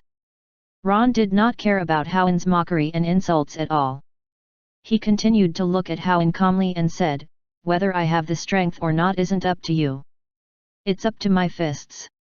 Ron's gaze had suddenly become sharp, and Howen sensed that the Ron in front of him seemed to have changed into a different person all of a sudden. Like an unsheathed blade, he said coldly, "Howen, didn't you want to attack me just now? It so happens that I haven't fought anyone for 2 years. Now, I would like to have a duel with you. Let's see who's the loser." What the f***ck? Did I hear that right? Everyone looked at Ron in disbelief. Has Ron just said that? He wants to fight Howen? The other party is a top student of the Sky Blue Magic Academy. He is already a great mage with unfathomable strength, while Ron is a loser. And yet now, he has actually initiated a fight with Howen? Isn't this courting death? Many people looked toward Norton, including Colin Campbell. However, Norton remained calm and did not seem worried at all. After sensing Colin Campbell's questioning gaze, he raised his teacup and said, "This tea is not bad. Do have some more." Colin Campbell was speechless. Why are you not stopping your grandson from courting death? However, when he saw that Norton did not seem worried at all, Colin Campbell's heart suddenly skipped a beat. Can it be that Ron is actually not as useless as he has thought and he has been able to continue cultivating? This has to be the case. Otherwise, why is Norton so calm? Colin Campbell also looked curiously toward the arena. Serena was most worried when she heard Ron challenging Howen to a duel. She knew very well how strong Howen was. Even she was no match for Howen, let alone Ron. "Brother Ron," Serena said worriedly, but before she could finish, Howen shouted, "All right. I agree." Howen said, "Originally, I shouldn't have agreed. However, as a student of the Sky Blue Magic Academy, if an outsider challenges me to a fight and I dare not even accept it, and if the news gets out, it will certainly cause our Sky Blue Magic Academy to lose face. So, in order to protect the dignity of our Sky Blue Magic Academy, I have to accept your challenge. Hoenn spoke with a strong sense of righteousness. Since this was the case, the others could not stop him from agreeing to this duel. If they stopped him, it would bring embarrassment upon the Sky Blue Magical Power Academy. This would be equivalent to offending the Sky Blue Magic Academy. No one who was present dared to offend the Sky Blue Magic Academy. Then Hoenn put on an act and said to Ron, "To be fair, I'll not use magical power. I'll just fight you with my fists and kicks, lest people say I'm bullying you." The main reason Hoenn had said this was because if he used magical power on a person without a cultivation base like Ron, he might kill Ron directly. If this happened, his junior, Serena, would definitely hate him for life and might even fight him to the death. This was not what he wanted. He just wanted to teach Ron a severe lesson in front of Serena, and even humiliate him, so that he would back off, and then, he would have achieved his goal. He continued, "Since this duel started because of the engagement, then after our duel, if I win, you will take the initiative to annul the engagement. If I lose, I will immediately leave and not interfere anymore with your affairs. What do you think?" This had been his real goal, but he did not believe that a loser could defeat him. "No, I won't use my fiancé as a bet." Ron directly rejected the other party's suggestion, and said without caring about Hoenn's angry expression, "I just want to fight you and see who's the loser." Hoenn laughed from anger and said, "Although you are lacking in strength and a loser, I admire your ability to talk. Since you're so stubborn and insist on courting death, then I shall grant you your wish." After saying this, Hoenn stood up and walked towards the door. The house was too crowded for them to fight. Seeing this, Ron also got up to follow him, but just as he had gotten up, someone grabbed his hand. When Ron turned around, he saw the worried look in Serena's eyes. "Brother Ron, don't fight this duel." Serena dared not say too much for fear of agitating Ron. Ron gently patted the back of Serena's hand and said, "Don't worry, I'll be fine." Even now, Serena probably still thought that he had no cultivation base. However, notwithstanding this, Serena still liked him a lot. It seemed that he had not misjudged her, so all the more, he must not disappoint her. Initially, Serena had been very worried for Ron, but after hearing Ron's words, she somehow developed trust in him. If it is something Brother Ron has said he will do, he will definitely do it. This duel will also be no exception. Then, Ron followed Hoenn out in big strides. Colin Campbell looked at Norton and asked, "Brother Norton, are you really not going to stop him?" Norton smiled gently and said, "It's all right. I'm sure my grandson won't disappoint me." Colin was speechless. "Why are you trusting your grandson so much?" The other party is someone whose existence even he dares not take lightly. Meryl, the head of the Grimm family clan, however, was so excited that he almost wanted to clap. "Haha, this is great. This time, not only will that loser Ron be beaten to death, he has also provoked the Sky Blue Magic Academy. Let's see how your Nicholas family clan can still have a foothold here in the future." Chapter 31, Martial Skills. Translator, Hen.ie Translations Editor, Hen.ie Translations. Hoenn had walked into the courtyard, and the people who were originally eating in the courtyard quickly cleared a large space in the middle for them to fight. Everyone had also followed him out. Fiona saw that the duel was unavoidable and said worriedly to Klein, "Senior, is it good for Hoenn to do this? What if someone gets injured?" Fiona did not think that Hoenn would lose. She was just worried that it would blow up matters and make things difficult. Klein said in an indifferent manner, "What's there to be afraid of? Senior Hoenn definitely knows what he's doing. As long as we don't kill the other party, who would dare meddle in the affairs of our Sky Blue Magic Academy?" Furthermore, this duel had been initiated by that guy with an exaggerated opinion of his own abilities. Even if the matter was pursued, he would have to bear the greater responsibility. Senior would at most be faulted for not stopping this. Fiona sighed. These two seniors were getting bolder and bolder. She looked at Serena, who was standing far away from them. She became worried that her junior would not be as close to them as before. At this time, Ron had already followed him out. Howen said, "Kid, I know you can't use magical power. In this case, I won't bully you, and I won't use magical power either. I'll fight you with fists and kicks, and I won't take advantage of you." Before Ron could say anything, he continued, "But fists and kicks have no eyes, and if it comes to the point where I am unable to hold back, there is nothing I can do. So, whether injured or killed, neither of us can pursue the matter. What do you think?" "As it should be." "All right." Howen immediately said loudly, then looked around and said, "We'll have a fair duel. Unless one side admits defeat, outsiders are not allowed to intervene." This was a warning to others. After all, this was the Nicholas family clan.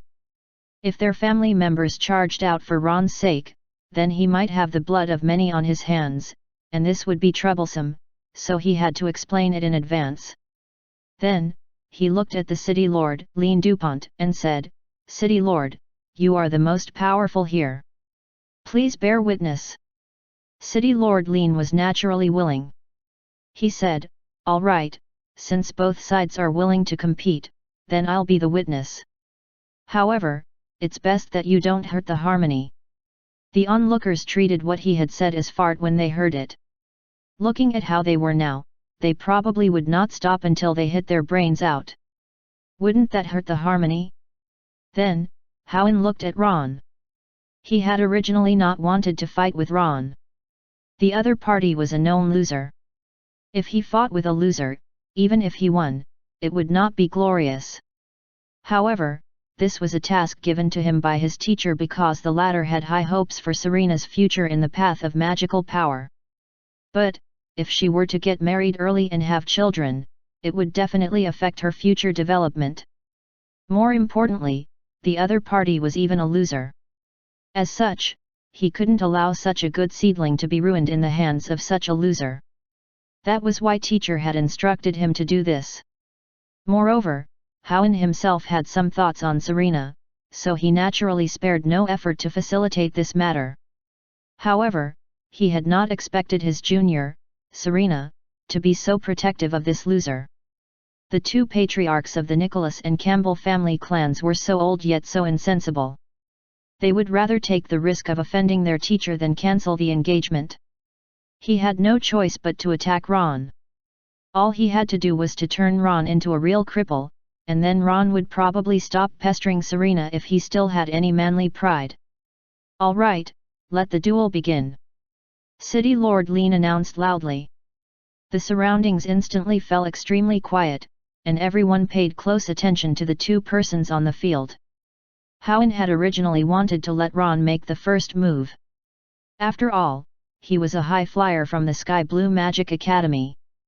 After that, he could just casually deliver 2 blows to defeat his opponent with ease, and even cripple him. It would be an expeditious and poised ending.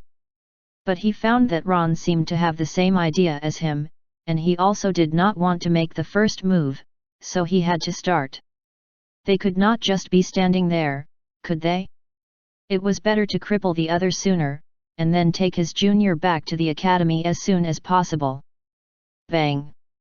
Howen finally made his move. Cracks suddenly appeared under his feet, and then he charged at Ron like a cannonball. This was a type of martial skill called the punching fist. In the magic martial continent, not only magical power existed, but there were also martial skills. It so happened that for magical power, there was almost no end. There were countless matured paths of advancement. Upon reaching the divine mage realm, the might of the magical power could even destroy heavens and earth.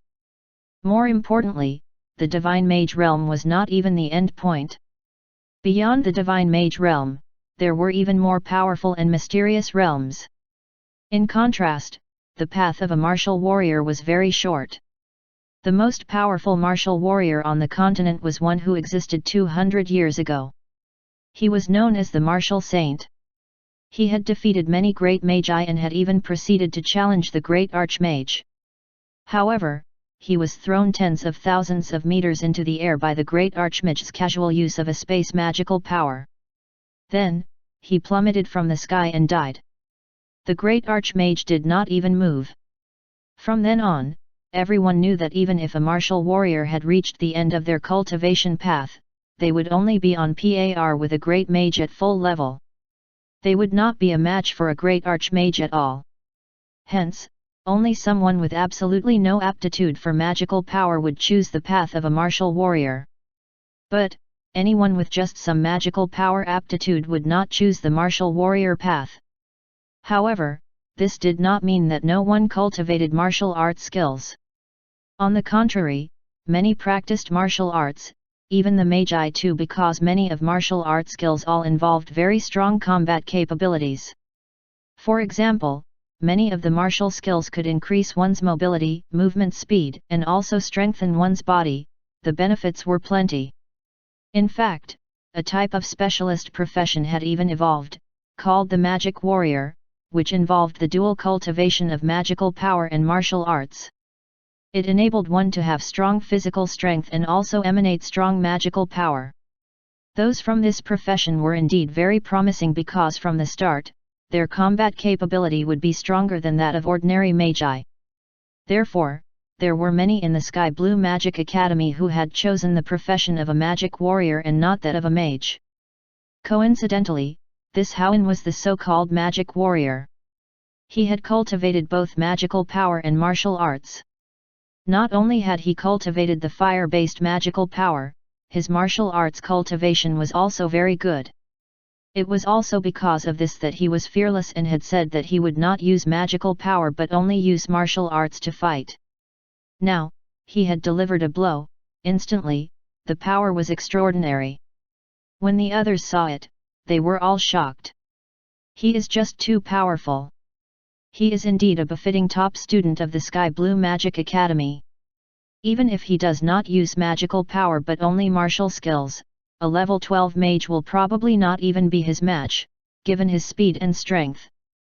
Everyone thought, stunned when they saw Houwen make his move.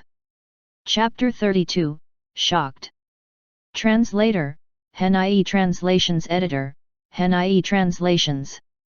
At the same time, they started to worry for Ron. Ron cannot even use magical power now, so how can he be a match for the other party? Sigh, when this punch lands, he will be sent flying. But then, everyone saw that when Houwen's punch came flying and was clearly going to land on Ron's chest, Ron's body had retreated slightly, and the area where the fist was landing upon, had cleverly deflected the other party's punch. This caused Houwen's punch to only brush past Ron's body, but not harm him at all. Houwen was shocked. Although his punch seemed to have hit Ron, in reality, Houwen was very clear that his punch had hit air. It did not have the feel of hitting a human body at all, and Ron did not seem to be in any pain. This was enough to tell that Ron had somehow dodged the punch. However, Houwen was, after all, a top student of the Sky Blue Magic Academy. He had the guidance of a master teacher, and he had often sparred with others in the academy and had a wealth of combat experience. He immediately began to change his strokes and he quickly threw yet another punch. However, just like the earlier one, it was dodged by Ron again. Then, Houwen continued to throw several consecutive punches, but the results were all the same. However, in the eyes of the onlookers, it was Houwen who had punched Ron many times in a row, and in the end, Houwen retreated quickly and jumped out of the battle arena. Damn, what's going on? How can Ron still stand after Houwen has punched him so many times? That's right. He should have already collapsed after taking so many punches. He's trying hard to hold out. The people around were all discussing fervently. It was obvious that these people were weak in their power. The only ones who could understand the situation were the Nicholas family clan and City Lord Lean. City Lord Lean was very powerful. He also had a greater perspective of things. He could see clearly every single detail of their battle. Hence, he knew that Ron had used a very brilliant movement technique to dodge the opponent's attack. This made the eyes of City Lord Lean light up. He had never seen such a movement technique before. He can actually dodge so many punches. It looks like this is definitely a superb movement technique. It has been heard that the Nicholas family clan in the past was a huge family clan which had produced a great archmage. They do indeed have some fundamentals, said City Lord Lean as he sighed. Howen looked coldly at Ron and said, I was wondering why you had dared to challenge me. It turns out that you do really have some skills. This is a type of martial movement technique, right? Ron also did not hide it. He said directly, that's right, this is our family's martial arts technique. That's right, this had indeed been passed down by Romo. In fact, this was not any martial arts technique, but Kung Fu. Just now, Ron had used Tai Kai's defeat the strong with minimal effort move to deflect all of Howen's attacks. Romo had originally transmigrated from Earth. After coming to this world, he had brought the martial arts from Earth and used them. Unexpectedly, the effects had been surprisingly good. It was many times more superb than the crude martial arts of this world. Although it was not as powerful as magical power, it was very effective in assisting combat. Hence, Romo had passed down the Kung Fu that he had brought from Earth. Till now, it had not been lost, and the family's clansmen were all still able to cultivate it. Ron had started cultivating it since he was young. In these 2 years, he was not able to cultivate magical power, so he had spent more time practicing martial arts.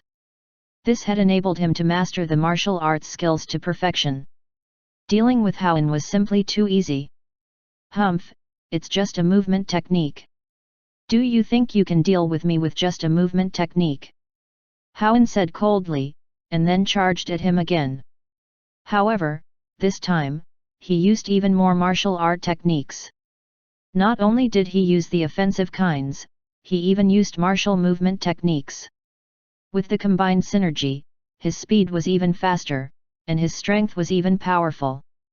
His whole being was even transformed into a shadow, and those with weak strength could not even see his form.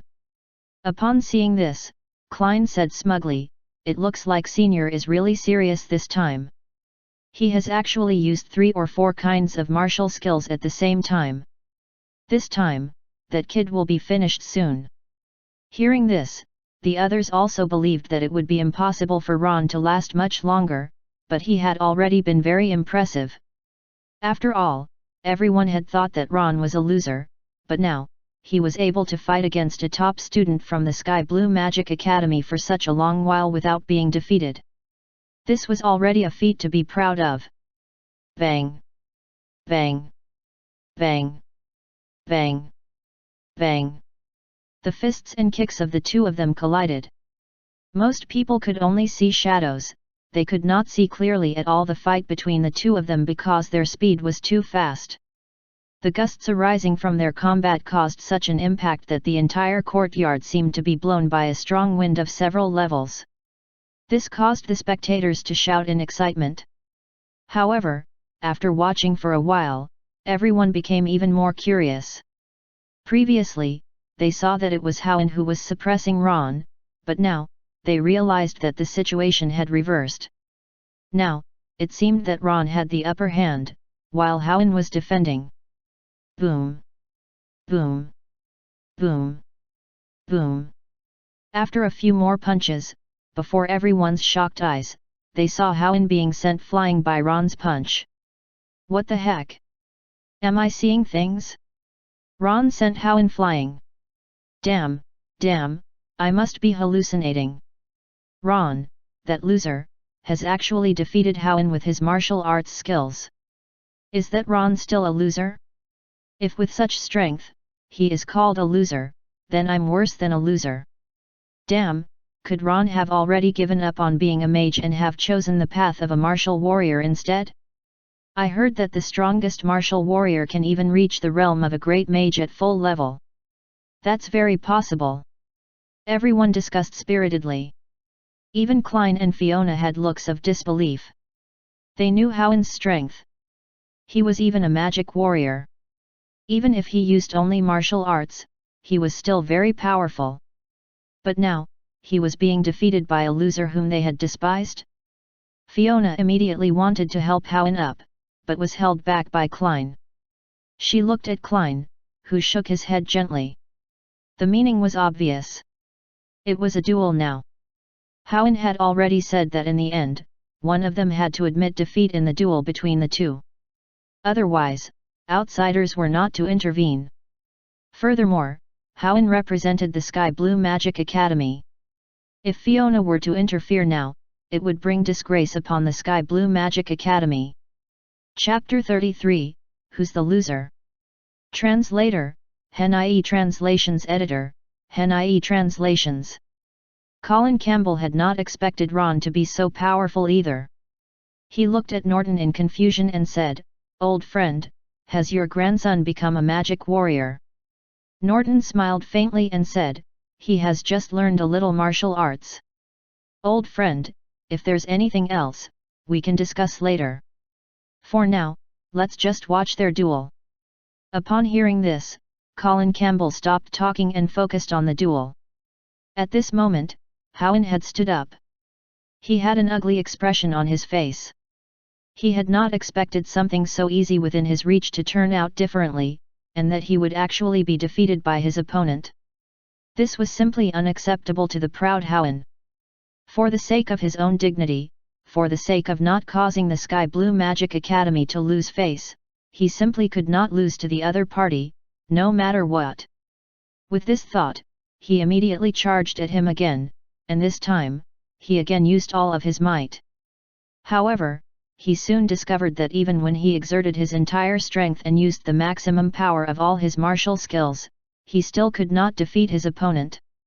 His opponent's martial skills were extremely ingenious, and his movement technique was also very awesome. His attacks kept missing his opponent's body, but his opponent's attacks kept hitting his body with great precision. In just a short period of time, he had already been punched several times by his opponent. Each punch caused him to feel extremely humiliated, it also caused his rationality to slowly disappear. When his attack missed again and Ron's fist punched hard on his nose, he finally disregarded everything. His magical power erupted, and a small magic formation showed up on each of his fists. Then, 2 balls of burning flames appeared on his fists, enveloping his fists. Fire Fist Howen. This was his name. He was a fire-based magic warrior, and the magical power he was most adept at was fire-based magical power. He could merge his fire-based magical power completely with his martial skills to launch an attack. He could also launch a fire attack at his enemy. This was his typical attack skill. After seeing this scene, everyone was shocked. This was because Howen had personally said that he would not use magical power in this duel and that he would only use fists and kicks. But now, he had gone back on his word. He had broken the rules he had set and was the first to use magical power. In this way, even if he were to win, he would lose face. It could even be said that he would bring disgrace upon their Sky Blue Magic Academy. Both Klein and Fiona looked very awkward. They were not worried about Ron, who was just a loser. So what if he died? But now that Howen had used magical power, they felt humiliated. The others saw Howen use his magical power, and it was a very powerful one of fiery flames. Even though they were only spectators and were very far away, they could still feel the intense heat from the flames burning on his fists. Such strong flames were definitely not ordinary flames. If they were to hit Ron's petite body, even his movement technique would likely be useless. He would die from this punch. Serena was most worried. After seeing Howen suddenly use magical power, she even wanted to dash out, but before she could rush over to block the punch for Ron, she saw a scene which shocked her. Just as Howen's blazing fire fist was about to hit Ron, a powerful magical wave suddenly erupted from Ron's body, and then a huge magic formation appeared under his feet, followed by a cold aura. Ron grabbed with his hand, and instantly a huge ice shield formed rapidly in his hand. Howen's fire fist hit the ice shield, posing no threat at all to the ice shield. What had happened so suddenly also caused Howen, who had lost his rationality, to suddenly recover his senses. He had never expected that a loser like his opponent would be able to use magical power, and the powerful magical wave was even not inferior to his. His fire fist attack could not even break the ice shield. The battle changed rapidly. While Howen was still in a daze, Ron did not give him a chance. A small magic formation appeared in his other fist, and then a large amount of cold air came forth, quickly forming a weapon that looked like an ice glove. Then, with a loud bang, it landed heavily on Howen's body. Howen was still in a daze. How could he block Ron's punch? He was sent flying by Ron and even spat out a mouthful of blood when he was sent flying. F***ck. F***ck. F***ck. I must be dreaming. Am I dreaming too? Is this F***ing loser Ron? Didn't they say that all his magic runes had been shattered and he couldn't use magical power anymore? But what's going on now? Why is he able to use his magical power, and why is it so powerful? That's right. Doesn't a mage need to chant before he can activate his magical power? Why is the other party able to activate his magical power without chanting?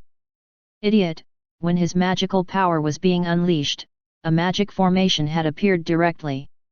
That was a magic power formation, a phenomenon peculiar only to a great mage. Ron's already a great mage now. Damn, a great mage. Everyone had a look of disbelief on their faces.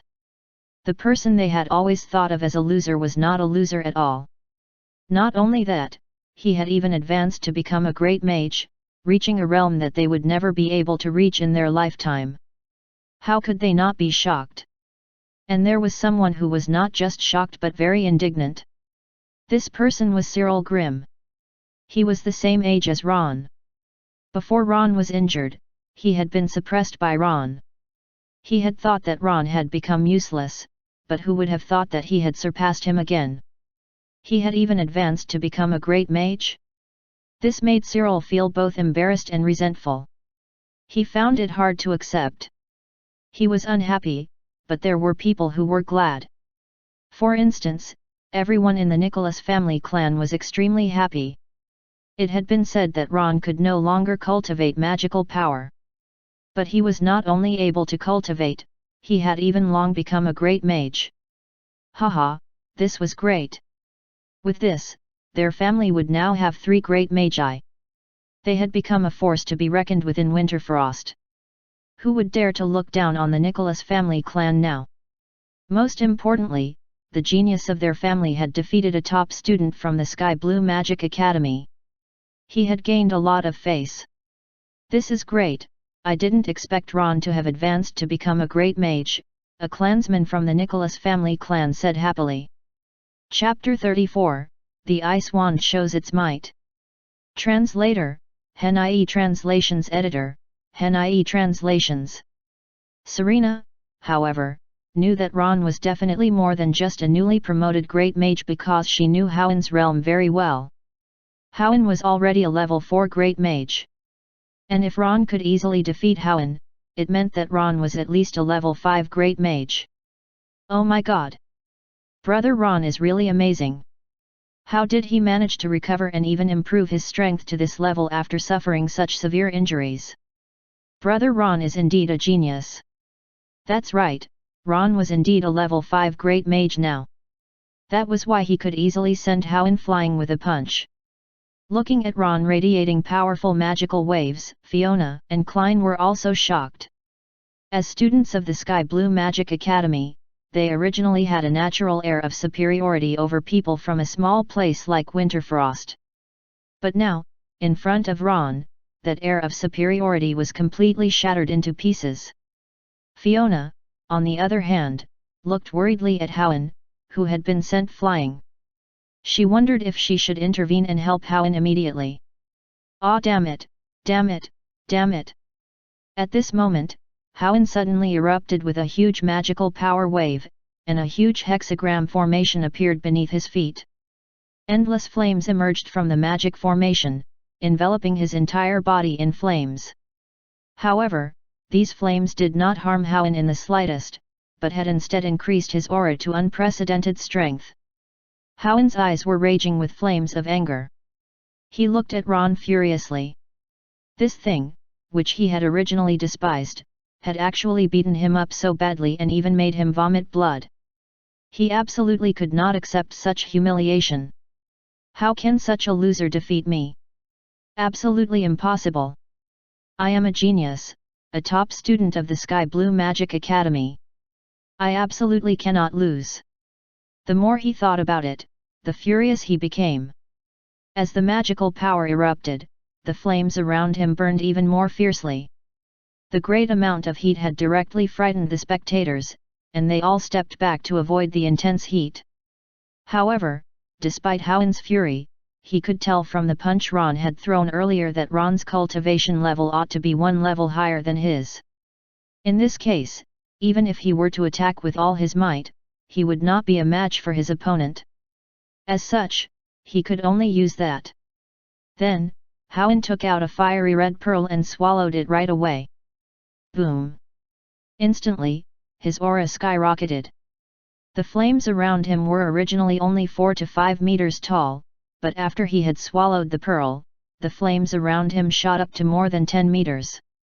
The intense heat even melted the ground under his feet. Oh no, Senior is going all out. He has actually swallowed the fire snake's magic core to increase his strength. Klein immediately said worriedly, upon beholding the sight. On the other side, Serena had also seen this, and she became instantly even more anxious. She was very familiar with this fire snake's magic core because she had also participated in the killing of the fire snake. The fire snake was a very powerful magical beast. Several of them had to work together to kill the fire snake before obtaining this fire snake's magic core. And this fire snake's magic core had a very powerful effect. If a fire-based mage swallowed it, he could temporarily increase his strength by at least 2 levels. In other words, Hoenn's current strength was at least that of a level 6 great mage. This would have already surpassed Ron. From the look of it, it was obvious that Hoenn was going to expend all the energy of the fire snake's magic core in an instant. To be able to kill Ron in one blow, his attack this time would have to be equivalent to the full power attack of a level 7 or even a level 8 great mage. This was definitely not something Ron, who only had the strength of a level 5 great mage, could withstand. Go and die!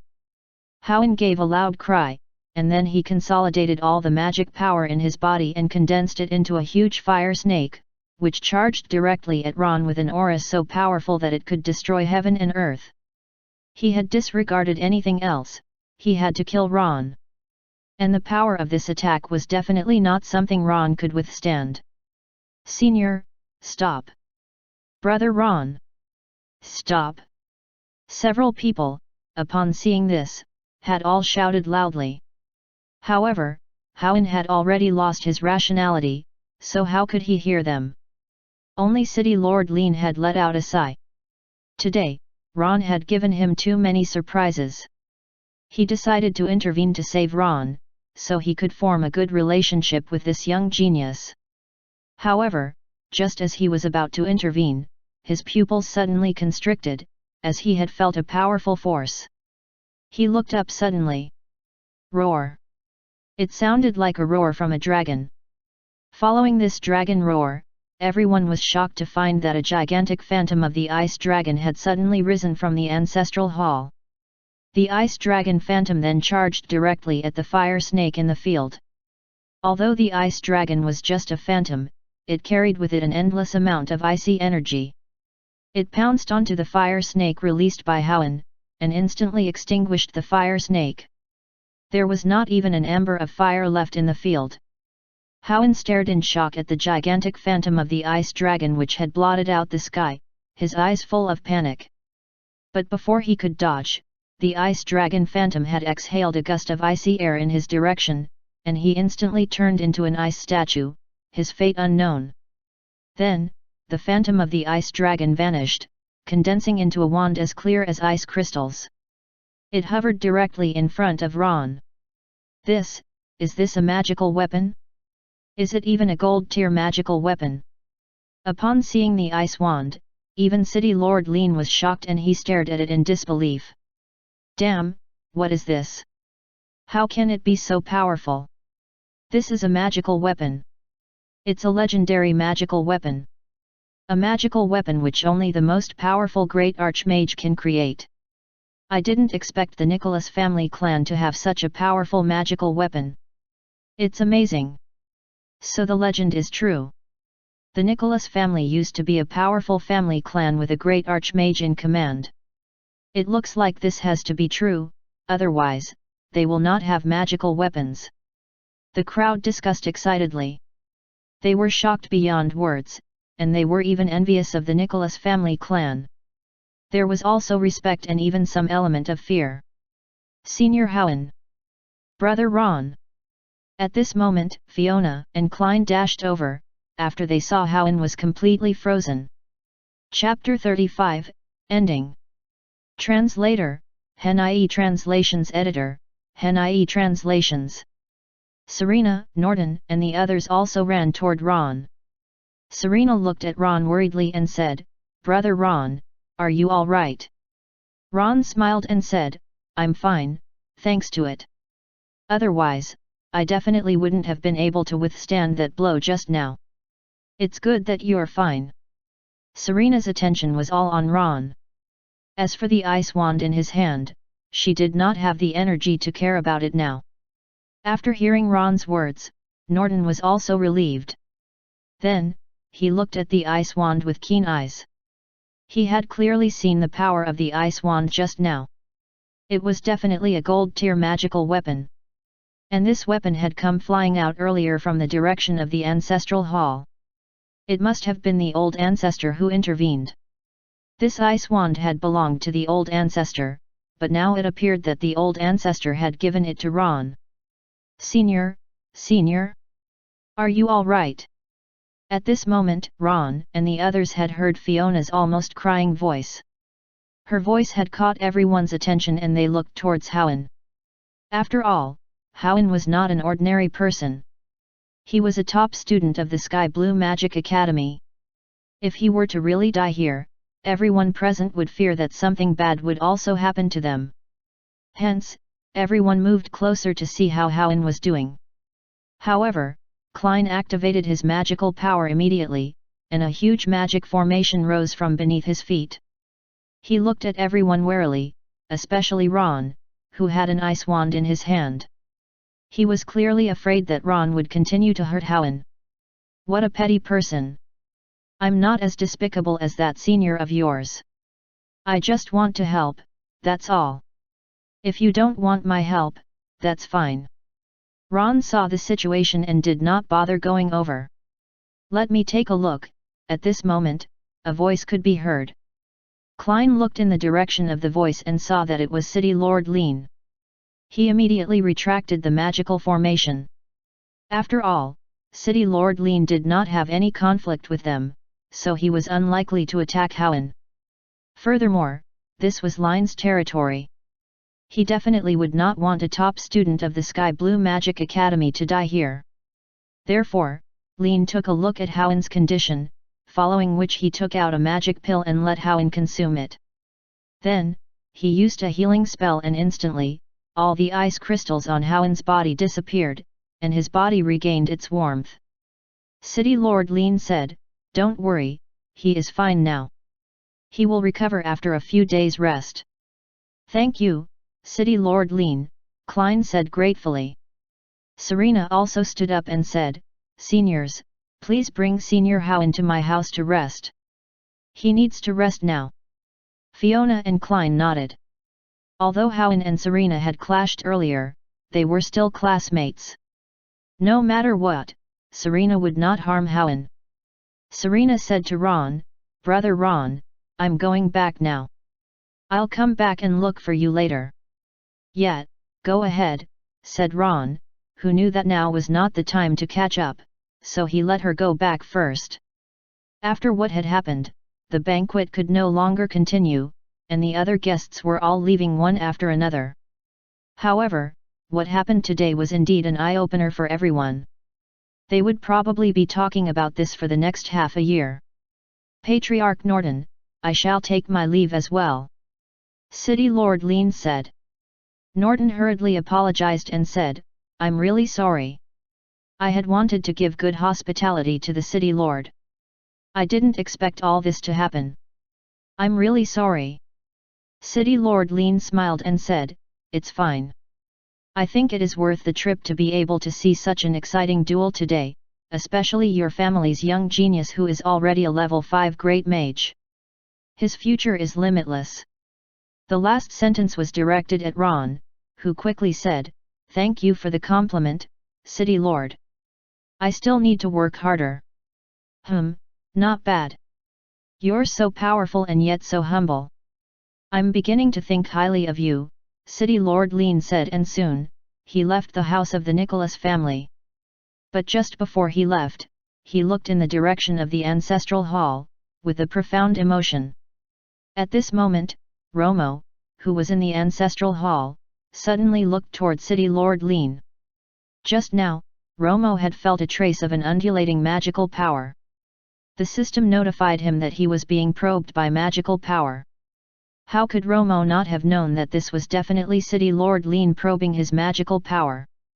In the entire winter frost, only City Lord Lean had the ability to detect him. However, Romo was not worried at all.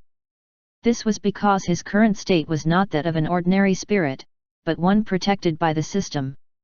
If the system had not wanted the other party to detect him, then even if the other party was a great archmage, or greater still, a divine mage, he would still not be able to detect Romo's existence. However, the other party was a great archmage, and even a city lord. It was really not kind of him to secretly use magical power to probe him. Later, he would upgrade the protective formation. If the protective formation was of a higher level, the other party would not be able to detect him so easily. After a while, the system notified Romo that the probing magical power had disappeared. It seemed that the other party had retracted the probing magical power without discovering anything. On the other side, after Grimm and his son had departed from the Nicholas family, Cyril looked at the Nicholas family with a resentful expression. Thinking about how Ron had demonstrated his prowess just now, Cyril said indignantly, the Nicholas family clan must have kept some secrets. All their businesses suddenly flourish to the point of bursting, and the strength of their family members keeps increasing, with one after another advancing to the realm of the great mage. Even that loser, Ron, who clearly had all his magic runes shattered, has recovered and is even more powerful than before. He has even reached the realm of a level 5 great mage. I don't believe their family does not have any secrets. Meryl Grimm frowned as well. Business and cultivation were secondary, and their Grimm family could still suppress the other party without worrying at all. He was, however, worried about Ron actually advancing so quickly that he had become a level 5 great mage at such a young age. Chapter 36, Rumors. Translator, Hen.ie Translations Editor, Hen.ie Translations. If he were to allow the other party to continue to grow, it would be terrible. They even had that gold-tier magical weapon. When it was unleashed just now, its power had made even him shudder from the depths of his heart. In other words, he too did not have the confidence to win if faced with such a magical weapon. Sigh, why do their family have such a powerful magical weapon, while we don't? Meryl thought gloomily. Their family clan, like the Nicholas family clan, was a powerful family clan that had also produced a great archmage in their lineage. I definitely cannot let them continue to develop. It looks like I must start to do that thing soon. Meryl thought, and then he left. On the other side, after all the guests of the Nicholas family had been sent off, Norton said to Ron, "Come, follow me." Ron nodded and followed Norton into the ancestral hall. No one else followed. Upon entering the ancestral hall, when there were just the two of them, simultaneously, they both paid their respects to their old ancestor, Romo, like they had a tacit understanding. Norton then asked, "Tell me, what actually happened?" Ron said with gratitude, "Grandpa, my injuries had been healed by the old ancestor, the cultivation technique too, had been given to me by the old ancestor. He had also helped me advance my cultivation base. Everything I have, had been given by the old ancestor." As expected. Although Norton had already been mentally prepared, hearing Ron's words had confirmed his thinking. He was so grateful to his old ancestor that he almost teared up. "Come, let's pay our respects to our old ancestor again." After listening to Ron's story, Norton pulled Ron over to kowtow to Romo again to express their gratitude. Although he could no longer obtain faith points again, Romo had sensed their gratitude. This made Romo very happy. After they had paid their respects, Ron took out his ice wand and said, "Grandpa, do keep this ice wand." Norton thought for a moment and said, "I don't think so. This ice magic wand can greatly increase one's strength. Right now, you are the strongest in our family, so the ice wand can only exercise its maximum effects in your hands. If the old ancestor has any instructions in the future, you can return it when the time comes." "All right, I'll hold on to it then." After giving some thought to it, Ron did not continue to object. At the same time, he had made up his mind not to disappoint the old ancestor, since he must have given him the ice wand so he could protect the family clan. "And I don't think there'll be any more problems with your engagement to Serena. Grandpa and your grandpa Colin, we are both supportive of your engagement. Serena also seems to like you very much. Even if there are outsiders trying to prevent this, you still have the support of both our families. You have nothing to fear." "Got it, Grandpa." News of what had happened in the Nicholas family clan quickly spread throughout Winterfrost. Almost everyone was talking about the Nicholas family clan. The most explosive news was that the fallen genius of the Nicholas family clan had made a comeback, and he was even more powerful than before. Not only had he recovered his cultivation base fully, he had even become more powerful than before. He had reached the realm of a level 5 great mage. He was simply an exceptional genius. Moreover, the Nicholas family even had a gold-tier magical weapon. This was a weapon that even a great archmage would be envious of. The genius from the Nicholas family clan had even defeated a top student from the Sky Blue Magic Academy. In short, all kinds of news about the Nicholas family clan had flooded the entire Winterfrost. As everyone discussed this, they were envious and also jealous of the Nicholas family clan. There were also those who were worried for them and those who mocked them for overestimating their capabilities to dare to even knock the lights out of a top student of the Sky Blue Magic Academy. By doing so, they had utterly offended the Sky Blue Magic Academy. Even if their family had gold-tier magical weapons, they would not be able to withstand the rage of the Sky Blue Magic Academy. On the other side, in the Campbell family, Howen had already regained his consciousness by evening. He had not been seriously injured earlier but just frozen. Romo had acted with appropriate restraint, so he did not freeze him to death. Otherwise, with Romo's strength, he would have killed him instantly. Subsequently, it was City Lord Lean who intervened and saved him. He even gave him a precious medicine for healing injuries.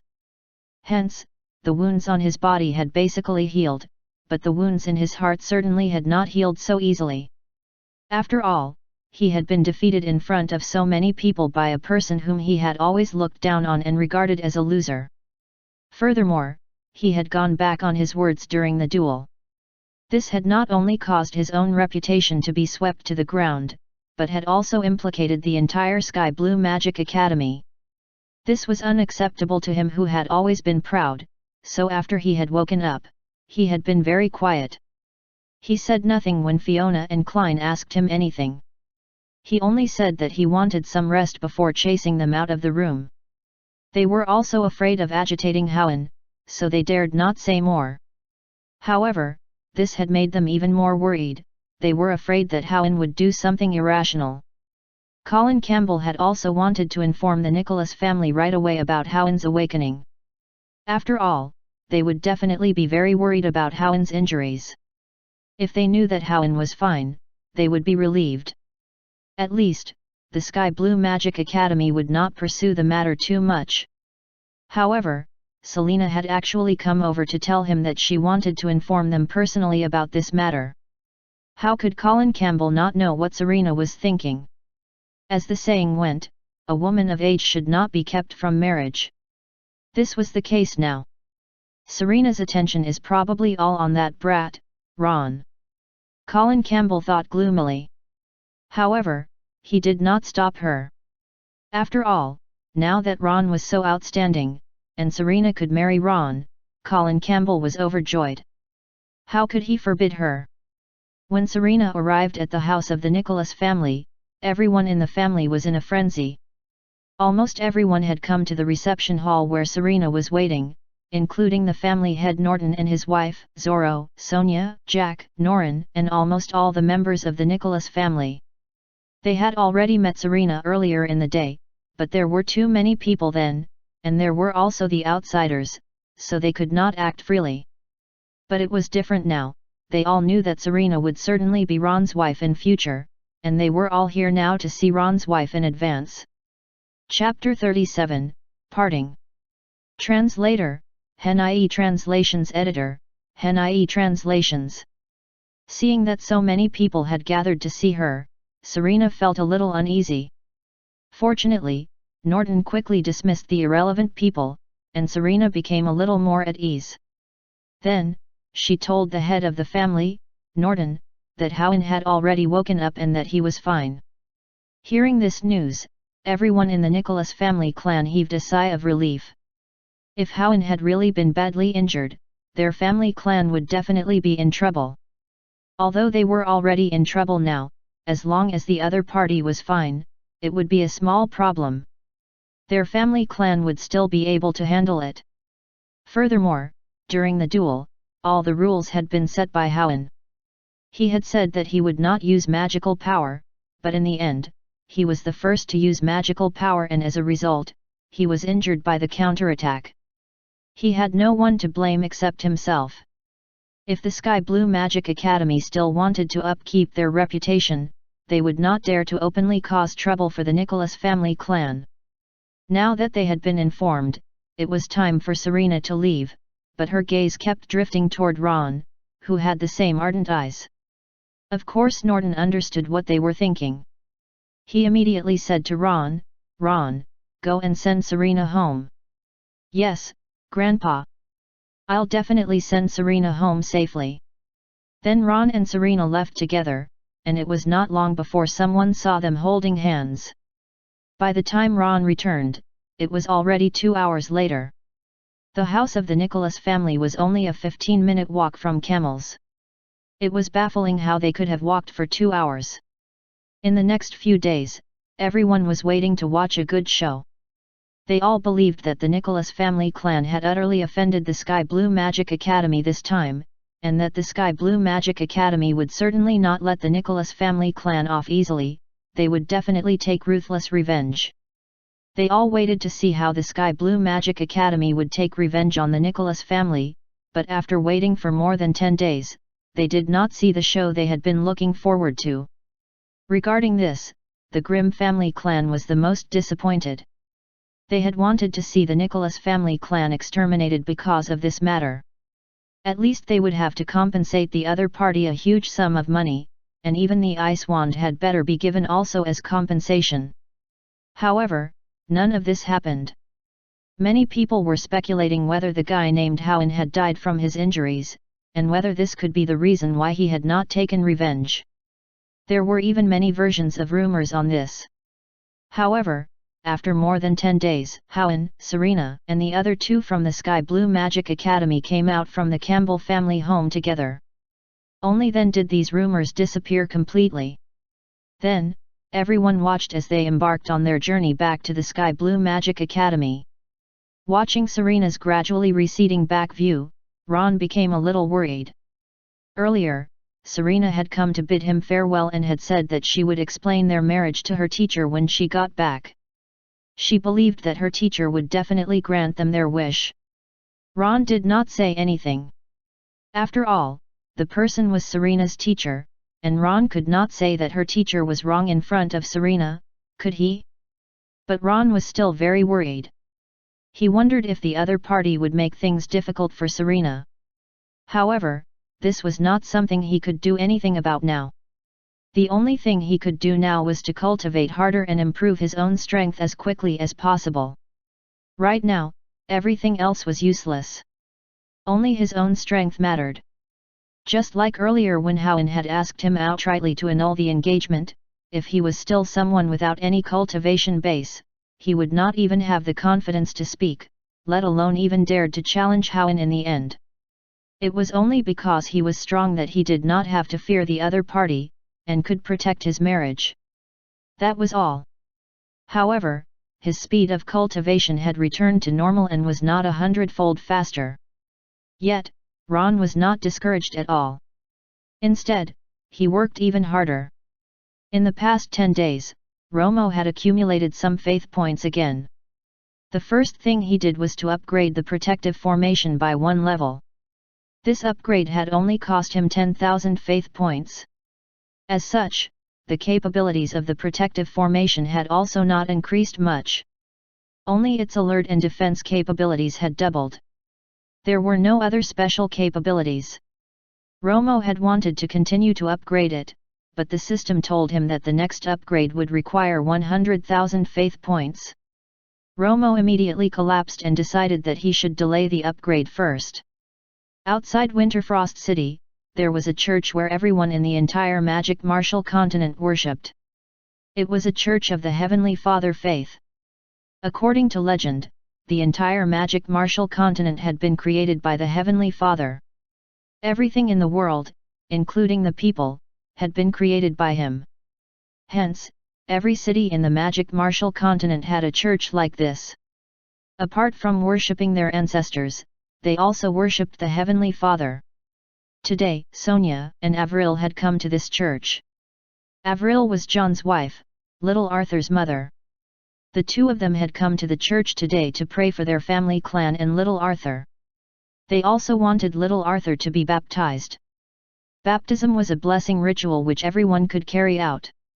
Although it was not as effective as paying respects to their ancestors, it was more or less a form of psychological comfort. Therefore, Sonia and Avril had also come here. After the baptism, the two of them also prayed for a while. Sonia prayed also for something else, and this was, she too wanted a child. She and Jack had been married for several years, but they had not been able to conceive a child. This was also one of the reasons why Norton did not like Jack previously. Now that the family's businesses were getting better and the family clan was getting stronger, coupled with little Arthur's birth, which had triggered her emotions, she yearned even more for a child. Although Sonia had prayed softly, Avril still heard it. On the way back, Avril said to Sonia, "Sonia, do you know how John and I had conceived Arthur?" "Hey? Why do you suddenly speak of this?" Sonia blushed. "What's there to hide? We're all women, what's there to be afraid of?" Avril did not sense anything untoward and carried on. Sonia blushed and said, "Don't we still have a little man here?"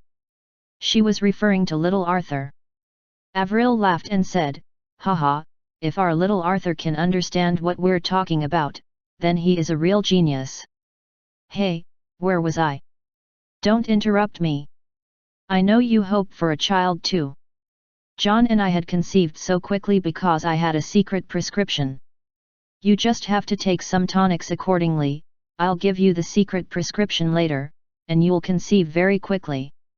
Chapter 38, Attacked. Translator, Henai Translations Editor, Henai Translations. "I don't want it," said Sonia verbally, although she had, in fact, wanted it very much.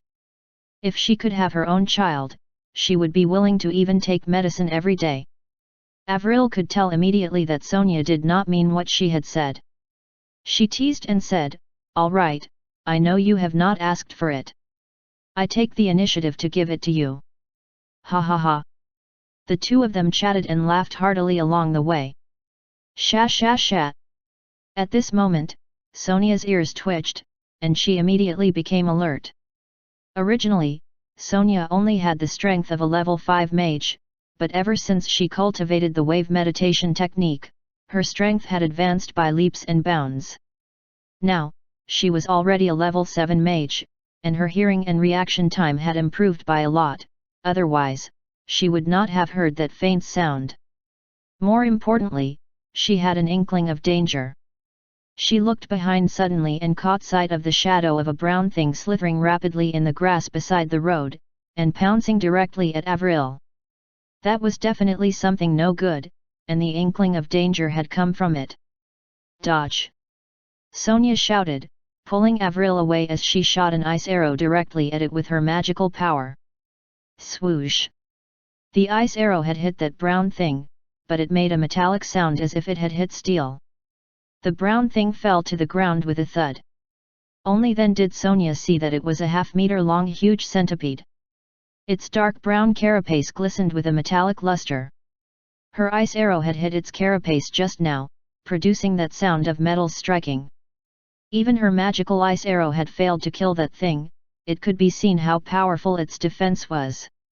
Then, the centipede continued to attack Sonia. However, Sonia was not afraid at all, and she immediately activated her magical power.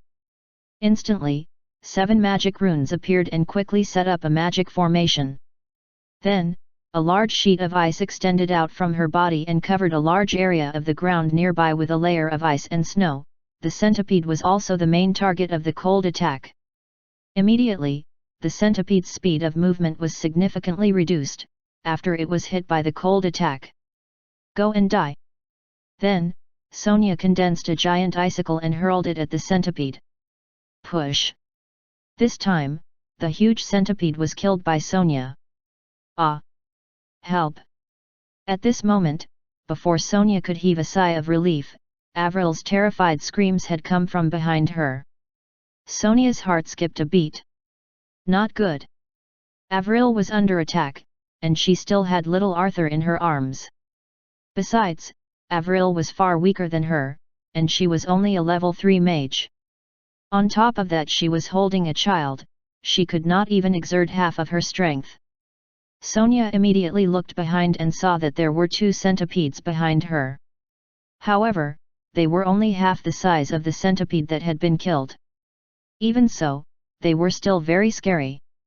Avril was so frightened that she did not dare to move, let alone kill them. Hurriedly, Sonia shot another ice arrow, but it only managed to send 1 centipede flying. The other centipede was about to bite down on little Arthur. If he was really bitten, little Arthur would not be able to survive. But just as the centipede's poisonous fangs were about to bite down on little Arthur, a beam of golden light suddenly burst out from little Arthur's body. The golden light went right through the centipede's gaping mouth, and thereafter, the entire centipede was reduced to dust. It had helped little Arthur survive this crisis. At the same time, in the ancestral hall of the Nicholas family clan, the system's voice suddenly sounded in Romo's mind. Ding! Warning! Warning! Found a descendant with the luck level of Destiny's Child in danger. Ding! System has automatically generated an urgent mission, save the 18th generation descendant, Arthur Nicholas. When Romo heard the system's voice, he was stunned for a moment, and then he flew into a rage. Who the heck is this? How dare he come again to harm the future lion of the Nicholas family clan? He is really courting death. Romo was indignant. He was about to expend all his faith points to kill the other party. Before he could react, he heard the system's voice. Ding! Ancestral protection talisman activated. Ding! Arthur Nicholas crisis averted. Ding! Urgent mission accomplished. Ding! The host has received the mission rewards. The host has received 10 tenfold cultivation talismans. The host has received 10 distribution points for the family clan's luck. Damn, what's going on? I haven't even started yet and it's already over? Isn't this too fast? Ancestral protection talisman? Oh right, I had bought a discounted item previously and had used it on little Arthur. I really did not expect it to work so well. It has directly defused a crisis and also accomplished a mission for me. It is simply worth its value. No, I have to hurry and see how little Arthur is doing. He is the future lion of the Nicholas family clan. Nothing must happen to him. Romo thought worriedly. He had not even taken a look at the rewards before he opened the system shop, and bought a visitation talisman. This visitation talisman could allow Romo to track and visit a descendant, but the effect was only 24 hours. Romo immediately used the visitation talisman on little Arthur. Then, his vision blurred and another scene appeared. It was the scene of where little Arthur was, still far out in the city. Avril, how are you? Sonia ran quickly to Avril and asked worriedly. I'm fine. Oh, right. Arthur, a pale Avril shook her head.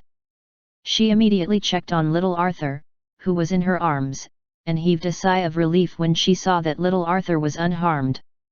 Fortunately, little Arthur was fine. Otherwise, she would have died.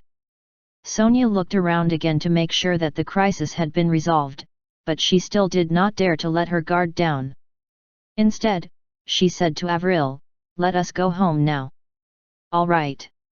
Romo kept watching till Sonia and Avril, who carried Arthur, had returned home before he relaxed a little. Damn it, little Arthur had been in danger again. Who had done this? Could it be the same person who had tried to steal little Arthur's luck?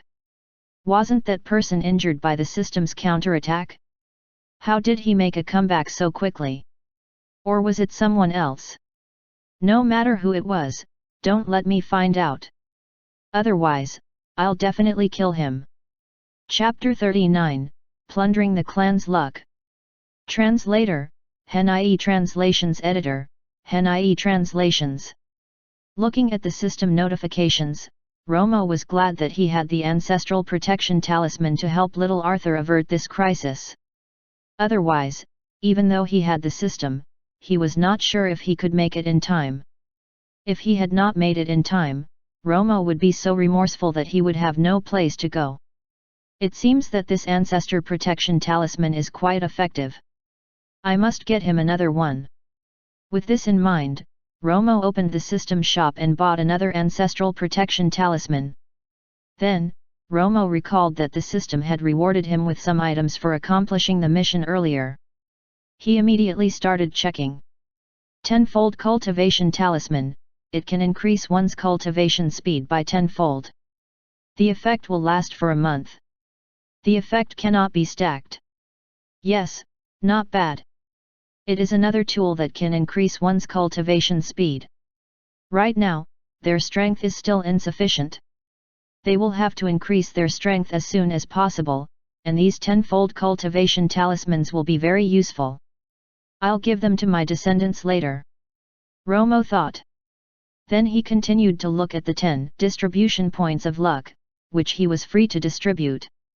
Right now, the family needs to increase their strength as soon as possible. If they are strong, those bad guys would not dare to provoke them. Therefore, Romo added the 10 points directly to the luck for magical power. At this time, Sonia had already found the family head Norton and told him about the sudden attack. Norton was shocked and indignant when he heard about it. How is little Arthur? Has he been injured? Norton quickly looked toward little Arthur, who was in Avril's arms. This was the future lion of their family clan. Nothing must happen to him. Arthur's fine, Avril said. Norton examined him closely and was relieved to see that Arthur was not even frightened. But when he looked up, he saw Avril open her mouth to speak, then stopped. Norton said immediately, "What is it? What else is there? Don't hide it from me." Avril immediately said, "At that time, a centipede almost bit Arthur. I was scared silly and didn't know what to do. But I remember clearly that at the critical moment, a beam of golden light had shot out from Arthur's body and killed the centipede. I don't know what the golden light was or if it was an illusion." Golden light. After hearing Avril's words, Norton was momentarily stunned. He immediately recalled that on the night little Arthur was born, his luck had been plundered by someone. It was only when old Ancestor shot out a golden arrow that the enemy was defeated and fled. This time, it was again a golden light that had saved little Arthur. It must have been the old Ancestor who intervened to save little Arthur again. Yes, it was a golden light. What exactly was that? It was ancestral protection. Norton did not hide anything and said it directly. After all, many people had seen more powerful happenings before, so no one would really believe him even if he told them. Ancestral protection. Yes, it was the ancestral protection. Bring Arthur later and follow me to the ancestral hall to kowtow to our old ancestor. All right, all right. Although Avril did not believe in the illusory old ancestor, she had no choice but to do as the family head said. Although it had been a close call, he had to investigate this matter thoroughly and find out who had attacked little Arthur. Hence, Norton asked Sonia and Zorro to return to the place where they were attacked to investigate. Soon, they returned with a centipede which was half dead. Father, look, this is the centipede which had attacked us. This is no ordinary centipede, but a centipede which had been enhanced by magical power. There is still some magical breath on it which has not fully dissipated. Sonia said furiously. If it had not been for the old ancestor, little Arthur would have been killed by these centipedes. Norton took the centipede. Indeed, he could sense the faint magical breath on it. It seemed like there was really someone who had attacked the Nicholas family clan from behind the scenes. From the magical breath remaining on the centipede, the cultivation base of the person behind the scenes should not surpass the great mage realm. In this case, as long as they stayed at home with Ron and the gold tier ice wand, the other party would not dare to cause trouble. Thinking of this, Norton instructed, from now on, little Arthur has to stay in the family. No one can take him away from the family until we find the mastermind. Also, if any of the family members wish to go out, he or she must not go out alone, there must be at least 2 or more to go out. After he had given the instructions, everyone left. Then Norton brought Avril and little Arthur to the ancestral hall. He knelt down and kowtowed hard several times to Romo. He gave thanks sincerely, thank you for the protection from our ancestors, which helped Arthur Nicholas, the 18th descendant of the Nicholas family clan, avert danger and survive. Avril, who was following behind Norton, was skeptical. When she saw that the family head had knelt down, she reluctantly followed suit. However, at this moment, a beam of golden light suddenly appeared from the ancestral tablet of the old ancestor and floated towards Arthur. Avril was shocked to find that this golden light was identical to the golden light which had shot out from Arthur's body and killed the centipede earlier on. The golden light then entered Arthur's body and disappeared. This, Avril was instantly dumbfounded, she had never seen such a magical thing before. Why are you still stammering? This is our ancestral protection. Quick, kowtow to him, Norton urged. It was only then that Avril realized what was going on. She was completely convinced by the old ancestor, Romo, and she kowtowed to him sincerely. The beam of golden light earlier was an ancestral protection talisman, which Romo had just bought for little Arthur. Romo he did not want little Arthur to be harmed, so he had used it right away. After Norton and the rest had left, Romo began to think about how he should deal with the enemy lurking in the dark. Should he wait for Norton and the rest to investigate and then help them eliminate the enemy, or should he spend his faith points to find the enemy? Very soon, it was late at night. All was silent. Romo was thinking of a solution when a strange energy suddenly struck the protective formation. It directly triggered the alert function of the protective formation. Ding!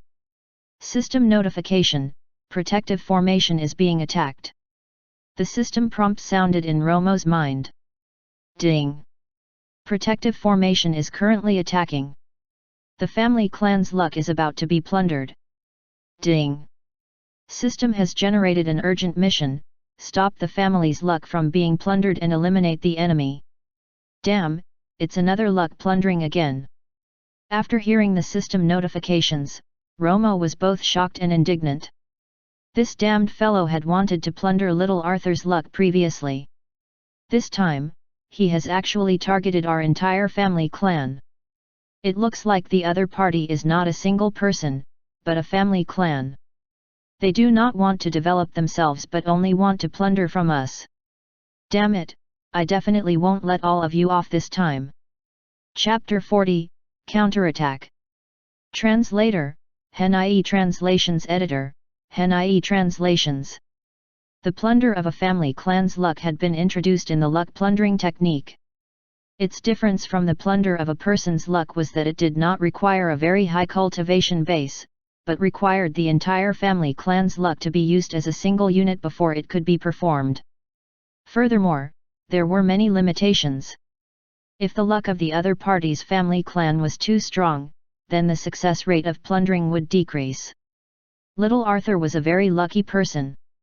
Having such a person in the family would enable the luck of the family clan to be firmly held onto, and reduce the success rate of the other party's clan luck plundering technique. Therefore, the sneak attack on little Arthur during the day should have been carried out by them.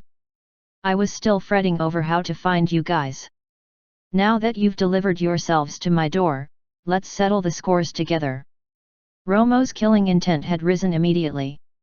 He promptly connected with the system, wanting to borrow its power to finish off the other party. Ding! The host's current faith points are not enough to completely neutralize this attack and kill the other party. The suggestion is that the host use another method to resolve this. At this moment, the system's voice sounded. Romo was stunned. He did not have enough faith points. This made Romo a little dismayed.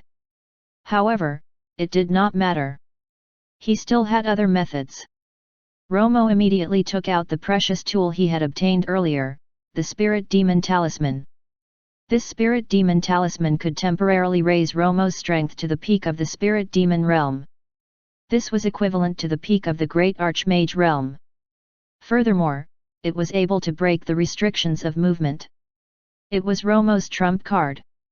However, now that the other party had gone too far, not only did they want to kill little Arthur, they also wanted to plunder the luck of the entire clan. This could no longer be tolerated. He had to kill them quickly. Romo held the Spirit Demon Talisman in his hand and slapped it on his spirit body. Immediately, a powerful force poured into Romo's body, causing his strength to rise steadily. He quickly broke through the spectral spirit realm and directly reached the Spirit Demon realm. He even continued to advance. Level 1 Spirit Demon. Level 2 Spirit Demon. Level 3 Spirit Demon. He only stopped after he had reached the peak of the Spirit Demon realm. What powerful strength! What a familiar feeling! Romo felt the surging power within his body and could not help but sigh. When he was alive, he was already at the peak of the Great Archmage realm, so he was not unfamiliar with such power. After sensing for a while, he had completely grasped his current strength. Warning! Warning! The protective formation is under attack. It is estimated to be breached in 30 seconds. At this moment, the system notification sounded again. Romo snorted, and then his silhouette flickered. He vanished instantly.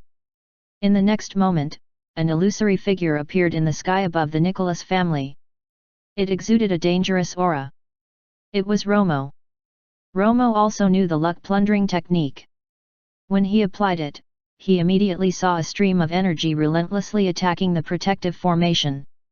Every time it attacked, the protective formation would emit a burst of waves, and some of the protective formation's energy would be sapped. Romo looked toward the source of the attack and instantly discovered with shock that it had also originated from Winterfrost. And that location was actually the house of the Grimm family. It was actually the Grimm family's doing. It had long been known that their family clan was no good and had always been hostile towards the Nicholas family clan. Now, they even wanted to plunder the luck of their family clan. They were simply courting death. Romo snorted. Then, his silhouette flickered and he turned into a beam of light flying toward the Grimm family. At this moment, in the Grimm family, it was already late in the night. Basically, everyone in the family had gone to rest, except for the light coming from their ancestral hall. At this time, the ones in the ancestral hall were none other than the family head Merrill Grimm and his only son, Cyril Grimm. At this moment, he had drawn a strange and complex magic formation across the entire ancestral hall. There were a few eyes of the magic formation and more than 10 glowing stones. These were actually precious magic stones. The entire Nicholas family clan only had 5 magic stones, but the Grimm family had used more than 10 magic stones to support the magic formation to deal with the Nicholas family clan. It was really extravagant. In the middle of the magic formation, there were 2 objects. One was an ancestral tablet with the words Fenrir Grimm written on it. Fenrir Grimm was the old ancestor of the Grimm family clan, and he was also a powerful person who had reached the great Archmage realm. The entire Grimm family clan had been founded by him. The other object was an urn, which contained Fenrir Grimm's ashes. This Merrill Grimm is really filial. He has actually used the tablet and ashes of his old ancestor to perform the luck plundering technique on a family clan. Does he not know that if he failed, the ancestral tablet and ashes would be utterly shattered? At this moment, Merrill Grimm was sitting in the center of the magic formation, holding a black wand of magical power in his hand. This wand was constantly radiating powerful magical waves, and it was actually a silver-tier magical weapon. Presently, Merrill Grimm was using the silver-tier magic wand to control the entire formation and then attack the Nicholas family clan remotely to plunder their luck. However, after attacking for 5 minutes, he still did not manage to plunder the luck of the family clan. He had used up more than half of the magical power within his body. This had caused some sweat to break out on his forehead. What is going on? I've strictly followed what is written in the book, so why am I unable to succeed? Merrill became more anxious. He did not know that it was not that his previous attacks were ineffective but that they had struck the protective formation of the Nicholas family clan, and had been sapping the energy of the protective formation all along. Once the protective formation could be breached, he would be able to plunder the other party's luck. No, I can't continue like this. I've already used up a significant amount of my magical power. If I can't successfully plunder the other party's luck before my magical power is exhausted, then it is a failure of the secret technique. The force of the backlash is not something I can withstand. I need the help of a new strength. Merrill thought worriedly, and then, he turned to his son, Cyril Grimm, who was waiting anxiously by the side. Father, how is it? Have you succeeded? Seeing his father open his eyes and look at him, Cyril Grimm immediately asked. Almost there, I need your help. Merrill said. Chapter 41, The Whole Story. Translator, HenIE Translations Editor, HenIE Translations. Father, what do I have to do? Cyril was very happy to hear this. He had also seen the family luck plundering formation before, and he knew that those who participated in the luck plundering formation would be able to obtain even more luck. Now if he could contribute a little, after they had plundered the luck of the Nicholas family clan, he would be able to get more luck, so he was naturally willing. Just follow what I do. With that said, Merrill took out a dagger and cut his palm. Blood dripped non-stop onto the ancestral tablet. Instantly, a magical scene happened. The ancestral tablet had actually absorbed all the blood within a short time. Then, it released wisps of green smoke which were incorporated into the large formation. Instantly, the entire formation started to work even faster, as if it had been injected with a stimulant. The effects were obvious. Upon seeing this, Cyril immediately followed suit. He cut open his own palm and dripped his blood onto the ancestral tablet. Immediately, the entire formation began to operate at an even faster rate, and bursts of an inexplicable force erupted forth as if trying to extract some kind of energy from the void. It will be successful very soon. Soon. Merrill spoke excitedly as he felt the power of the great formation. You guys are really bold. At this moment, the two of them suddenly heard a cold voice, which sounded from the ancestral hall. It had given the father and son a shock, and their expressions changed. At the same time, Meryl, who was in charge of the formation, suddenly vomited a mouthful of blood. The formation had suddenly stopped working, and the powerful force that had been generated earlier had not been unleashed. Instead, it had generated a backlash, causing Meryl to suffer internal injuries directly and vomit blood. Meryl was in charge of the formation. With the power of the formation, he could clearly sense that the entire ancestral hall seemed to have been sealed by an inexplicably powerful force. The formation had also stopped functioning because of this. He looked in the direction of the voice and saw a translucent white figure constantly emitting a cold aura. It was floating in the air. The cold aura had enveloped the other party's body, and his face could not be seen clearly. However, the other party was levitating in the air.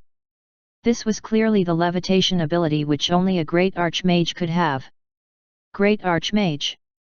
Who are you? Meryl looked at the other party in horror, his voice trembling as he asked.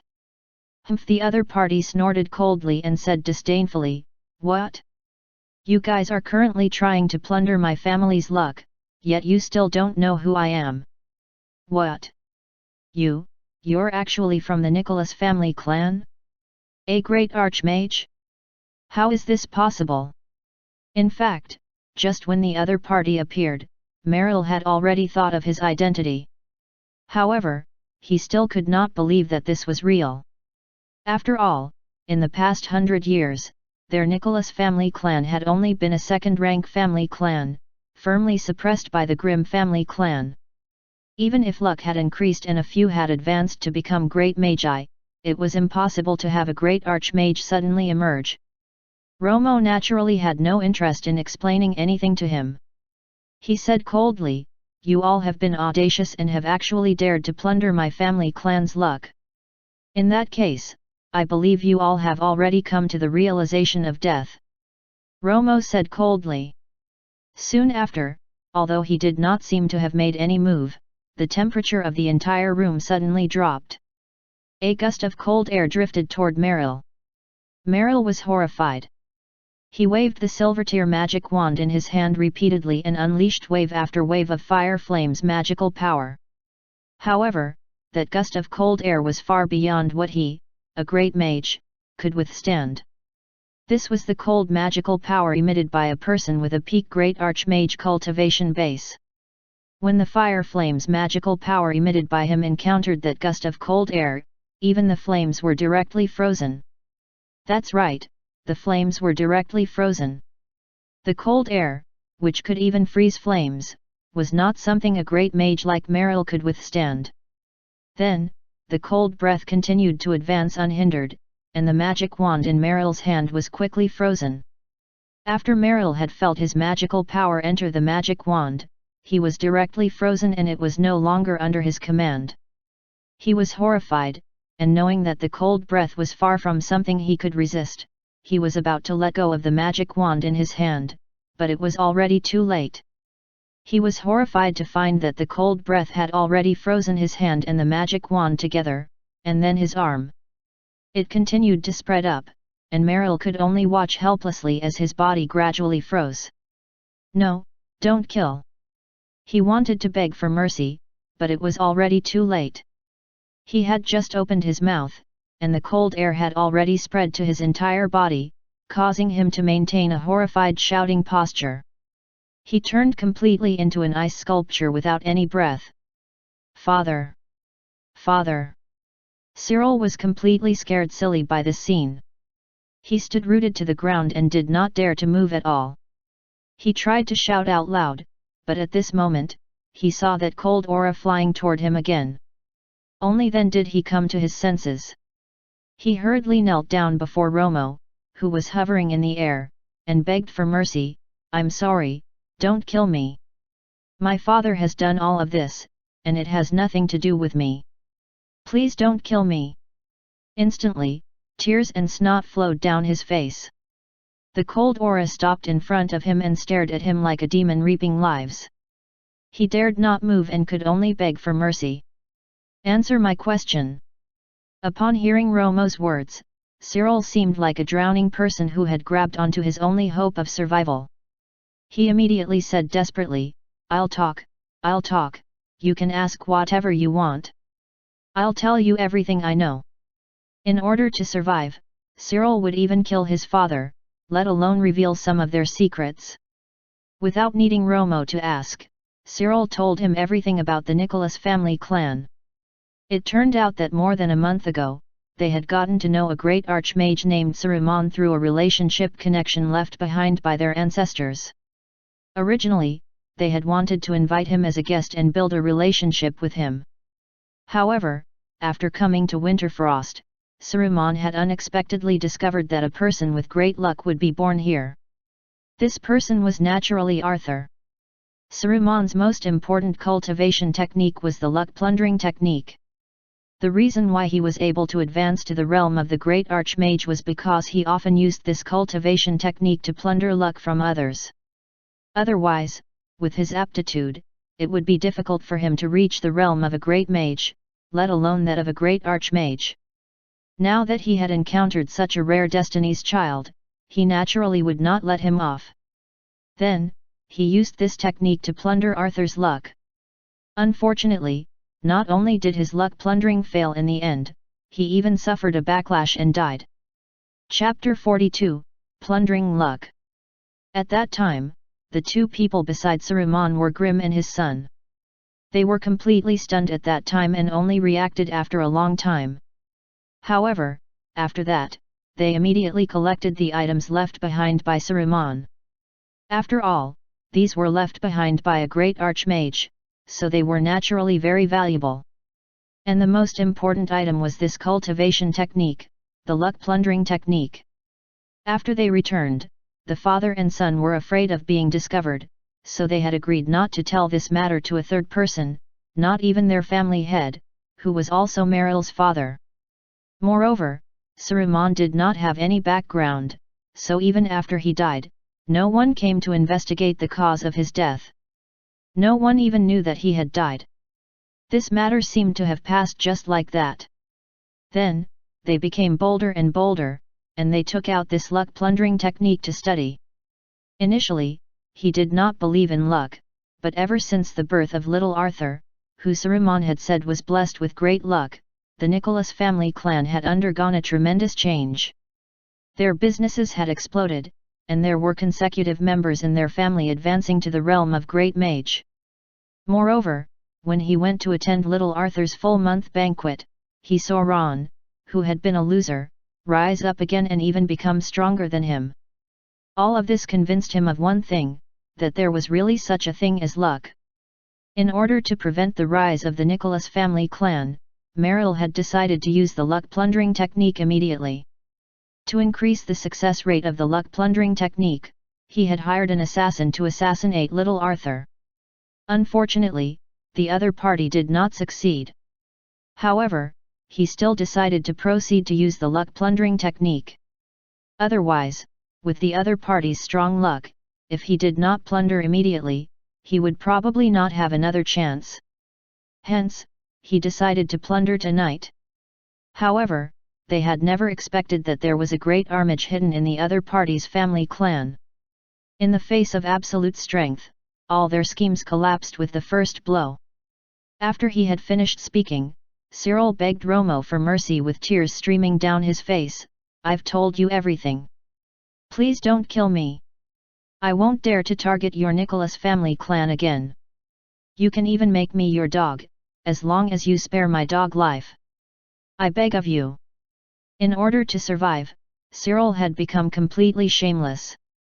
The pride he had previously as the young master of the Grimm family clan had also vanished. Now, as long as he could live, he would do anything. Romo glanced at him in disgust. He could not be bothered with such a person. Even if he wanted to keep a dog, he would not keep such a dog. Cyril's current state was really disgusting. With a thought from Romo, that gust of cold air instantly pounced on Cyril, turning him into an ice sculpture. He remained still in a kneeling position, begging for mercy. Buzz! Buzz! Buzz! At this moment, the ancestral tablet and urn of the Grimm family clan in the large formation started to vibrate by themselves. They even made buzzing sounds, as if they were angry at Romo for killing their descendants. Romo sneered and said, "Why, are you guys even angry with me for killing your descendants? You guys really don't know what's going on. This isn't over yet." After Romo had finished speaking, he poured a stream of magical power into the magic formation. Instantly, the luck-plundering magical formation started to work again. However, this time, it was working in reverse. As the formation continued to work, traces of the luck of the Grimm family clan were extracted by the formation and then merged into the luck of the Nicholas family clan. Reverse luck plunder. This was the greatest flaw of the luck-plundering formation. When one was plundering the luck of others, if the luck of the other party's family clan was very strong, then it was very likely that not only would one fail in plundering, one's luck would also be plundered by the other party. This was reverse plunder. Furthermore, the person in charge of the formation would also suffer a certain tribulation later on. This was the flaw of the cultivation technique which the system had previously mentioned. However, if the party being plundered were to plunder instead, as it was a counterattack, and the party being righteous, they would not suffer a tribulation. Therefore, after Romo knew that this was the luck-plundering formation, he decisively plundered instead. After all, there would not be any no side effects. As the luck of the Grimm family clan was rapidly sapped by the large formation, the ancestral tablet of the Grimm family clan in the large formation also vibrated more and more vigorously. It seemed as if it wanted to hold firmly onto the luck of their family clan, but in front of Romo, this was useless. Bang! After the last trace of the family clan's luck had been sapped, the ancestral tablet of the Grimm family clan cracked open with a bang. The faint layer of golden light above it vanished completely and it became a dead object. The urn also exploded, and ashes scattered all over the ground. Looking at this scene, the expression in Romo's eyes did not change, let alone show any pity. The Grimm family clan had brought this upon themselves. It was not his fault. If he had not had the system and had not woken up, the Nicholas family clan would have been the ones whose luck had been plundered. Without his protection that night, little Arthur would have died without a doubt. Then, his great luck would have been lost, and the family clan's situation would deteriorate further and further. In the end, they would be reduced to an ordinary family clan, and even their family would be ruined and their family members killed. Therefore, everything had its own cause and effect. For their current vile predicaments, they only had themselves to blame for not having planted good causes. At this moment, the 10+ magic stones in the large formation were gradually sapped of their energy and reduced to dust. Without the support of energy, the large formation stopped completely. Ding! Mission accomplished. Ding! Received mission rewards. Ding! Received 10 super experience talismans. Ding! Received 50 family clan luck distribution points. Ding! Received a personal luck strengthening talisman. Ding! Received a 100-fold cultivation acceleration talisman. Ding! Received a special talent development talisman. A series of system prompts made Romo very happy. He had not expected the mission rewards to be so many, and each of them was very good. However, now was not the time to waste checking out the rewards. Romo still had other things to do, and the effect of the spirit demon talisman was not over yet. This was equivalent to a great archmage at the full level. He could not waste this precious time. Romo took a look at the ancestral hall of the Grimm family. With a thought, a burst of mental strength was emitted, and a box flew out from under their offerings table. In this box were the items left behind by Saruman, hidden here by the Grimm father and son. They had not had the chance to use them, but now they all belonged to Romo. After he had finished taking the items, Romo's silhouette disappeared directly. He had already left the Grimm family. As for what had happened in the ancestral hall, no one in the Grimm family was alerted. Chapter 43, The Terrified City Lord. Translator, HNIE Translations Editor, HNIE Translations. In the City Lord residence, City Lord Lean was meditating when he suddenly opened his eyes as if he had sensed something. A hint of suspicion flashed past his eyes, and then he came directly to the window. With a flash of his silhouette, he had already flown out and was floating in mid-air. Magical power flashed in his eyes as he searched carefully. Then, his pupils suddenly constricted, and he locked onto a direction, flying rapidly. City Lord Lean stopped a figure who was also floating in the air, only to see that this person was emitting a cold aura which enveloped his entire body. His appearance was blurry and could not be seen clearly, but he was definitely a great archmage. City Lord Lean glared at him and said, "Who are you? Why have you come to Winterfrost so late at night? Move aside. If you don't want to die, don't meddle in my affairs." The other party's cold voice sounded, exceptionally overbearing. This made City Lord Lean furious. This was his territory. The other party had come to his territory, yet not only had he not greeted him, he was even so overbearing. He had to teach the other party a lesson. However, soon after, his anger vanished completely and was replaced with incomparable fear. The other party had emitted a powerful pressure, pressing down on him like a mountain. It disturbed his aura, and he almost lost his ability to remain in the air and fell. Fortunately, he had already been a great archmage for some years, so he did not fall. Otherwise, he would have lost a lot of face. However, he quickly bowed respectfully to the other party and said, "I'm sorry for offending you. Please calm down." After City Lord Lean had finished speaking, he sensed the suppression had been withdrawn. Only then did he heave a sigh of relief. He had only felt such a powerful suppression once in the Sky Blue Magic Academy, and that Lord was already at the peak of the great Archmage realm. He had not expected the person in front of him to be able to emit such a powerful suppression. He was definitely at the peak of the great Archmage realm. This was definitely not someone he could deal with. If he had provoked the other party might just kill him directly, and he would not have any chance to resist. "Sire, I am. Move aside, I have something to do. I can't be bothered to talk nonsense with you." City Lord Lean had wanted to introduce himself and then build a relationship with this powerful senior in front of him. Perhaps, he could even obtain some benefits and pointers. However, the other party subsequently let out a cold shout. Soon after, City Lord Lean felt a strong force send him flying. Even though he was already a level 3 great archmage, he was still sent flying several kilometers away. Only then did he manage to dissipate the strong force and barely remain in mid-air. At this moment, as the cold wind blew in the air, he felt his entire body turn cold. Only then did he realize that his entire body had been drenched in cold sweat. So powerful," City Lord Lean said with lingering fear. Then, he looked toward the place where that senior had been just now, but there was no one there anymore. That senior had also disappeared without a trace. Fortunately, the other party did not have any ill intentions toward me. Otherwise, I would have been beaten to death by him just now. City Lord Lean thought with lingering fear. Then, he returned to the City Lord residence. After all, the other party was so powerful.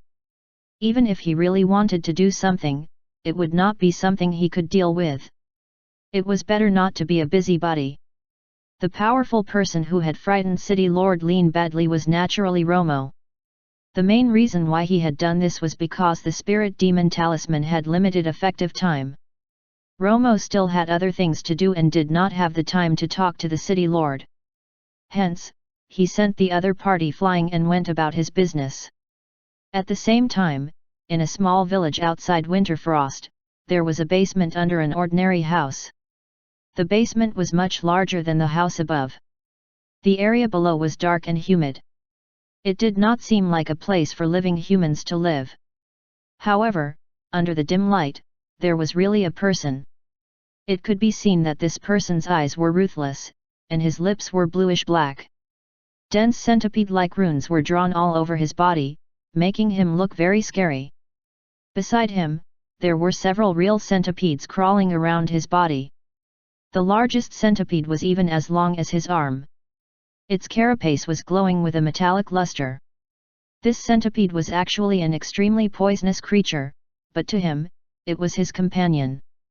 At this moment, this person was constantly circulating his magical power.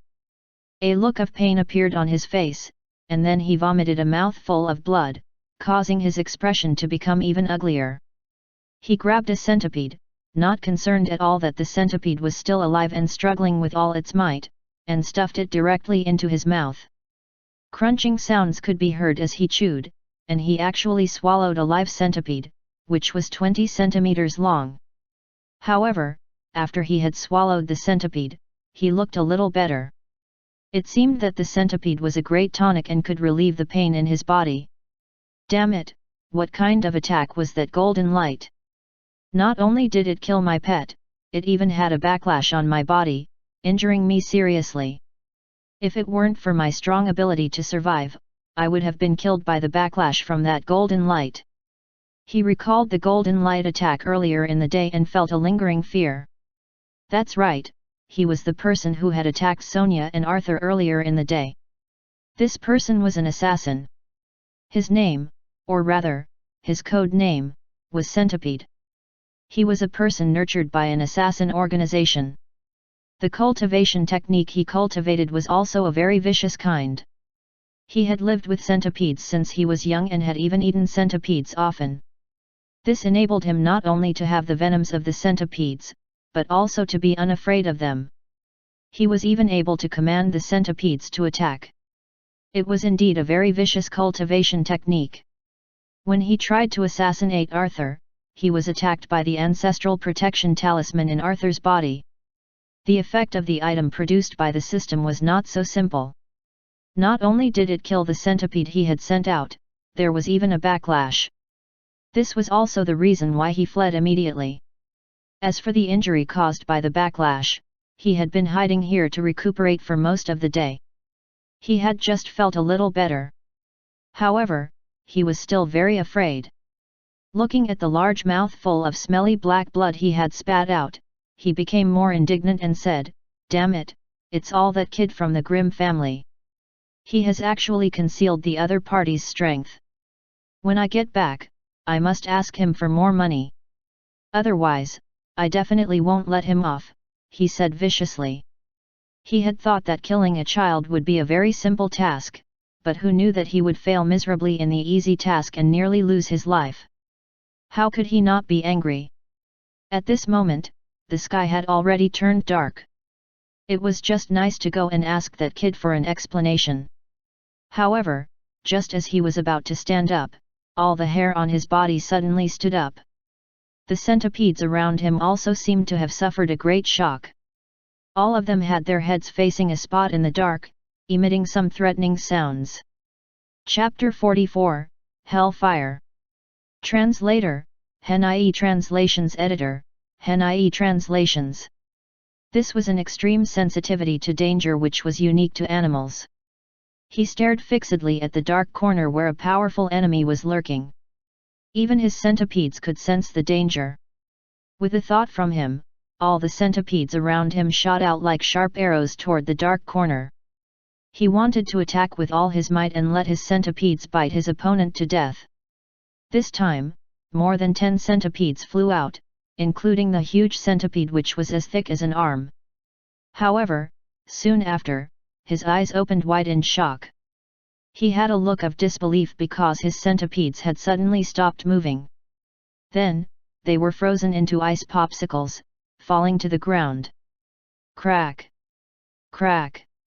They shattered into several pieces. Then, he felt a bone-chilling cold. Half of his body was frozen. He could not run even if he wanted to. Then, a transparent figure exuding cold air floated out and levitated in the air. Centipede's eyes widened in horror. The other party was actually a great archmage because only a great archmage could levitate in mid-air. Moreover, the other party's powerful aura was definitely not fake. How could his luck be so bad to actually encounter an enemy like a great archmage? Spare. Mercy, Centipede said with difficulty. Tell me your identity and background. Romo said calmly.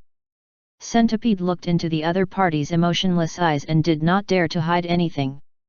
He said directly, I don't have a name, I only have a code name, and that is Centipede. I'm an assassin from Hellfire. Hellfire. Upon hearing this name, Romo immediately frowned because he knew this assassin organization.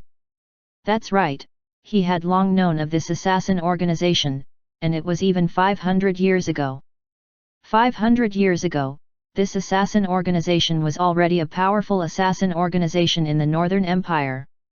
It was rumored that their organization had as many experts as the clouds, and even had many great archmagi. Furthermore, they were all adept at assassination.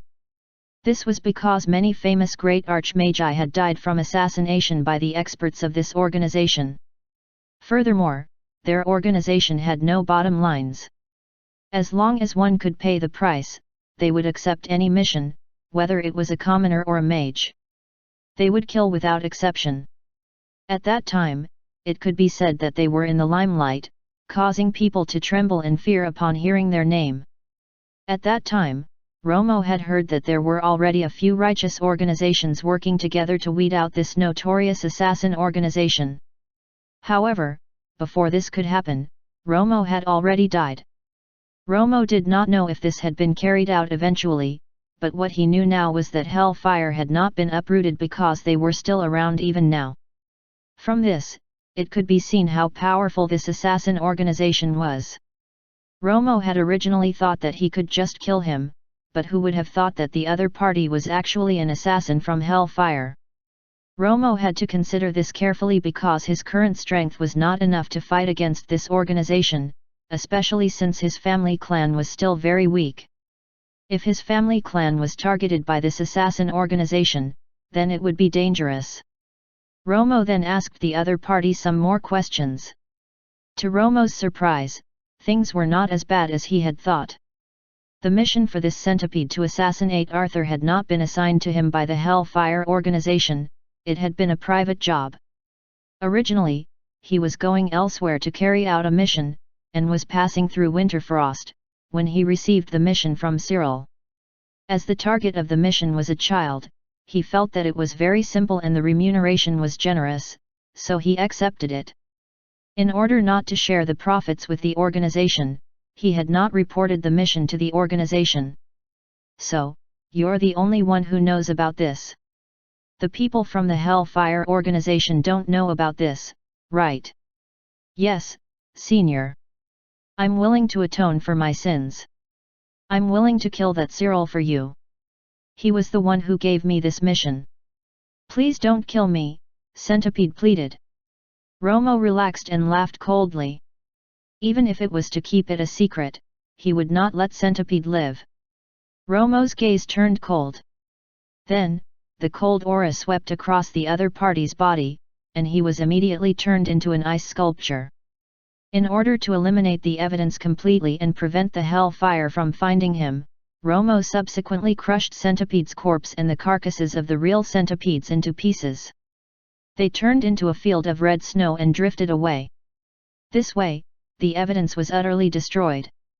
Even if someone from the Hellfire were to really come looking for him, he would not be able to find any traces. After he had settled this problem, Romo took out a conch again. This conch was no ordinary conch. There were some magical formations imprinted on it. In reality, this was a magical tool. It had two functions. One was positioning, and the other was remote communication. This magic conch belonged to the Saruman who had been killed. It had been put away by Grimm and his son previously, but they did not know the use of this thing at all. They thought it was just a trivial gadget, so they placed it directly in the ancestral hall and did not care. However, in reality, this magic conch had always been in an activated state. The faint magical waves constantly emitted from it proved that there had been someone trying to contact Saruman. Unfortunately, Saruman was already dead, and it was impossible for him to reply. And the person who had been trying to contact Saruman had to be someone very close to him, otherwise, they would not have had the magical conch connection. Now that Saruman had been uncontactable, the other party might already be on his way to find him. This was the last matter Romo wanted to resolve.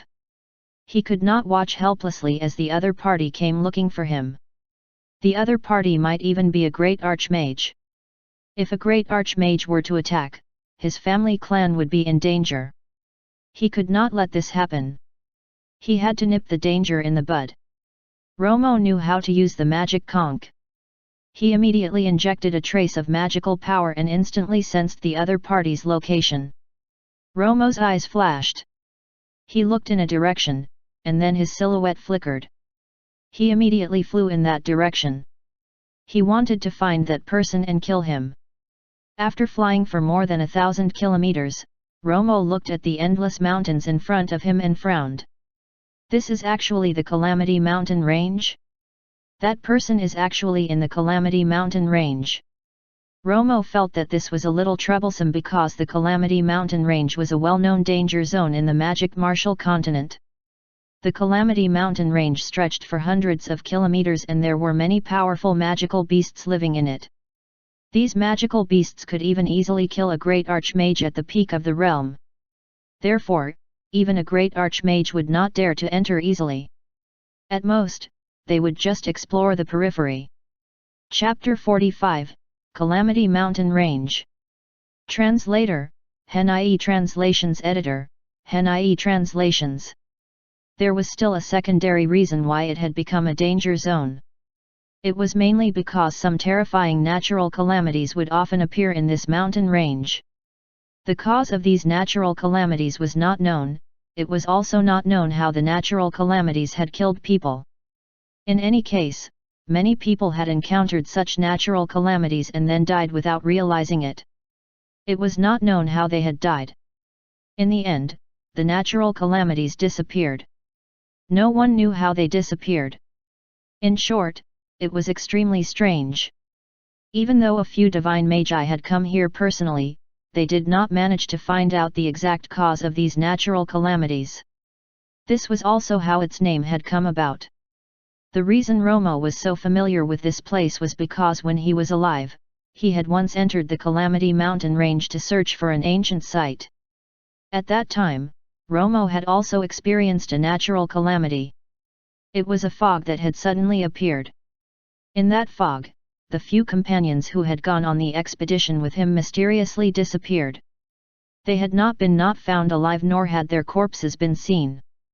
Even till death, Romo still did not know what had happened to those companions. He himself did not have any method to deal with the fog, nor was he even able to escape. It was only because the fog had mysteriously disappeared that Romo was able to survive. Otherwise, Romo would have died long ago. It was precisely because of that dangerous experience that Romo had never set foot in this mysterious and dangerous mountain range again. However, he had not expected that he would come to this mountain range again. Romo stopped in his tracks.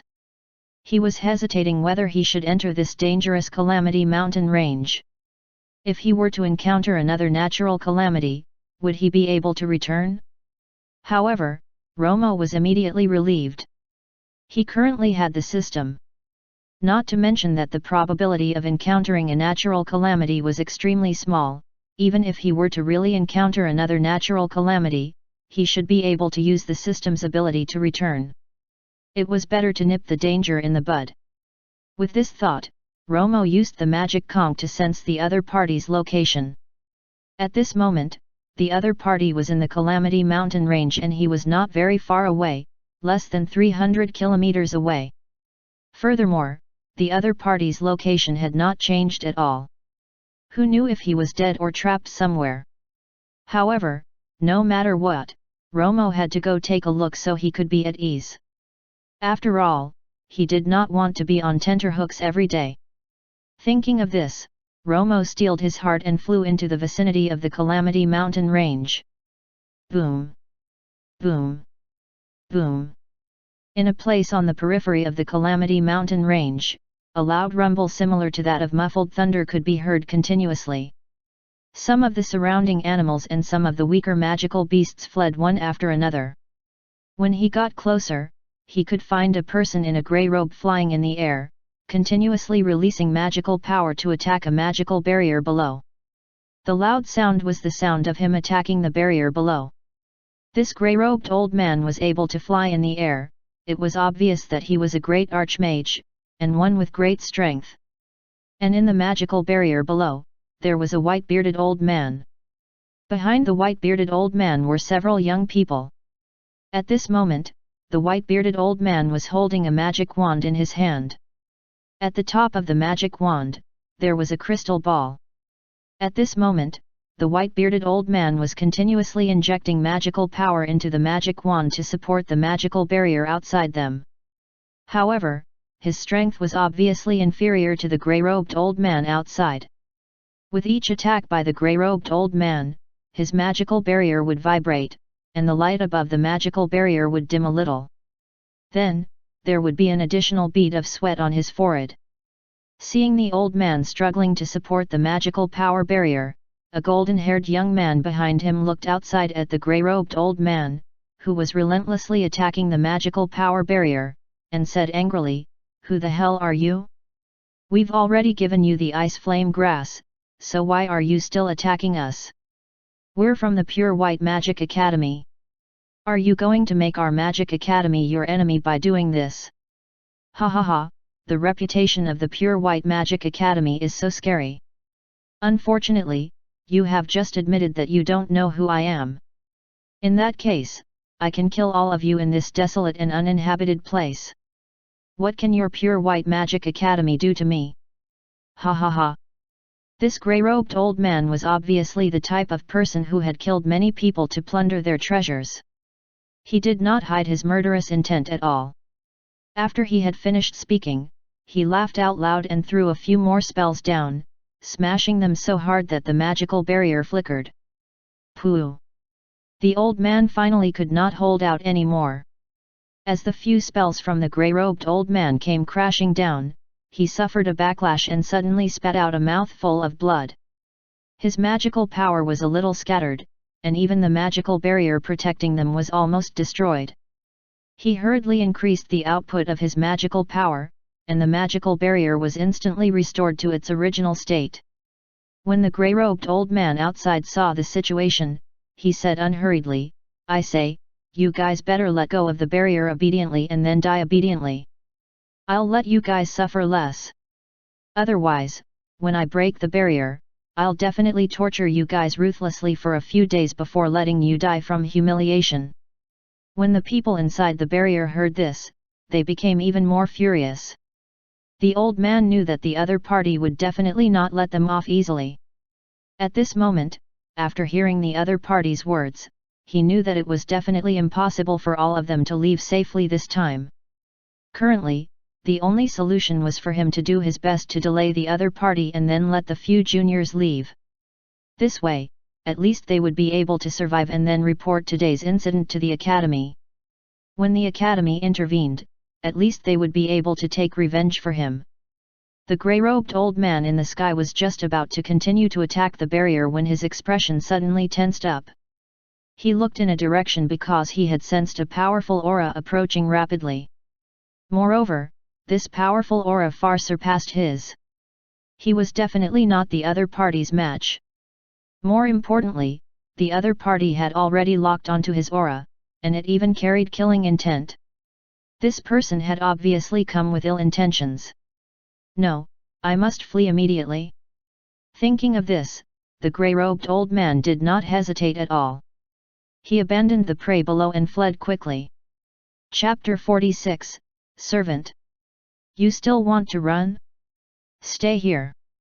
Seeing that the other party was about to run, Roma waved his hand and a gust of cold air instantly pounced on him.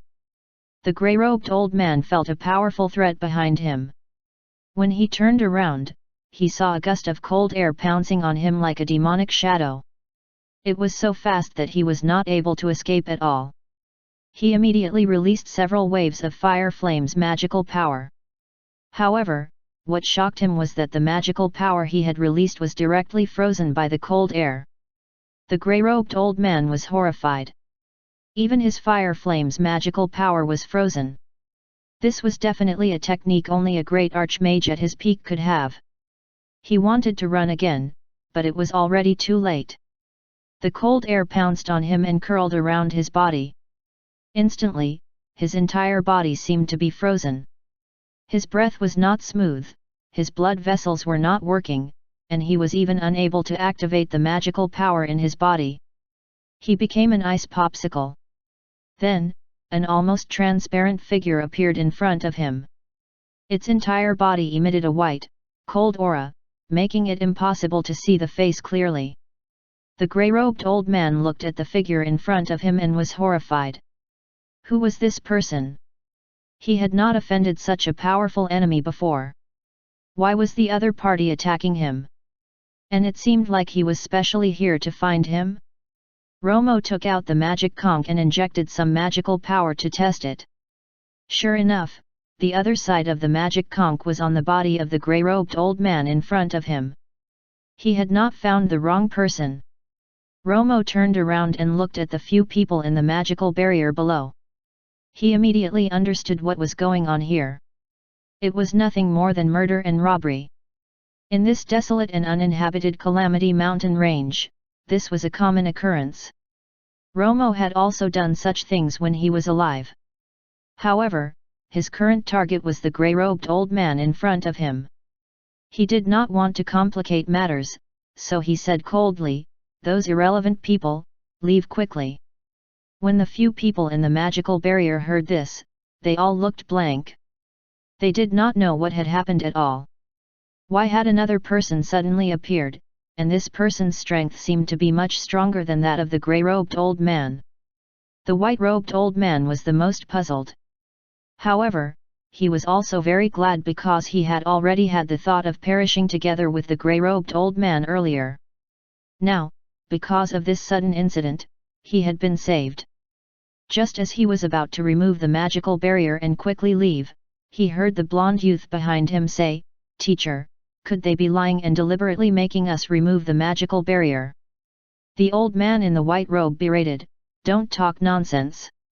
That senior's strength is definitely at the peak of the great archmage realm. If he wants to harm us, he can break my magical barrier with one slap, and even kill us all. Even if my magical barrier's defense is increased by tenfold, it will still be useless. Do you understand?" "Understood, teacher. I'm sorry." The blonde young man looked at the transparent white figure in the sky in fear. His eyes were filled with fear and envy. When would he be able to have such powerful strength? "Senior, I am Gandalf, the teacher of the Pure White Magic Academy. Thank you for saving my life." Gandalf bowed respectfully to Romo. Romo ignored him and waved his hand. Upon seeing this, Gandalf immediately retracted his magical barrier and urged his magical power to sweep up the other students and fly away quickly. The grey-robed old man could not care less about these people now. He was in a difficult position to protect himself. He was thinking quickly about how he had offended this powerful enemy in front of him and how he could survive under his hands. Seeing that everyone had left, Romo looked coldly at the grey-robed old man and said coldly, "Who is Saruman to you?" Hearing this, the grey-robed elder instantly understood. It seemed that it was not that he had not offended this powerful enemy, but rather that Saruman had offended him, and that the other party had seized upon some clues and pursued him here. "Damn you, Saruman, why have you offended such a powerful enemy? It's one thing for you to die, but you have even implicated me." The grey-robed old man cursed viciously in his heart. At this moment, the grey-robed old man could sense that the cold air around him had receded a little, enabling him to at least speak. He immediately said respectfully, "Senior, Saruman is my disappointing younger brother, but apart from our relationship as family, I manage my own affairs and have nothing else to do with him. Even if that fella has done something, it has nothing to do with me, Senior." The grey-robed old man was deeply afraid that the other party would vent his anger on him, so he quickly tried his best to cut ties with Saruman. Romo ignored his words and said coldly, "Tell me your identity and background." The grey-robed old man did not dare to hide anything. He knew that if he were to hide anything, he would be immediately frozen and killed by the other party. There was no chance for him to live. He immediately said, "My name is Karaman, and I am from the Southern Empire. I do not have a master sect. When my younger brother Saruman and I were young, we stumbled upon a ruin and obtained an inheritance. Then, we fumbled around and cultivated till we reached our current realm." The grey-robed old man told him everything very truthfully. In the end, he pleaded, "Senior, I've told you everything. My relationship with my younger brother is not good either. What he has done really has nothing to do with me. Senior, please spare my life. I'll do anything." Romo could not be bothered to listen to his nonsense. He interrupted him coldly and said, "Be a servant or die." When the grey-robed old man heard this, he was stunned. When he said he could do anything, he meant that he could make compensation. He still had many magic stones, other magical items, and magic pills on him. He even had the ice-fire grass which he had just snatched from the hands of those from the Pure White Magic Academy.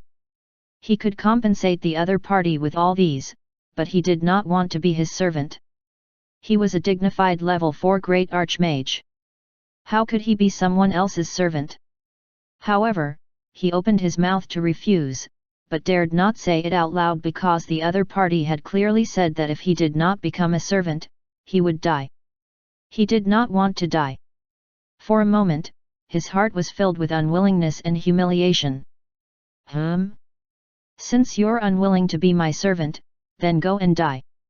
Romo did not even bother to give the other party time to think. Seeing his hesitation, he snorted coldly and was about to freeze him to death. Kalyaman immediately felt the cold air spreading throughout his body. He had no doubt that in half a second, he would die. I agree. In the face of death, all unwillingness and humiliation were thrown to the back of his mind. Compared to life, everything else was useless. Only life was real. If he did not even have his life, then there was no need for anything else to exist. Chapter 47, Great Archmage Servant. Translator, Hen-IE Translations Editor, Hen-IE Translations. As a servant, at least he did not have to die. He was not someone who would abandon his life for a little freedom and dignity. This was the cruel law of the cultivation world. Just like how he could disregard the lives of those few people from the Pure White Magic Academy for the sake of an ice flame grass, it was only because he was stronger than the other party that he could naturally control the other party's fate. But now, it was only because he had met someone stronger. Furthermore, the other party was a great archmage at the peak of his realm.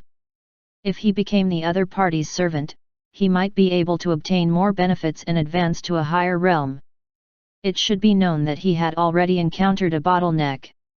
No matter how hard he tried, he could not continue to advance. Perhaps, after he had acknowledged the other party as his master, the other party would help him advance. He consoled himself in this way.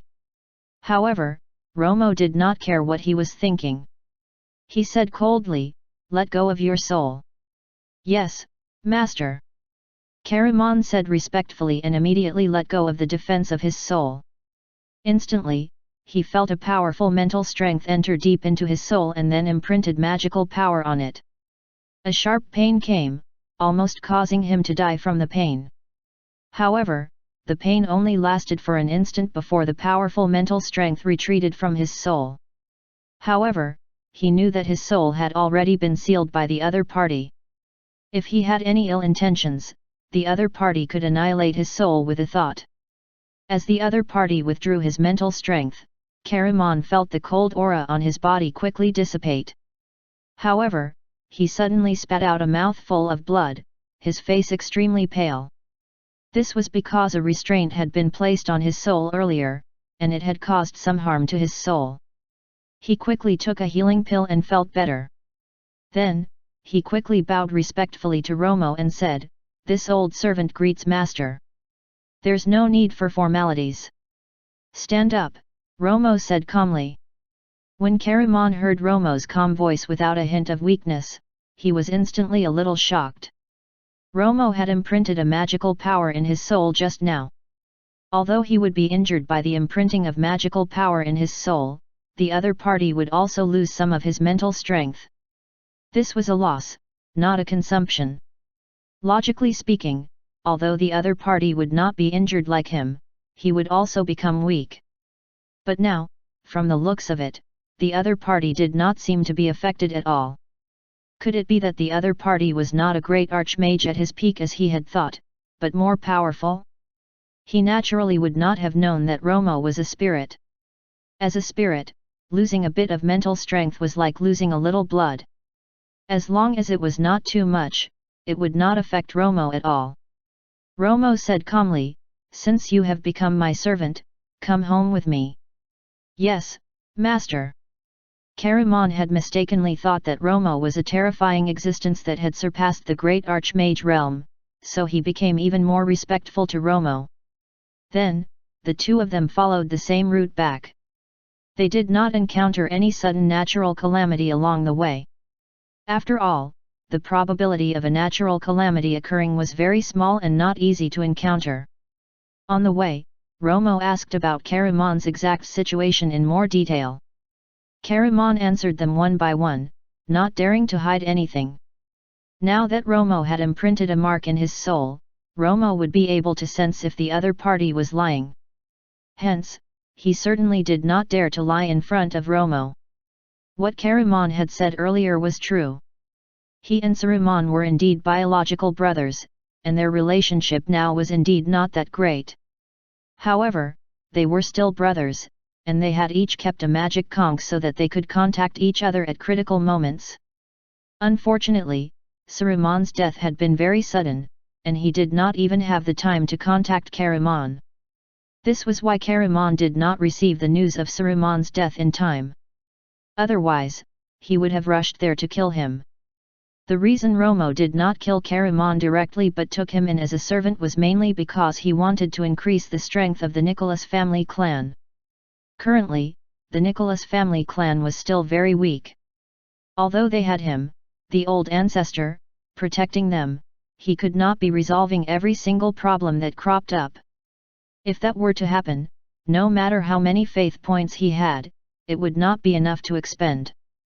For instance, after he had accumulated a few faith points, they would be exhausted immediately. He would not be able to accumulate enough faith points. However, with Caramon, a level 4 great archmage as a servant, in future, he would be able to do the work for the family clan if there was anything. This way, Romo could save a lot of faith points.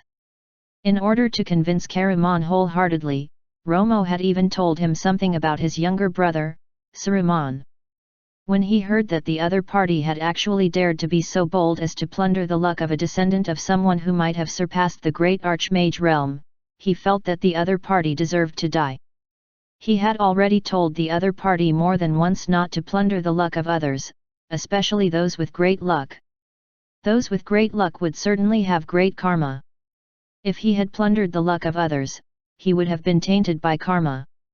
1 or 2 was fine, but if there were too many, with so much karma entangling him, it would sooner or later kill him. Unfortunately, the other party had not listened to him at all. Now, look what happened. He was directly killed by the backlash. If you die, so be it. Now, you have implicated me and I have become a servant. Now, Caramon even wished he could summon the other party's soul and kill him again. When they arrived outside Winterfrost, the first light of dawn had risen in the east. At this moment, the system notified Romo that the time limit for his spirit demon talisman had arrived. Romo said to Caramon, "We're already here. My family is in Winterfrost. You can report to the Nicholas family clan yourself." With that said, the time was up for Romo's spirit demon talisman. His figure also turned into specks of light and disappeared. Caramon looked at everything in front of him in shock. He had not felt any magical waves at all. This was simply unbelievable. No matter what realm a person was in, as long as he used magical power, there would definitely be magical waves. But his master had used magical power and there was no magical wave. Could it be that the other party's true strength had really surpassed the great archmage and had entered the divine mage realm? Otherwise, why was it that he could not even sense any magical power when the other party used magical power? However, the other party had left just like that. Wasn't he afraid that he would escape? After all, a servant was not a good status. However, just as this thought had risen in his mind, he quickly extinguished it. This was because he could still clearly sense the magical imprint in his soul. If Master were to know about this thought of escaping, he would be in trouble. Chapter 48, Advancement. Translator, Henai Translations Editor, Henai Translations. He looked around guiltily and heaved a sigh of relief when he saw that there was no one around. He looked at Winterfrost in front and frowned. This was just a small city. His master was so powerful, so why had he placed his family here? He should be living in seclusion, a reclusive divine mage? Although I have become his servant, it should be a blessing in disguise. With this thought in mind, Caramon entered Winterfrost. At the same time, after the time limit for the spirit demon talisman was over, Romo returned directly to the ancestral tablet of the family clan. He was very satisfied with his gains from the night. First, he had finally gone out to have fun. This had made his mood much better. After all, he had been trapped here previously and had been very depressed. Now that he had gone out to have fun, he was in a much better mood. Also, he had resolved many of the previous troubles. The greatest gain was having a level 4 great archmage as a servant. In the future, he could leave many things to this servant to do. This would save him a lot of trouble. Furthermore, the other party was, after all, a great archmage driver who could help him protect the family clan. He could easily dismiss ordinary enemies and even teach the descendants of the family clan. In short, the benefits were great. Romo then opened the system and started checking the rewards given by the system after he had completed the mission earlier. First, there were 10 super experience talismans. These were good stuff that could increase his strength, so Romo used them immediately. Now that Romo's strength was already at the peak of the spectral spirit realm, after using one, a powerful force immediately poured into his body. He felt as if something had been pierced, and a powerful force kept surging out. Congratulations to the host for reaching level 1 of the spirit demon realm. Romo had successfully advanced to the spirit demon realm. He saw that the runes on his body were even more mysterious. Wave after wave of white, cold air kept surging out from his body. Then, Romo used all the other 9 super experience talismans. The system notifications sounded consecutively. Romo advanced all the way to level 4 spirit demon before stopping. Feeling the powerful strength in his body, Romo was satisfied. If it had not been for the system, it would have taken at least 20 to 30 years for him to advance to his current realm. But now, only a month had passed, and he had already reached this realm. Even if he told others, they would probably not believe him. Unfortunately, even though he was already so powerful now, he still could not leave the ancestral tablet where he was currently residing. Romo then looked at the 50 luck points which he was free to distribute as he wished. Romo directly added all the luck points to the luck for magical power. Ding! Family clan's luck level has increased to level 3. Ding! Received a grade 3 family clan luck gift bag. Just as Romo had finished adding the points, the system notifications sounded. Romo thought for a moment. It was time for the family clan's luck level to increase. Previously, he had reverse plundered Saruman's luck, and then the family clan's luck level rose to level 2. This time, he had plundered all the luck of the Grimm family clan. Originally, it was almost enough to level up, but now, he had added another 50 points. It would be strange if it did not level up. Romo immediately opened his gift bag. Ding! Magical luck +5 for all members of the Nicholas family clan. Ding! All members of the Nicholas family clan have comprehension ability +10. After hearing the system notification, Romo was very happy. The increase in the luck for magical power and comprehension ability could increase the cultivation speed of the descendants of the family clan, allowing them to increase their strength faster. Then, Romo continued to look at the other rewards. Personal Luck Strengthening Talisman, it can strengthen the luck of a descendant. Special Talent Development Talisman, it can develop a descendant's special talent. Romo looked at the two tools. They were both tools for nurturing descendants. Romo thought for a moment and decided to use both of them on Ron. Now that there were not many tools, it was better to concentrate all the resources available to nurture Ron. When he became strong, he would be able to help him in turn. With this thought, Romo's gaze passed through the layers of separating walls and saw Ron. Currently, Ron was meditating in his room. The others were basically sleeping, except for Ron, who was still meditating. He had replaced sleep completely with meditation. Romo nodded. He was indeed someone worthy that he had thought highly of and had spent so much effort nurturing. He had not disappointed him. In the entire family, he was the most hard-working. Romo then took out the two tools and used them on Ron one by one. He saw two faintly discernible rays of golden light pouring directly into Ron's body. Ron, who was meditating, suddenly felt as if he had changed somewhat, but also as if he had obtained nothing. In any case, it was a very magical experience. He could not say what it was exactly. Could it be that the old ancestor was doing something again? He could not figure it out, so he simply stopped thinking about it and continued to meditate. This sharpness is not bad either. I have just used two tools on him to increase his luck level by 1 level and also to increase his talent for alchemy. These two are just talents, they are not as obvious as the increase in strength. They will only be effective passively. However, Ron can still sense some changes. This is very rare. It looks like I should teach him more. With my help, he has advanced from a level 5 mage to a level 5 great mage in less than a month. He has advanced so many levels in one go, so he must have many questions. I can help to clarify them. Thinking of this, Romo immediately bought a dream-appearing talisman and used it directly. Currently, Ron was meditating, and his state of meditation was actually similar to that of deep sleep. Otherwise, he would not have been able to substitute his state of meditation for sleep. Therefore, when Ron was meditating, Romo could also use the dream-appearing talisman to pull him into a dream. Ron, who was cultivating, suddenly felt a breeze blowing, and even the fragrance of the soil. He frowned immediately. Wasn't he in his room? Why was there wind? And the fragrance of the soil? He opened his eyes and was instantly shocked. He was not in his room.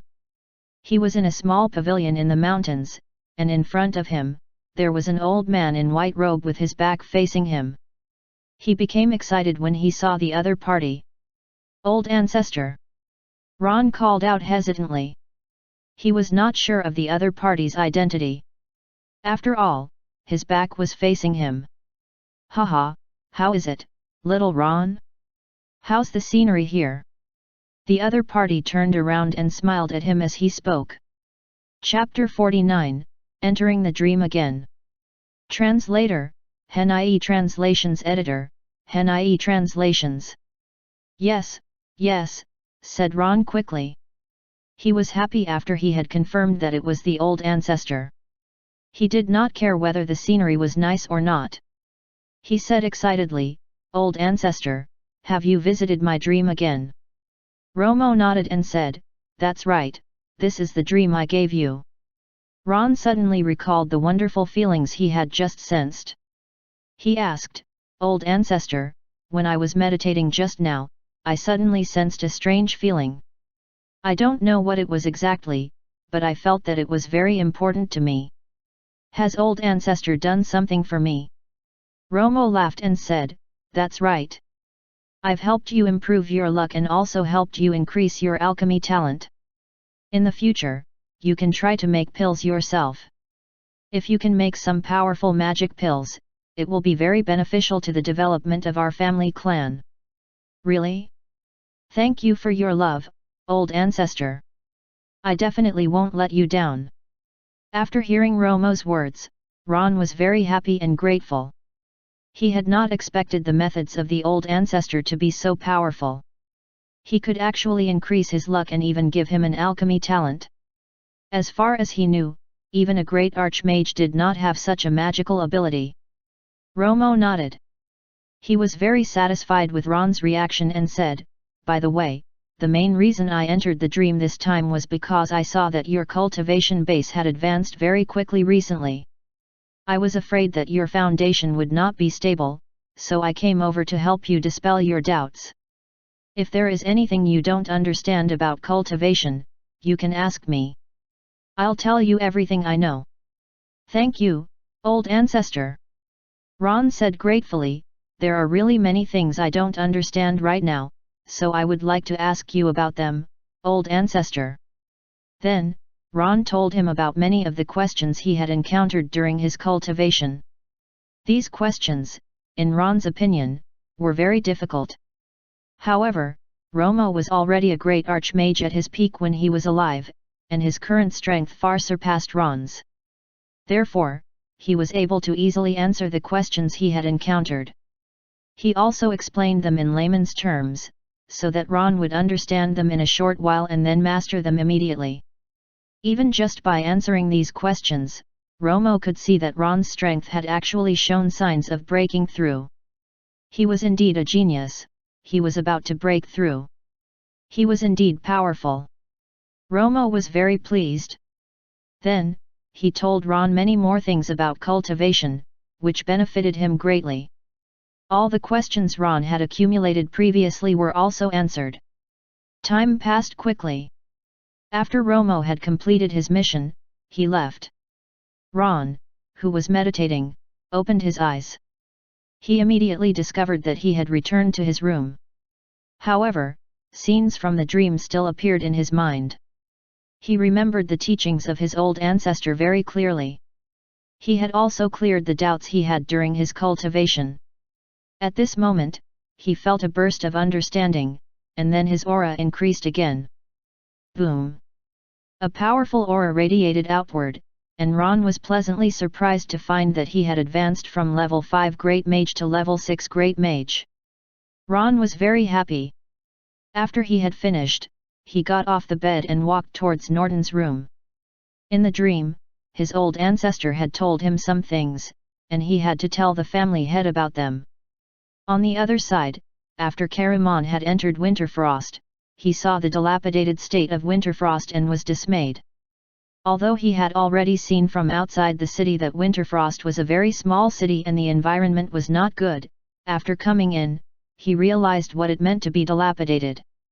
That's right, in the eyes of Caramon, who was used to large cities, Winterfrost was simply a small village. How could his master, who was so powerful, have built his family clan in such a dilapidated small city? Caramon could not figure it out, but since his master had asked him to come here, he could do nothing. After all, his life was in the other party's hands.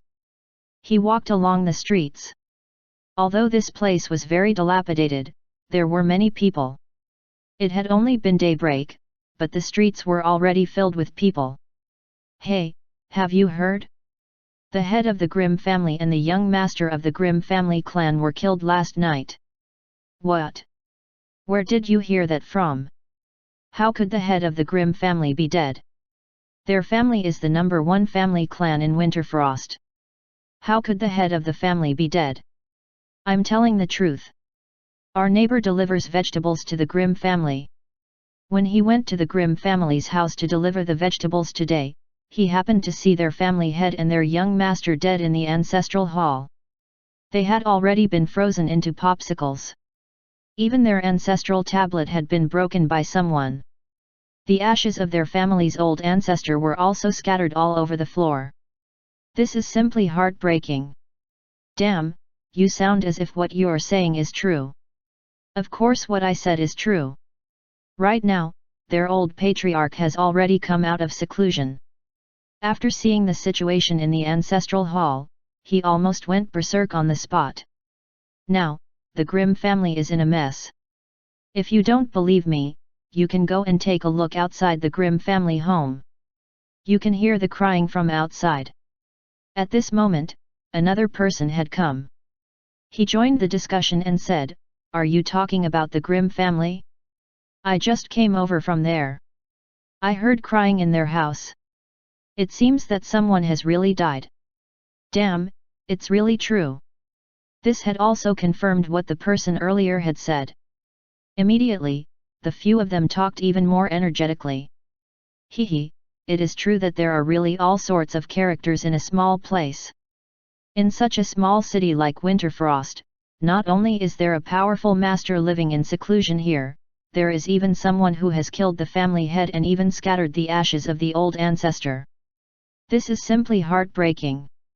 Such an incident is rare even in the large cities he had stayed in previously. Romo had only told him about Saruman previously, and had not told him about the relationship between Saruman and the Grimm family. Therefore, Karaman had not connected the murder of the Grimm family head with Romo. Otherwise, he would definitely be glad that he had knelt down fast enough, or his outcome would probably be the same as that of the Grimm family head. A short while later, Karaman had arrived outside the door of the Nicholas family clan. He frowned at the ordinary mansion in front of him, his heart full of doubts. Is this the family clan of Master? Why is the family clan of Master living in such a dilapidated condition? Even if he is living in seclusion, at least he should not be suffering. Are there two Nicholas family clans in this city? He was thinking suspiciously when someone walked over. He immediately went up and asked, "Hello, I would like to ask how many Nicholas family clans are there in this city?" Chapter 50, Gatekeeper of the Ancestral Hall. Translator, Henai Translations Editor, Henai Translations. There's only this one. Thank you. After getting a definite answer, Karaman had no choice but to go forward and knock on the door. The door opened quickly. A servant opened the door and asked, "Who are you? What's the matter?" Karaman said, "Please inform the head of the family. My name is Karaman, and I have come on old master's orders." The servant looked at Karaman suspiciously and sized him up before saying dryly, "Wait here." Karaman suppressed his anger and reminded himself that this was his master's family. He must not be angry, he must not be angry. At the same time, in Norton's room, Ron had already told Norton that Karaman was coming over. Just as Ron had finished speaking, a servant came over to report that a person claiming to be Karaman had arrived outside and was waiting at the door. Norton was very happy to hear this. Since he was the servant of the old ancestor, he naturally could not delay. He immediately went out with Ron to welcome him. After he had opened the door, he saw a grey-robed old man. Norton was only a level 1 great mage. He was worlds apart from Karaman, so he naturally could not tell the depths of the other party's strength. In his eyes, the other party was just an ordinary old man. However, since he was the old ancestor's servant and he had specially instructed him to treat him well, he was definitely not an ordinary person. If he could not even tell the other party's strength, then it must be that the other party's strength far surpassed his. Thinking of this, Norton dared not be slack and hurriedly said, "You must be old Mr. Karaman. I am Norton Nicholas, the current head of the Nicholas family clan. Welcome." While Norton was observing Karaman, Karaman was also checking on him. A level 1 great mage, his cultivation base can be completely disregarded. The other young man does not look even 20 years old, but he is already a level 6 great mage. To have such a cultivation base at such a young age, he is definitely a genius. Even many top students from the magic academies rarely have such achievements. As expected of the family of Master, they are indeed something. After hearing Norton's words, although the other party's strength was very weak, he was still the family head, he had no choice but to bow and greet him. Karaman greets the family head. Old Mr. Karaman, there's no need for formalities. Please come in. Norton did not dare to let such a great master, whose depths of strength he could not see, bow. He quickly stopped him and invited him in. After entering the Nicholas family, Karaman kept observing the entire family. The more he looked at them, the more disappointed he became. The family was too lousy. When he was outside, he had thought that there was another world inside, but now, he was a little disappointed. After they had reached the reception hall, Norton served the best fragrant tea and greeted him politely. He said, "Old Mr. Karaman, I have already gotten someone to prepare a room for you. You have just arrived at our house, you should take a good rest for a few days." "There's no need. I'll just guard the ancestral hall according to Master's instructions." This, Norton hesitated for a moment, but then remembered that the old ancestor lived in the ancestral hall, so it was normal for him to stay in the ancestral hall to serve the old ancestor. He said, "All right." Hence, the Nicholas family clan had an additional gatekeeper for the ancestral hall.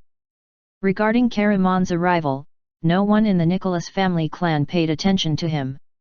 In fact, Romo had done this deliberately. Romo did not want the descendants of the Nicholas family clan to know that there was a great archmage protecting them in the family. If this happened, many of them might lose their drive to improve. This would not be beneficial to their growth, and it was better to have a sense of crisis. Romo had even warned Ron not to probe into Karaman's past and to just treat him as an ordinary servant. As for Karaman, Romo's request for him was even simpler. He just had to be a servant in the ancestral hall to guard the ancestral hall and also to protect the safety of the Nicholas family clan. The request for protection was very simple. He would only intervene when the descendants of the Nicholas family clan were in danger. Other times, he did not have to care. After staying for 2 days, Karaman sat at the door of the ancestral hall feeling bored as he watched the Nicholas family members busying themselves. He had mixed feelings. His master's family clan was too down and out. Apart from the young man whom he had met on the first day who was not bad, the cultivation base of the others was unbearable to look at. His master was so powerful, just a casual pointer from him should have enabled them to be more than that. Why was this happening? Could it be that this rundown family clan is just an unappreciated side branch of Master? If I'm sent to this place, won't it be equivalent to being abandoned by Master? Sigh, turning from a free person to a servant is already very tragic, and now, I'm even abandoned by Master. This is even more tragic. It looks like I must have done too many bad things previously. This is my retribution. I must do good things in the future, otherwise, I'm afraid I won't be able to rise up in this lifetime. Oh right, he had not seen his master for 2 days. Since his master was not here and this branch family of his master was not valued, then he could. Humph. At this moment, a familiar cold snort sounded, and then Karaman felt an unbearable pain from the depths of his soul, causing him to instantly fall to the ground in pain. In just an instant, cold sweat had drenched his shirt. "Master, have mercy," he gritted his teeth and begged as he endured the excruciating pain that was unbearable for an ordinary person. After he had finished speaking, the intense pain in his soul suddenly vanished. He panted heavily, his heart full of fear and lingering dread. He looked around carefully. His master was actually nearby. Otherwise, he would not have immediately discovered his little thought and even punished him immediately. He swore that it was indeed just a little thought. He was only thinking about it. Before the servant imprint in his soul had been removed, he would definitely not dare to do anything to betray his master.